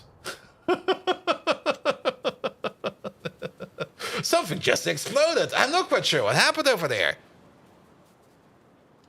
There's the trees. Here we go. Yeah, pick up. That should be enough. I mean, we do need to pick up this place at some point in time. Definitely. It would be nice if you could, like, temporarily turn off, like, destruction ghosts like this. But I guess we could just let them time out. They might actually be under a construction area. They are, actually. So... Nope. Nope. Also, this gives us the answer. Stuff on destroyed belts does not get destroyed. It does stay where it is. So our construction for the exploding... What are they called again? For the exploding bodos is gonna be good. You just do... Wait, just do this and... That should clean it up. Did I see a nuke go off? No. No nukes over here. Definitely no nukes over here. I'm no clue what you're talking about. That's not a nuke. That's just cleaning up UPS. Yes, cleaning up UPS. That's what we're doing over here. There we go. There's no such thing as exploding nukes over here. Was that smoke effect always there? I just noticed that for the first time. That was fast deconstruction. That's just bots going so fast they break the sound barrier. And the nuclear barrier. And every other barrier out there. Here we go. Okay, we might have a bit of a power issue now. Nah, looks fine. Was this walkthrough supposed to be harder by not voiding stuff? Not by actively voiding stuff. This is passively voiding it. I mean, it's fine for us to, like, shred stuff by hand, but I don't want to automatically void stuff. But doing stuff like that is fine.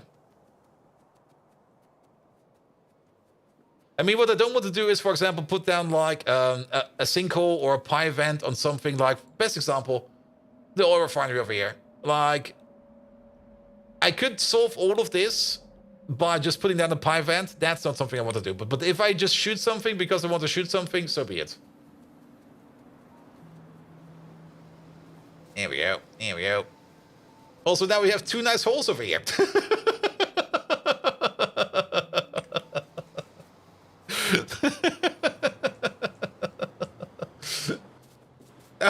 Oh, repair packs. What are you doing with those?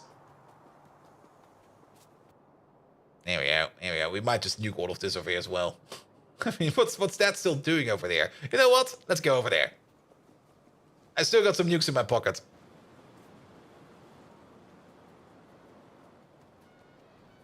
You started to vent fluids at some point to preserve UPS.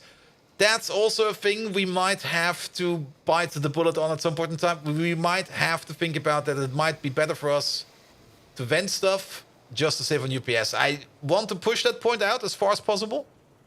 And if possible, avoid it at all. But it could just be the case that at some point in time, we will have to do the same. Not looking forward to it. But, yeah. Alright. This thing. Get fucked. That thing. Get fucked. Oh, clean up.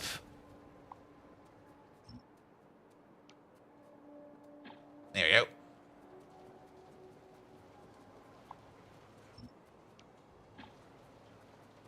Good, good, good, good, good, good, good. Just watched the funny clip with Megatron, by the way.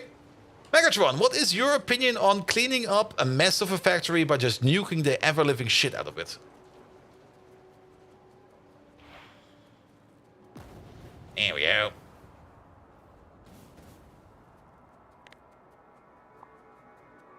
I do hope that we don't destroy anything important over here.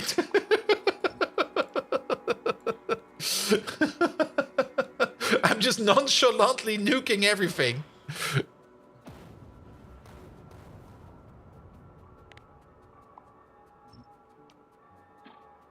There we go. Should be fine.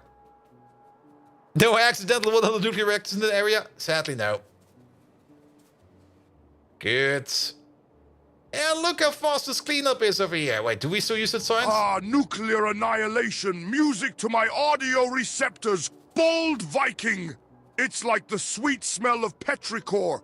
Only replace the aftermath of rain with radioactive fallout and scorching fires. Give me the soothing glow of a nuclear blast any day over the jumbled confusion of a botched factory. Such disorder irritates me more than your incessant catchphrase. But let's not forget our past deeds, the destructive glory of the Nut War. Ah, how I long to relive the chaos. So yes, nuke away! Let your factory be cleansed with the power of 1,000 suns.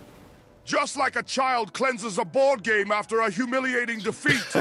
Wipe it out completely. All right. There we go.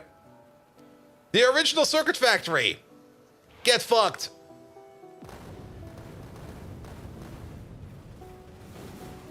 There we go. Who needs that?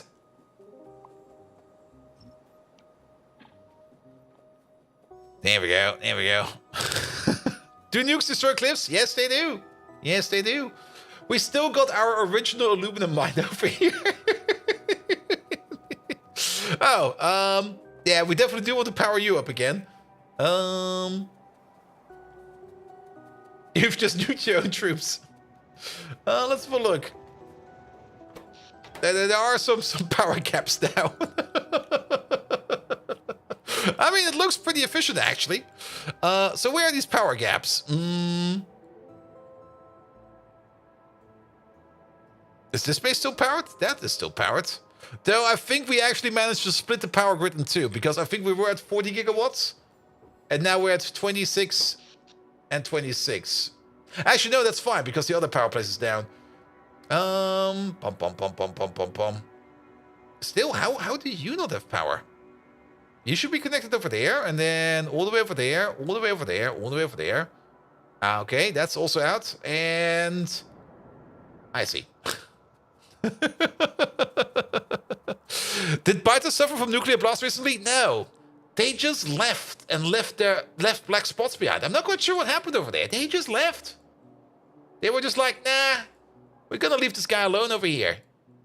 So definitely no biters have been damaged by nuclear blasts. Absolutely not. One thing we did actually break, now that I think about it. Let's get power back over here first, and then we're gonna try to fix it. Because maybe you remember where our science belt for our logistics science is going past, and that belt basically went all the way through the old base. We probably broke that belt. we most likely broke that belt. Alright, you got power again? Yeah, because where is it? Science over here. This belt. This is the belt that brings us the logistics science. And that is going over here. That's going over there. That's going over here. That's going over there. That's going over here. That's going over there. We might be fine. We might be fine. And then that's going over here. Oh, actually, it's going through the part that has... Oh. My bad.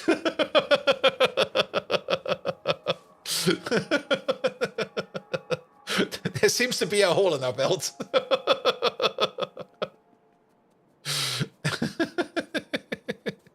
Trash Island survived. Trash Island will always survive because there's no actual entities on there. Alright, let's reconnect that belt real quick.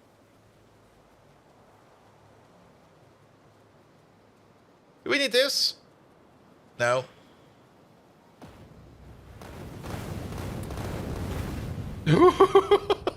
Lucky. Just noticed, like, wait, that's expensive.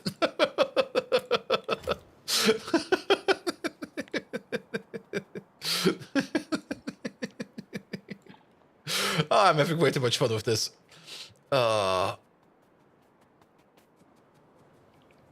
Here we go. Here we go.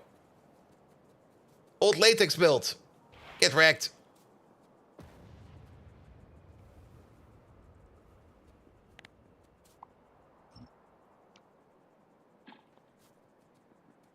Good, good, good, good, good, good. Is it just me or is that worse for UPS now?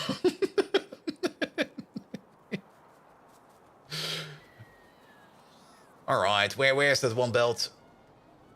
Where's that science belt we broke? Pum pum pum pum pum. Nuke, nuke, nuke.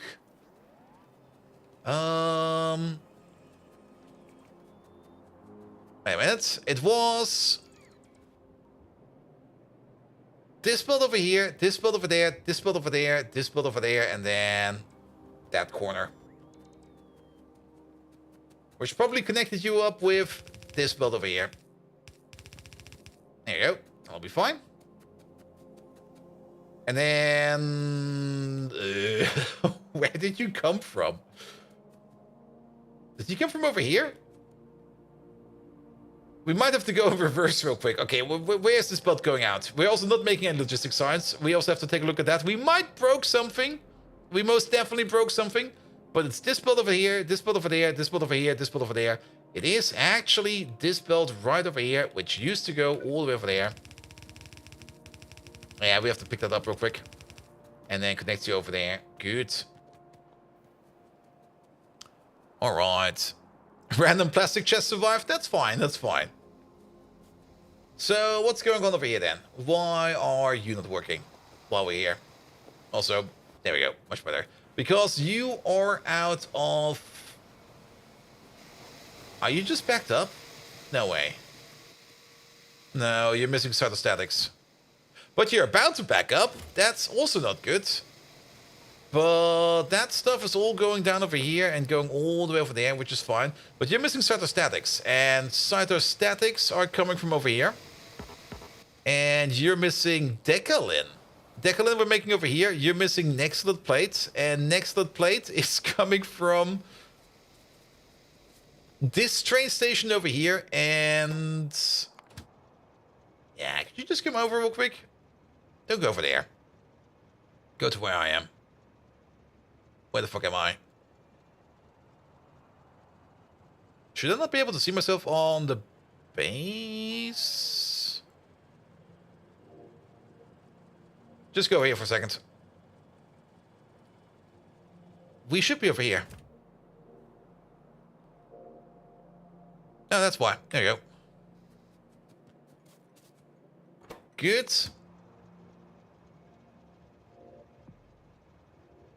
Yeah, that's good. Perfect. Good. And what happened? You just tuned in? The base went boom. We were doing some cleanups over here. I mean, we don't need this base over here anymore. And once you just start nuking, it's just so much fun to keep on nuking. We could absolutely also blow this part up. We kind of want to not blow up this part. This part over here is still kind of expensive. But yeah, we now need to do a little bit more of a cleanup job over there, which is fine. We also managed to disconnect everything over there, which is fine.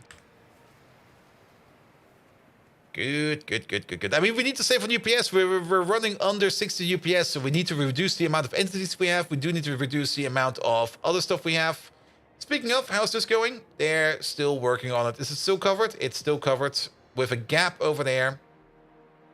We'll take care of that later. Good. Blow up power? No. Why would I do that? All right, bring me back to the main base real quick. We're gonna still be thinking about latex. We want to actually start up this thing over there. Good, we already got some stuff delivered over there. Do you plan to update logistics signs as well at some point in time? I mean, at the moment, the logistics signs build over here is updated by means of 2 builds over there. And I think there's a beacon around here somewhere. There is definitely a beacon around here somewhere. Yeah, I placed the beacon over there that powers up that part over there, and I think there's a beacon down here that powers up this part over there. So it's technically upgraded, but of course, if we're not making Decalin over here because we're not got any Nextlet, then we're not making any cytostatics, and then it's going at a decent rate actually. But every now and then we have to be careful about and check if our science is going or not. Also, this is a fun train. Here we go. Just fits. And what's the end goal of this game? Basically, you reach the final tech. That's it.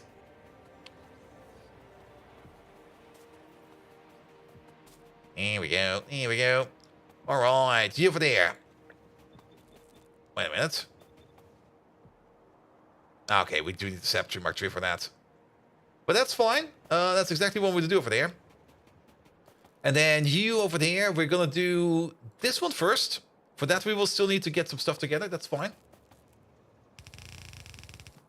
All goes this way, and then let's do some fast inserters. Here we go. Good. What's this? This is going to be the sap trees Mark III, because we kind of want some better sap trees.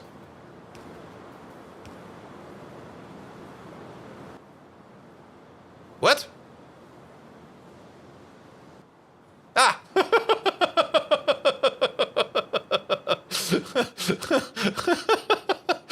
That was kind of surprising, actually. It just started working. I was like, wait, what? Don't we need these Factorio Mark III modules in there? Guess not. Alright. Pom. Put you in over there. Then we might just have the required amount of sodium alginate and stuff like that in general public storage. There we go. We can have all of these. We don't have the sodium alginate over here. We can probably pick up some. We don't need pumps in there. But we got some urea somewhere. We got some moss over here, which will probably be enough for you to make the seeds that we need. And then 3 seeds. No, you're not doing that. You're going to make the sap trees Mark III. There they are. Good. And both of you require money sludge. That is going to be super duper fine. You get one over there. You get one over there. Order up this stuff. There we go. The only thing you're missing is the sap seeds. You'll be getting them from over there. And then muddy sludge. Do I need to make some muddy sludge over here? Oh, what the fuck. All right. It's not that hard to do. Just kind of annoying. Can get a... And we don't even need a water pump for that. We just need a soil extractor. And... something that makes muddy sludge. Drive the car? Which car? No, the car stays there. There we go. Yeah, something like this will be enough.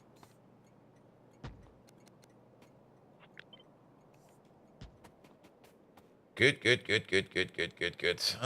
Pump. Not this pump. The offshore pump, please. Where's the offshore pump? Pump. Every damn time. Can I just press Q over there? I can press Q on the fish. I swear, that thing just keeps on moving. I look at this thing and go like, this is not what we need. Okay, I'm going to control F it because I'm just not seeing. Don't I have any? I usually have 20 in there. There they are. Staring me right in the face, those bloody bastards. You hovered over 3 times already? Yeah. Here we go. Yeah. Do something like this. Do something like that. Have 2 of these. Here we go. Good.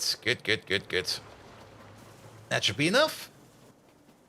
Alright, we need to find some sodium alginate. Actually, I know exactly where we can find some sodium alginate. Because sodium alginate is the one thing we need to do to make Moss Mark II. And we're making Moss Mark II right... There's some sodium alginate right on that belt.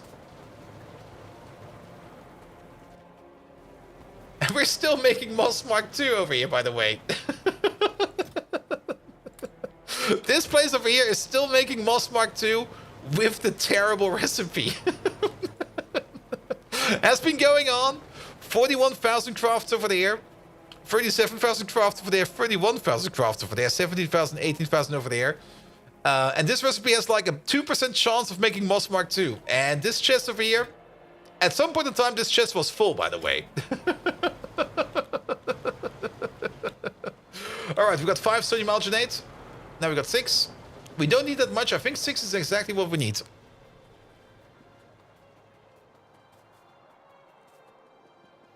Good. Because we need to do this recipe over here 6 times. Pretty much. And once we have done this one over here 6 times, then we can get 1 sap tree Mark III, and then we can populate one of these, and then the thing over here can start to spin. Good. Then we're gonna need 1 output. We're gonna need 1 of these. Just fill that thing up all the way. I don't care. This thing is a closed loop process now, so we don't care about it too much. One thing we do gonna need is we're gonna need a module inserter. There it is. Delete all of these. We don't need them. And then we're gonna go for the sap tree. The sap tree Mark III, which we don't have yet. But there we go. That's what we're gonna go for. These are Mark 1s. Mark II, Mark III. Mark II, Mark III. Wait, are we making Mark IIIs? We're making Mark IIs. Back to Mark II, please. Thank you. Good. And do we have some of these available? We got 10 over here in storage. Probably want to increase that storage. Yeah, we want to increase that storage. There we go. Bum. There we go. Good. And now we just need to wait for this process over here to finish, to make the first 3 over here. The first 3 over here will take 40 seconds to do. We could speed this whole process up a bit. But then again, it's one of those processes you just let it sit for a while, let it spin, and then it will be done over time. Alright, 2 more crafts. Here we go. Then we switch out the recipe over here. And we're gonna be good. Good. Alright, here come the upgrades. Yeah, we can put 4 of these in there. If we just put like the Mark 1 sap trees in here.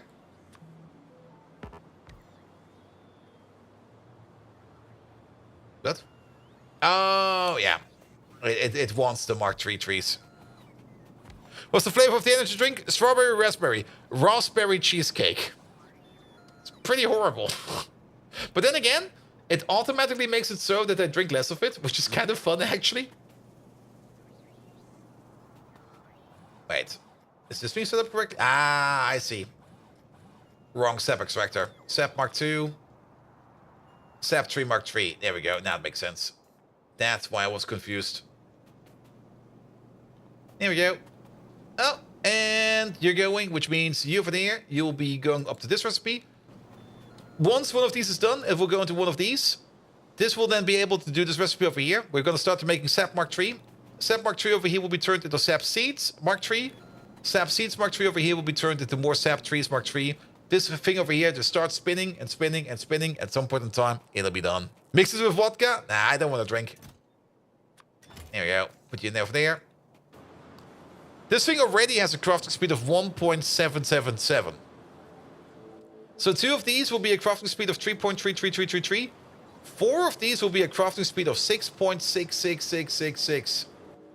So this going at a crafting speed of 6.66666 means that we do this recipe over here once every 3 seconds, once it's full. We're gonna need a total of 15 every 40 seconds. Actually, I think one of these is gonna be more than enough. We only need 2 of these. I kind of overbuilt this a bit.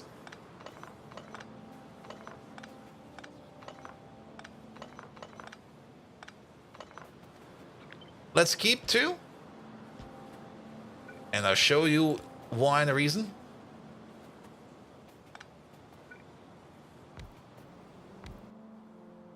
Here we go. Because we're just going to plant a beacon over here. Full FM, actually full AM power. And a little bit of FM power. Yeah, 20 megawatts of here is fine. Because even though botanical nurseries over here do not have a module slot, they are being affected by crafting, by speed modules. There we go. Crafting speed of 1.8. There we go. That will speed up this whole process over here. Excellent. Excellent. I'm not going to complain about this. If the game is just going to give me this, I'll take it. I'm not quite sure why, but I'll take it. I got one.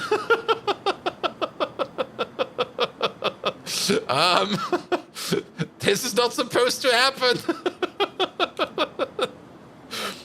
I'm not quite sure why it's working like this.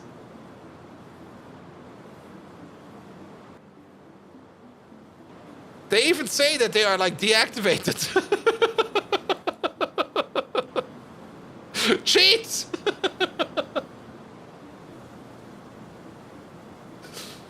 Why is this working? I don't have any more in my pocket. The beacon is not affecting it. The beacon is only sitting over here. On these buildings over here. But then again, the beacon, now we put in the speed modules afterwards. And we even powered it up afterwards.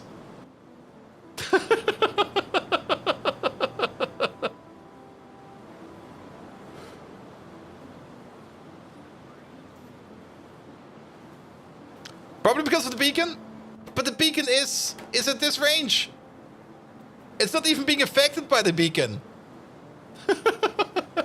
It's running without modules.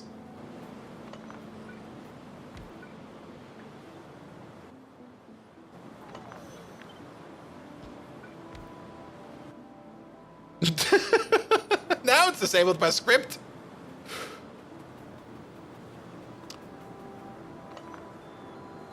The beacon is away now. It will still work because they're not disabled by script. I think the script is fucked out. I think there might be a bug in Pyanodons. So, wait a minute. Look at this. Actually, the moment you put the beacon down, it starts to work.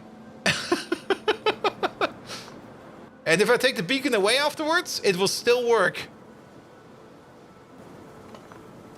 So if I put you down again, set the recipe to this, and then It will not work because script is disabled. I'll put the beacon down. The beacon has no settings whatsoever. It starts working.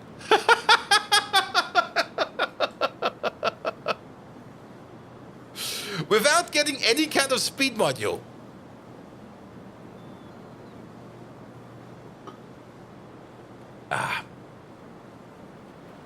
Final patch of pie coming in. Yep.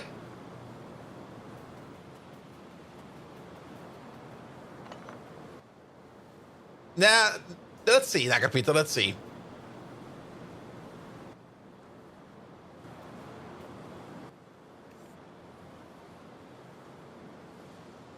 So the beacon is gone. This thing over here will finish up the craft. It keeps on going. It keeps on going. Is it time to blame who was said it again? I have no clue. Let's blame Not Melon for this one. Thank you, Not Melon. Because of you, I cheated. God damn it.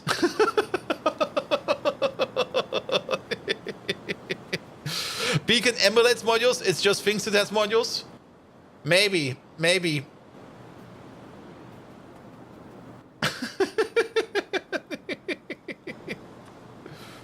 All right, put you down again. Full AM, a little bit of FM. Yeah, 20 megawatts is fine. Boop. Get you some speed. I mean, it will just speed up the process over here. So that's fine. And now, oh, it's 5.7777, not 6.666. How did we? Well, it doesn't matter. But yeah, we basically make one every 4 seconds. We now make 1 per second over here. We need 15 per 40. Running at crafting speed basically 2, give or take a little. We need about 30 per 40. Yeah, this is fine. It won't stop again because the disable if no modules logic only runs when entities are placed. Yeah, pretty sure. Well, I'll take it. I mean, at the end of the day, it's not like we actually did cheat anything. We did do it the proper way. It just sped up the process, which is fine. I'm very happy with just things speeding up like this. Every now and then we will take a win.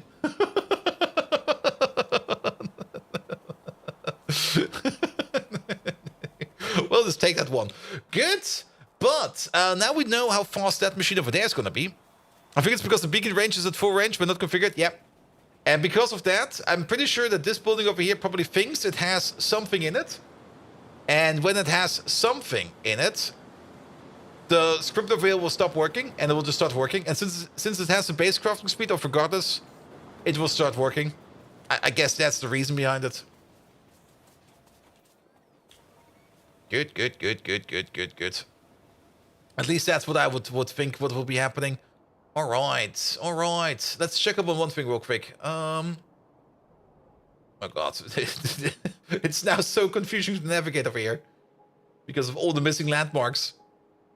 There we go. That was what I'm looking for. So is science arriving over here? Science is arriving over here. That was the only thing I wanted to check. All right. Good. So we do want to make a better set place, where we make as much latex as we can. Now that we know that this thing over here has a crafting speed of, let's just assume it's going to be 6. I'm just going to say it's a crafting speed of 6. I don't really want to calculate for that crook number over there. Crafting speed of 6. Now that means if we start making sap of that, sap is, I think, still the same recipe. It's 1 sap every 20 seconds.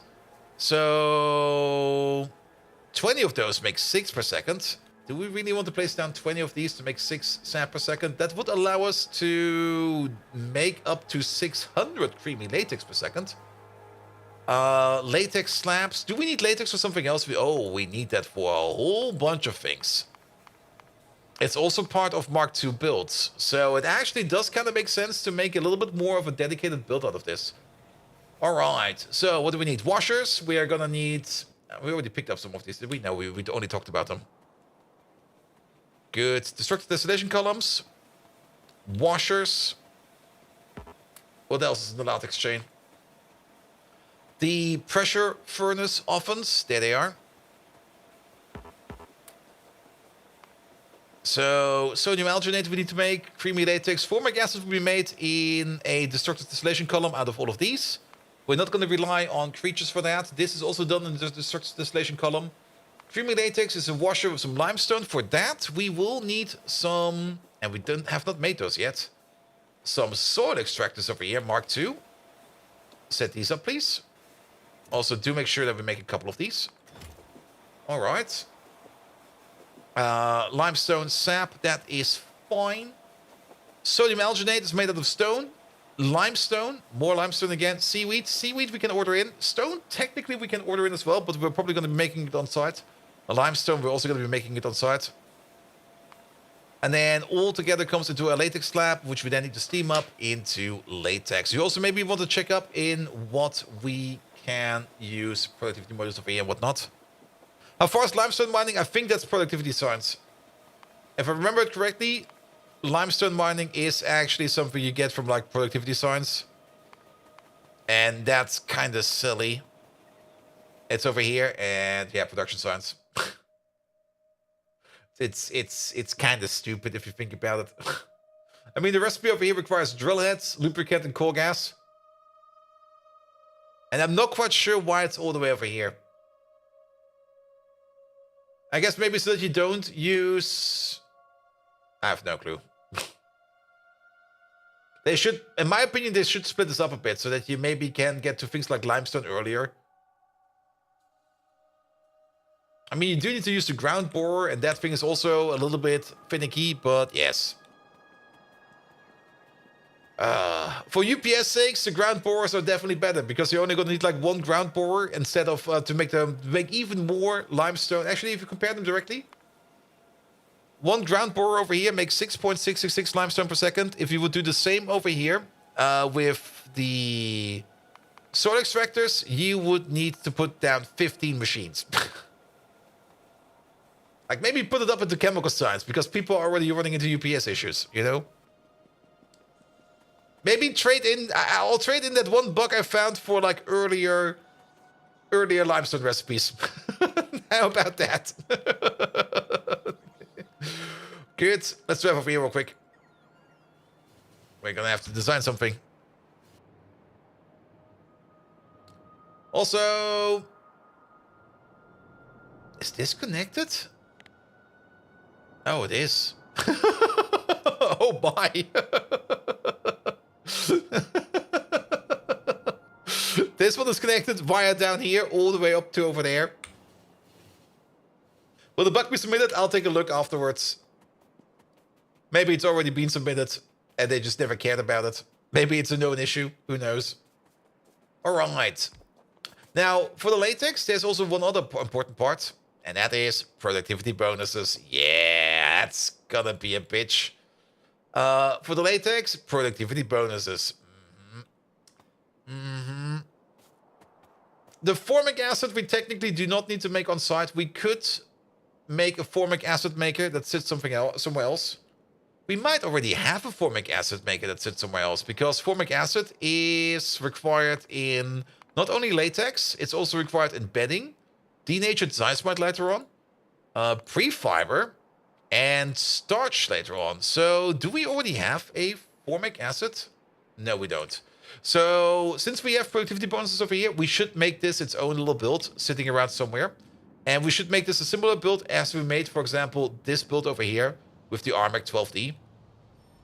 Where we give it the biggest kick we can, and then just only activate it when we need to, because that makes the most sense. So we can skip you. For the latex slabs, the only reason to make latex slabs is to make heavy armor, which we don't make anymore, or to make latex. So this one will probably be inline. Then for the sodium alginate is also one of those things that is required in different things as well. And I think sodium alginate is also productivity model enabled. So it also kind of makes sense to turn you into a dedicated build. Because the sodium alginate is required in the latex slab, of course. It's also required in Moss Mark II, Seeds, Bioscaffold later on. Upgrades. It's required for the trits. So it does kind of make sense. It's mostly required for the trits. And bioscaffold. Which PyMod has sap manufacturing? Sap manufacturing? I don't think there's such a thing as sap manufacturing. Wait, sorry, what? Or do you mean where does the sap, the sag production? I mean, the sap comes from Pi Alien Life. That's a recipe from Pi Alien Life. So for the sodium alginate, it kind of makes sense that we also make a dedicated build. And then we could make all of these dedicated builds next to each other. And the more you think about it, the more sense it makes. So basically, yeah, all of these will be all next to each other. And they will all accumulate into a latex build. No bugs submitted yet? Oh, really? Don't tell me you found the first one. Ooh. I'm gonna roast them so hard. All right, and then latex over here, yet again, productivity modules. And then it makes a lot of sense. So we're gonna make... All right, now we need to think about how big we're gonna be making this. Do we need to make this any big at all? I mean, if we go for the full power builds, let's just go for the full power builds. And keep these 2x2. I don't think they need to be bigger. It's definitely a blocker. It's definitely going to be like a break everything everywhere block. Absolutely. As for the creamy latex, do we need the creamy latex somewhere else? The creamy latex is required in the climate adaptive glass shell, which is a third recipe, which we will probably not take. I'm not quite sure if we want to do that or not. This is a third recipe for the apiaries, and I don't think that we... Let's go for the bees real quick. Third. There they are. And then it is the arquads. If we go for the colony collapse... Yeah, no, it's not the... It's for cags. But I don't think I want to go for cags, because... I would rather go for the colony collapse, because the amount of wax we get out of this extra... is probably better. Keep it small, make it upgradable. We can definitely make it upgradable. I mean, if you take a look at this thing over here, where is it? There you go. If we build it like this, we should probably space it out a bit more. But if we build it like this, we could technically place one more on top and one more on bottom. We didn't really do that over here, but for the Armac 12D, it's not that important because Armac 12D is mostly required and only required over here every now and then. But you can see what kind of build we want to make over here. So, yes, so the creamy latex is the only thing that's going to be like inline, and the creamy latex is only required for the latex slab, which is more or less the final step of all of these coming together, because the sodium alginate is going to be its own build, as well as the formic. Formic over there, just request all of these, make it. Sodium, request all of these. Limestone, well, we're going to request limestone, but we're also going to be making it. Combine it all up into latex slabs. Have a build of creamy latex sitting around somewhere that helps you out over here, and then cook it up over here. Alright, I know what we need to do. So let's maybe bring all the buildings we need for that and just make it in one straight go. And you're still running off your initial latex setup, and you never needed to increase production. It's basically nowhere except a bit of rubber. Yeah, but rubber is something you're gonna need quite a bit of later on. And the latex themselves, the latex is required for a whole bunch of the Mark II buildings. Like chemical labs, compost labs, creature chambers, all the farms, that's where all the latex goes in. And of course, we will not need a lot for that either. But the rubber is definitely going to be the big cost, because rubber is going to be something that is also required in a whole bunch of important things, especially the rubber stoppers. The fucking rubber stoppers and belt and laboratory equipment and stuff like that. All right, Fallen Angel, I'll make a report afterwards. Just go like, I'm going to start a report with, hey there, dingbats. After years of you fucking me over, here, I found a bug. Have fun.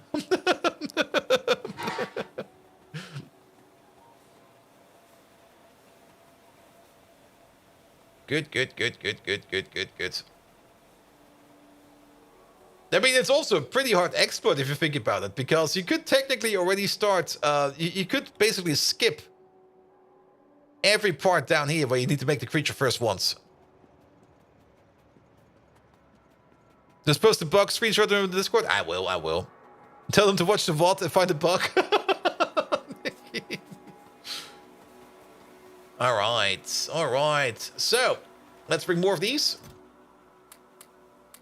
That should be enough. 20 of these. Let's bring some more of these. And then we can just build it in place. And then the only thing we need to figure out is where we're going to be building this one. That should also be more than enough. Bring some extra washers. Here we go. As for the sword extractors, we're probably going with the Mark 1s for now. And we're going to upgrade them to Mark 2s later because they're not ready yet. Santa found a huge bug. It's somewhere in the 5-hour WOD. Nah, I'm just gonna reproduce it afterwards real quick. I mean, it's pretty easy to reproduce. Place down any farm. We can actually try it with any farm over here. Let's try it with the key calc. There we go.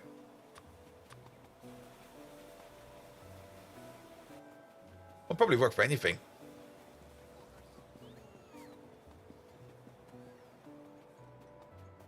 Place down key calc farm. This one will probably not start out automatically, and that's probably also the reason why nobody ever found it. Because all of these technically require some kind of input, like seeds or something like that. But yeah, he will complain. Actually, that was the other thing. Did they not still complain about being deactivated by script? And they just went regardless?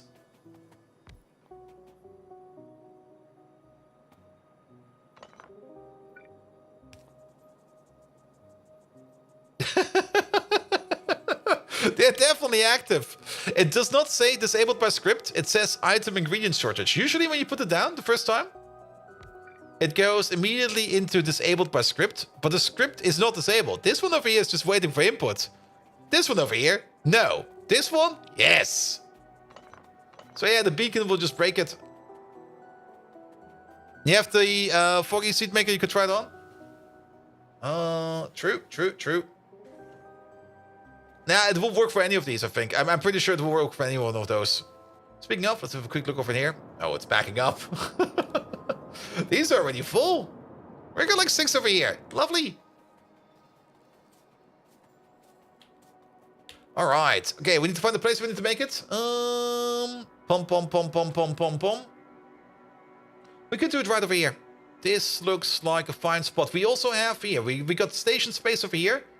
We might also want to place it down somewhere where we already have maybe parts of the things that we need to make it. I mean, to make this thing, we need former meat, water, and sulfuric acid. So maybe somewhere where we are already ordering in sulfuric acid would be great. Of course, we don't have any radar coverage over there. I was kind of thinking of putting it over here, but no such thing as sulfuric acid over here. Phosphoric acid and the other acid, but not sulfuric. Definitely no sulfuric acid over here. Where we are making the acetic, that's over here. We could also just place it over here because we do have sulfuric acid over there. Yeah, let's build it over here. We can use this place for the train stations and then this place over here to build it. Sure. I don't remember if it needs a module or not. Oh. Yeah, the foggy seed maker. Yeah, but the seed maker, it's about the plantations themselves. The seed makers usually don't need the modules. I'm just gonna... Yep. I saw you there.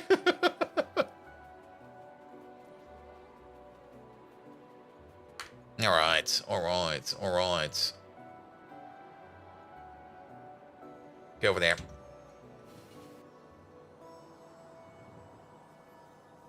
Good.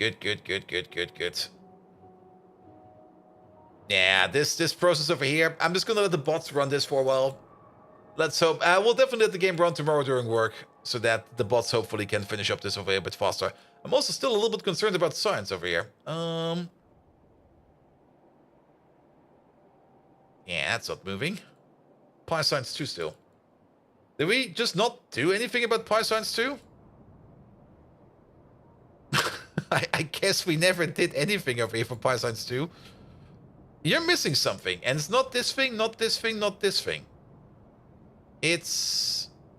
What are you missing? Oh, yes, of course.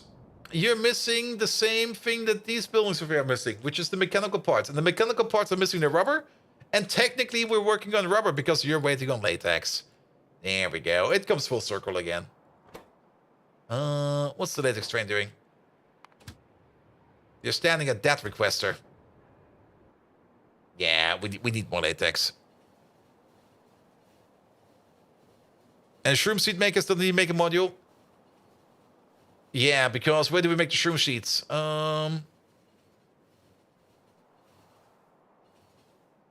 I mean, yeah, the foggy seeds are coming from, they're coming from like the L filtration machine.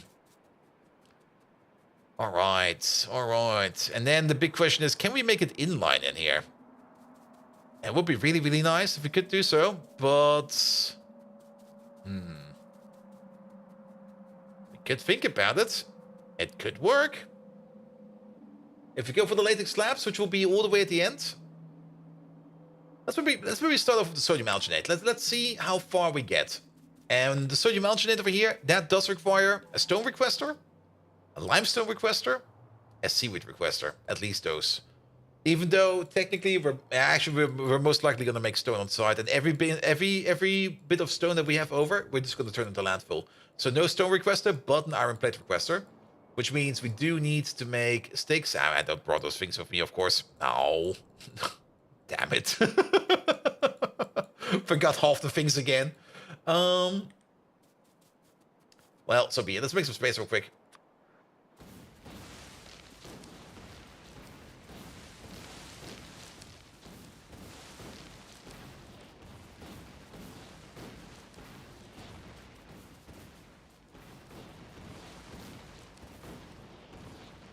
Here we go.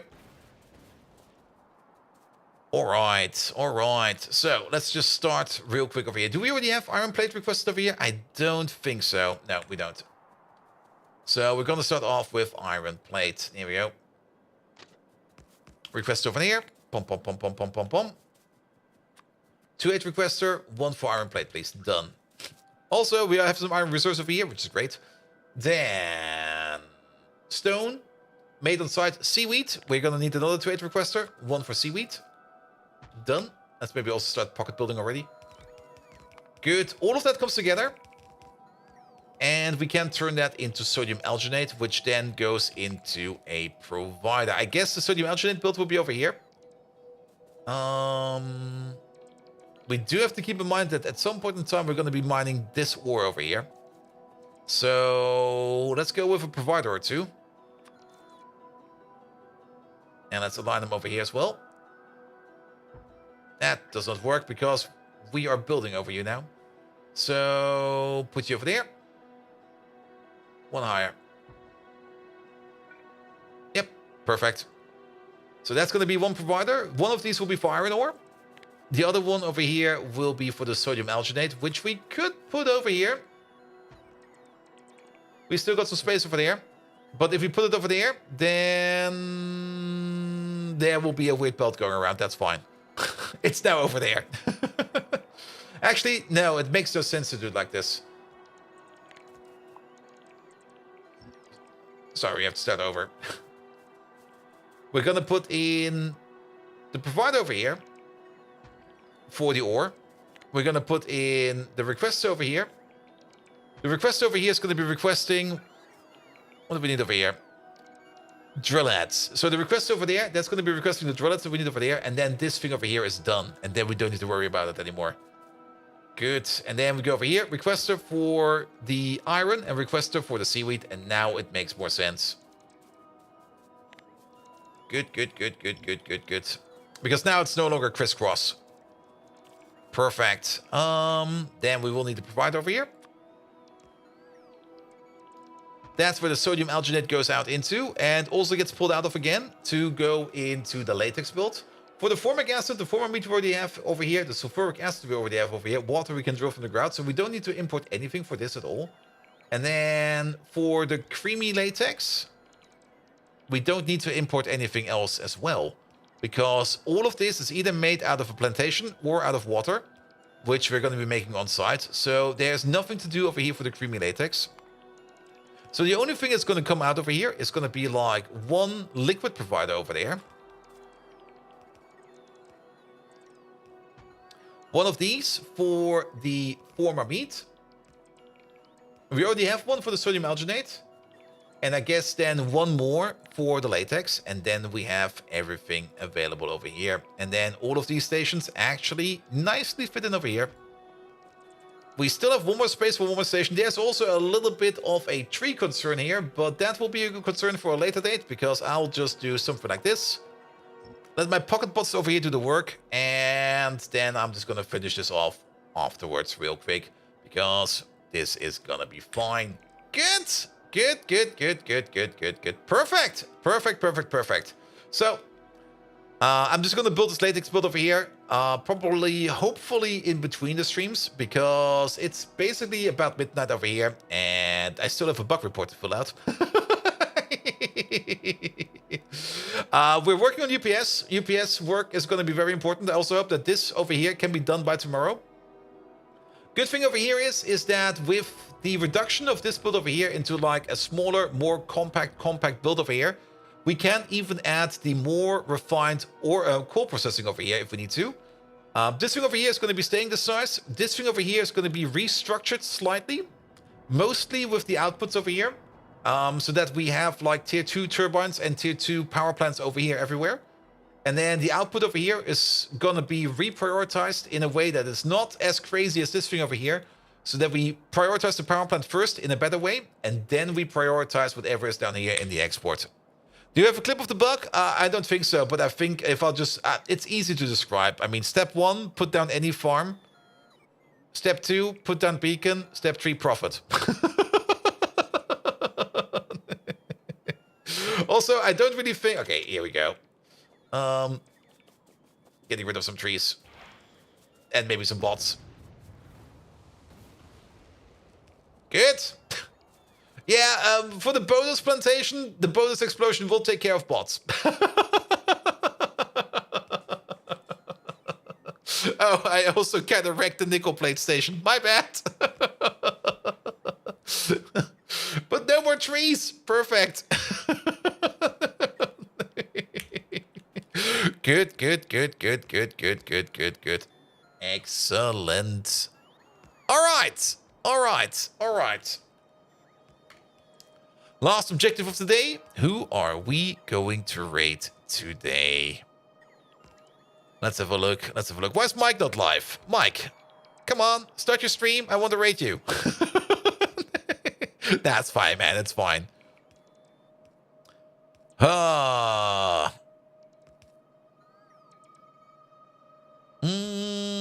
There's not that many people live today. Is there like a holiday going on?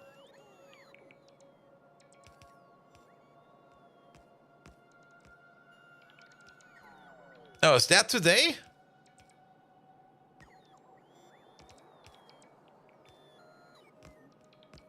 No, that's already going on for quite some time, it seems. Okay.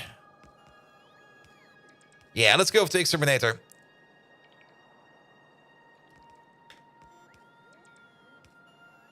There you go. Because he seems to be partaking in that Factorio event where they're trying to make a 1 million SPM base. So, yeah, let's get old Mike into streaming. Nah, he's fine. If he wants to take some time off, that's fine as well. Flanker streaming. Yeah, but we've raided Flanker quite often. I mean, I love raiding Flanker. We will probably raid Flanker tomorrow when he's playing some radio or not. 1 million SPM. Yes, they're doing a Clustorio base. There seems to be some kind of Clustorio event going on. And people are just basically playing on multiple servers. And they're basically transferring items between the servers to try to get to a 1 million SPM base. And that's currently going on, so we're gonna check it out real quick. Good. It already seems to be like day 3 over there. I'm not quite sure how far they are in yet. But we will see. But once we're over there, we will see. Yeah, it's all over multiple servers. And Pello, you're late. Sorry, man. It's midnight over here. Time for me to go. Nevertheless, thank you so much for all the lovely follows today. Thank you so much for all the lovely resubs. Bearlison, thank you so much for your resub. Then Lucky Luke, thank you for the raid. Naga Pito, thank you so much for the resub, as well as Groundbuster, both 26 and 25 months. Palfons came in with a follow and a prime sub. Thank you so much for that as well. Wally resubscribed. Thank you so much for that. Sinted resubscribed. Yes, it has already been 32 months. Time is fucking flying. Midnight there too? Ah, Pello. Sorry about that. But yeah, if I stream longer than midnight, well, the rain is going out. So have a good one. Until next time. If I stream longer than midnight, I'll just be sleepy at work tomorrow. Have a good night, everybody.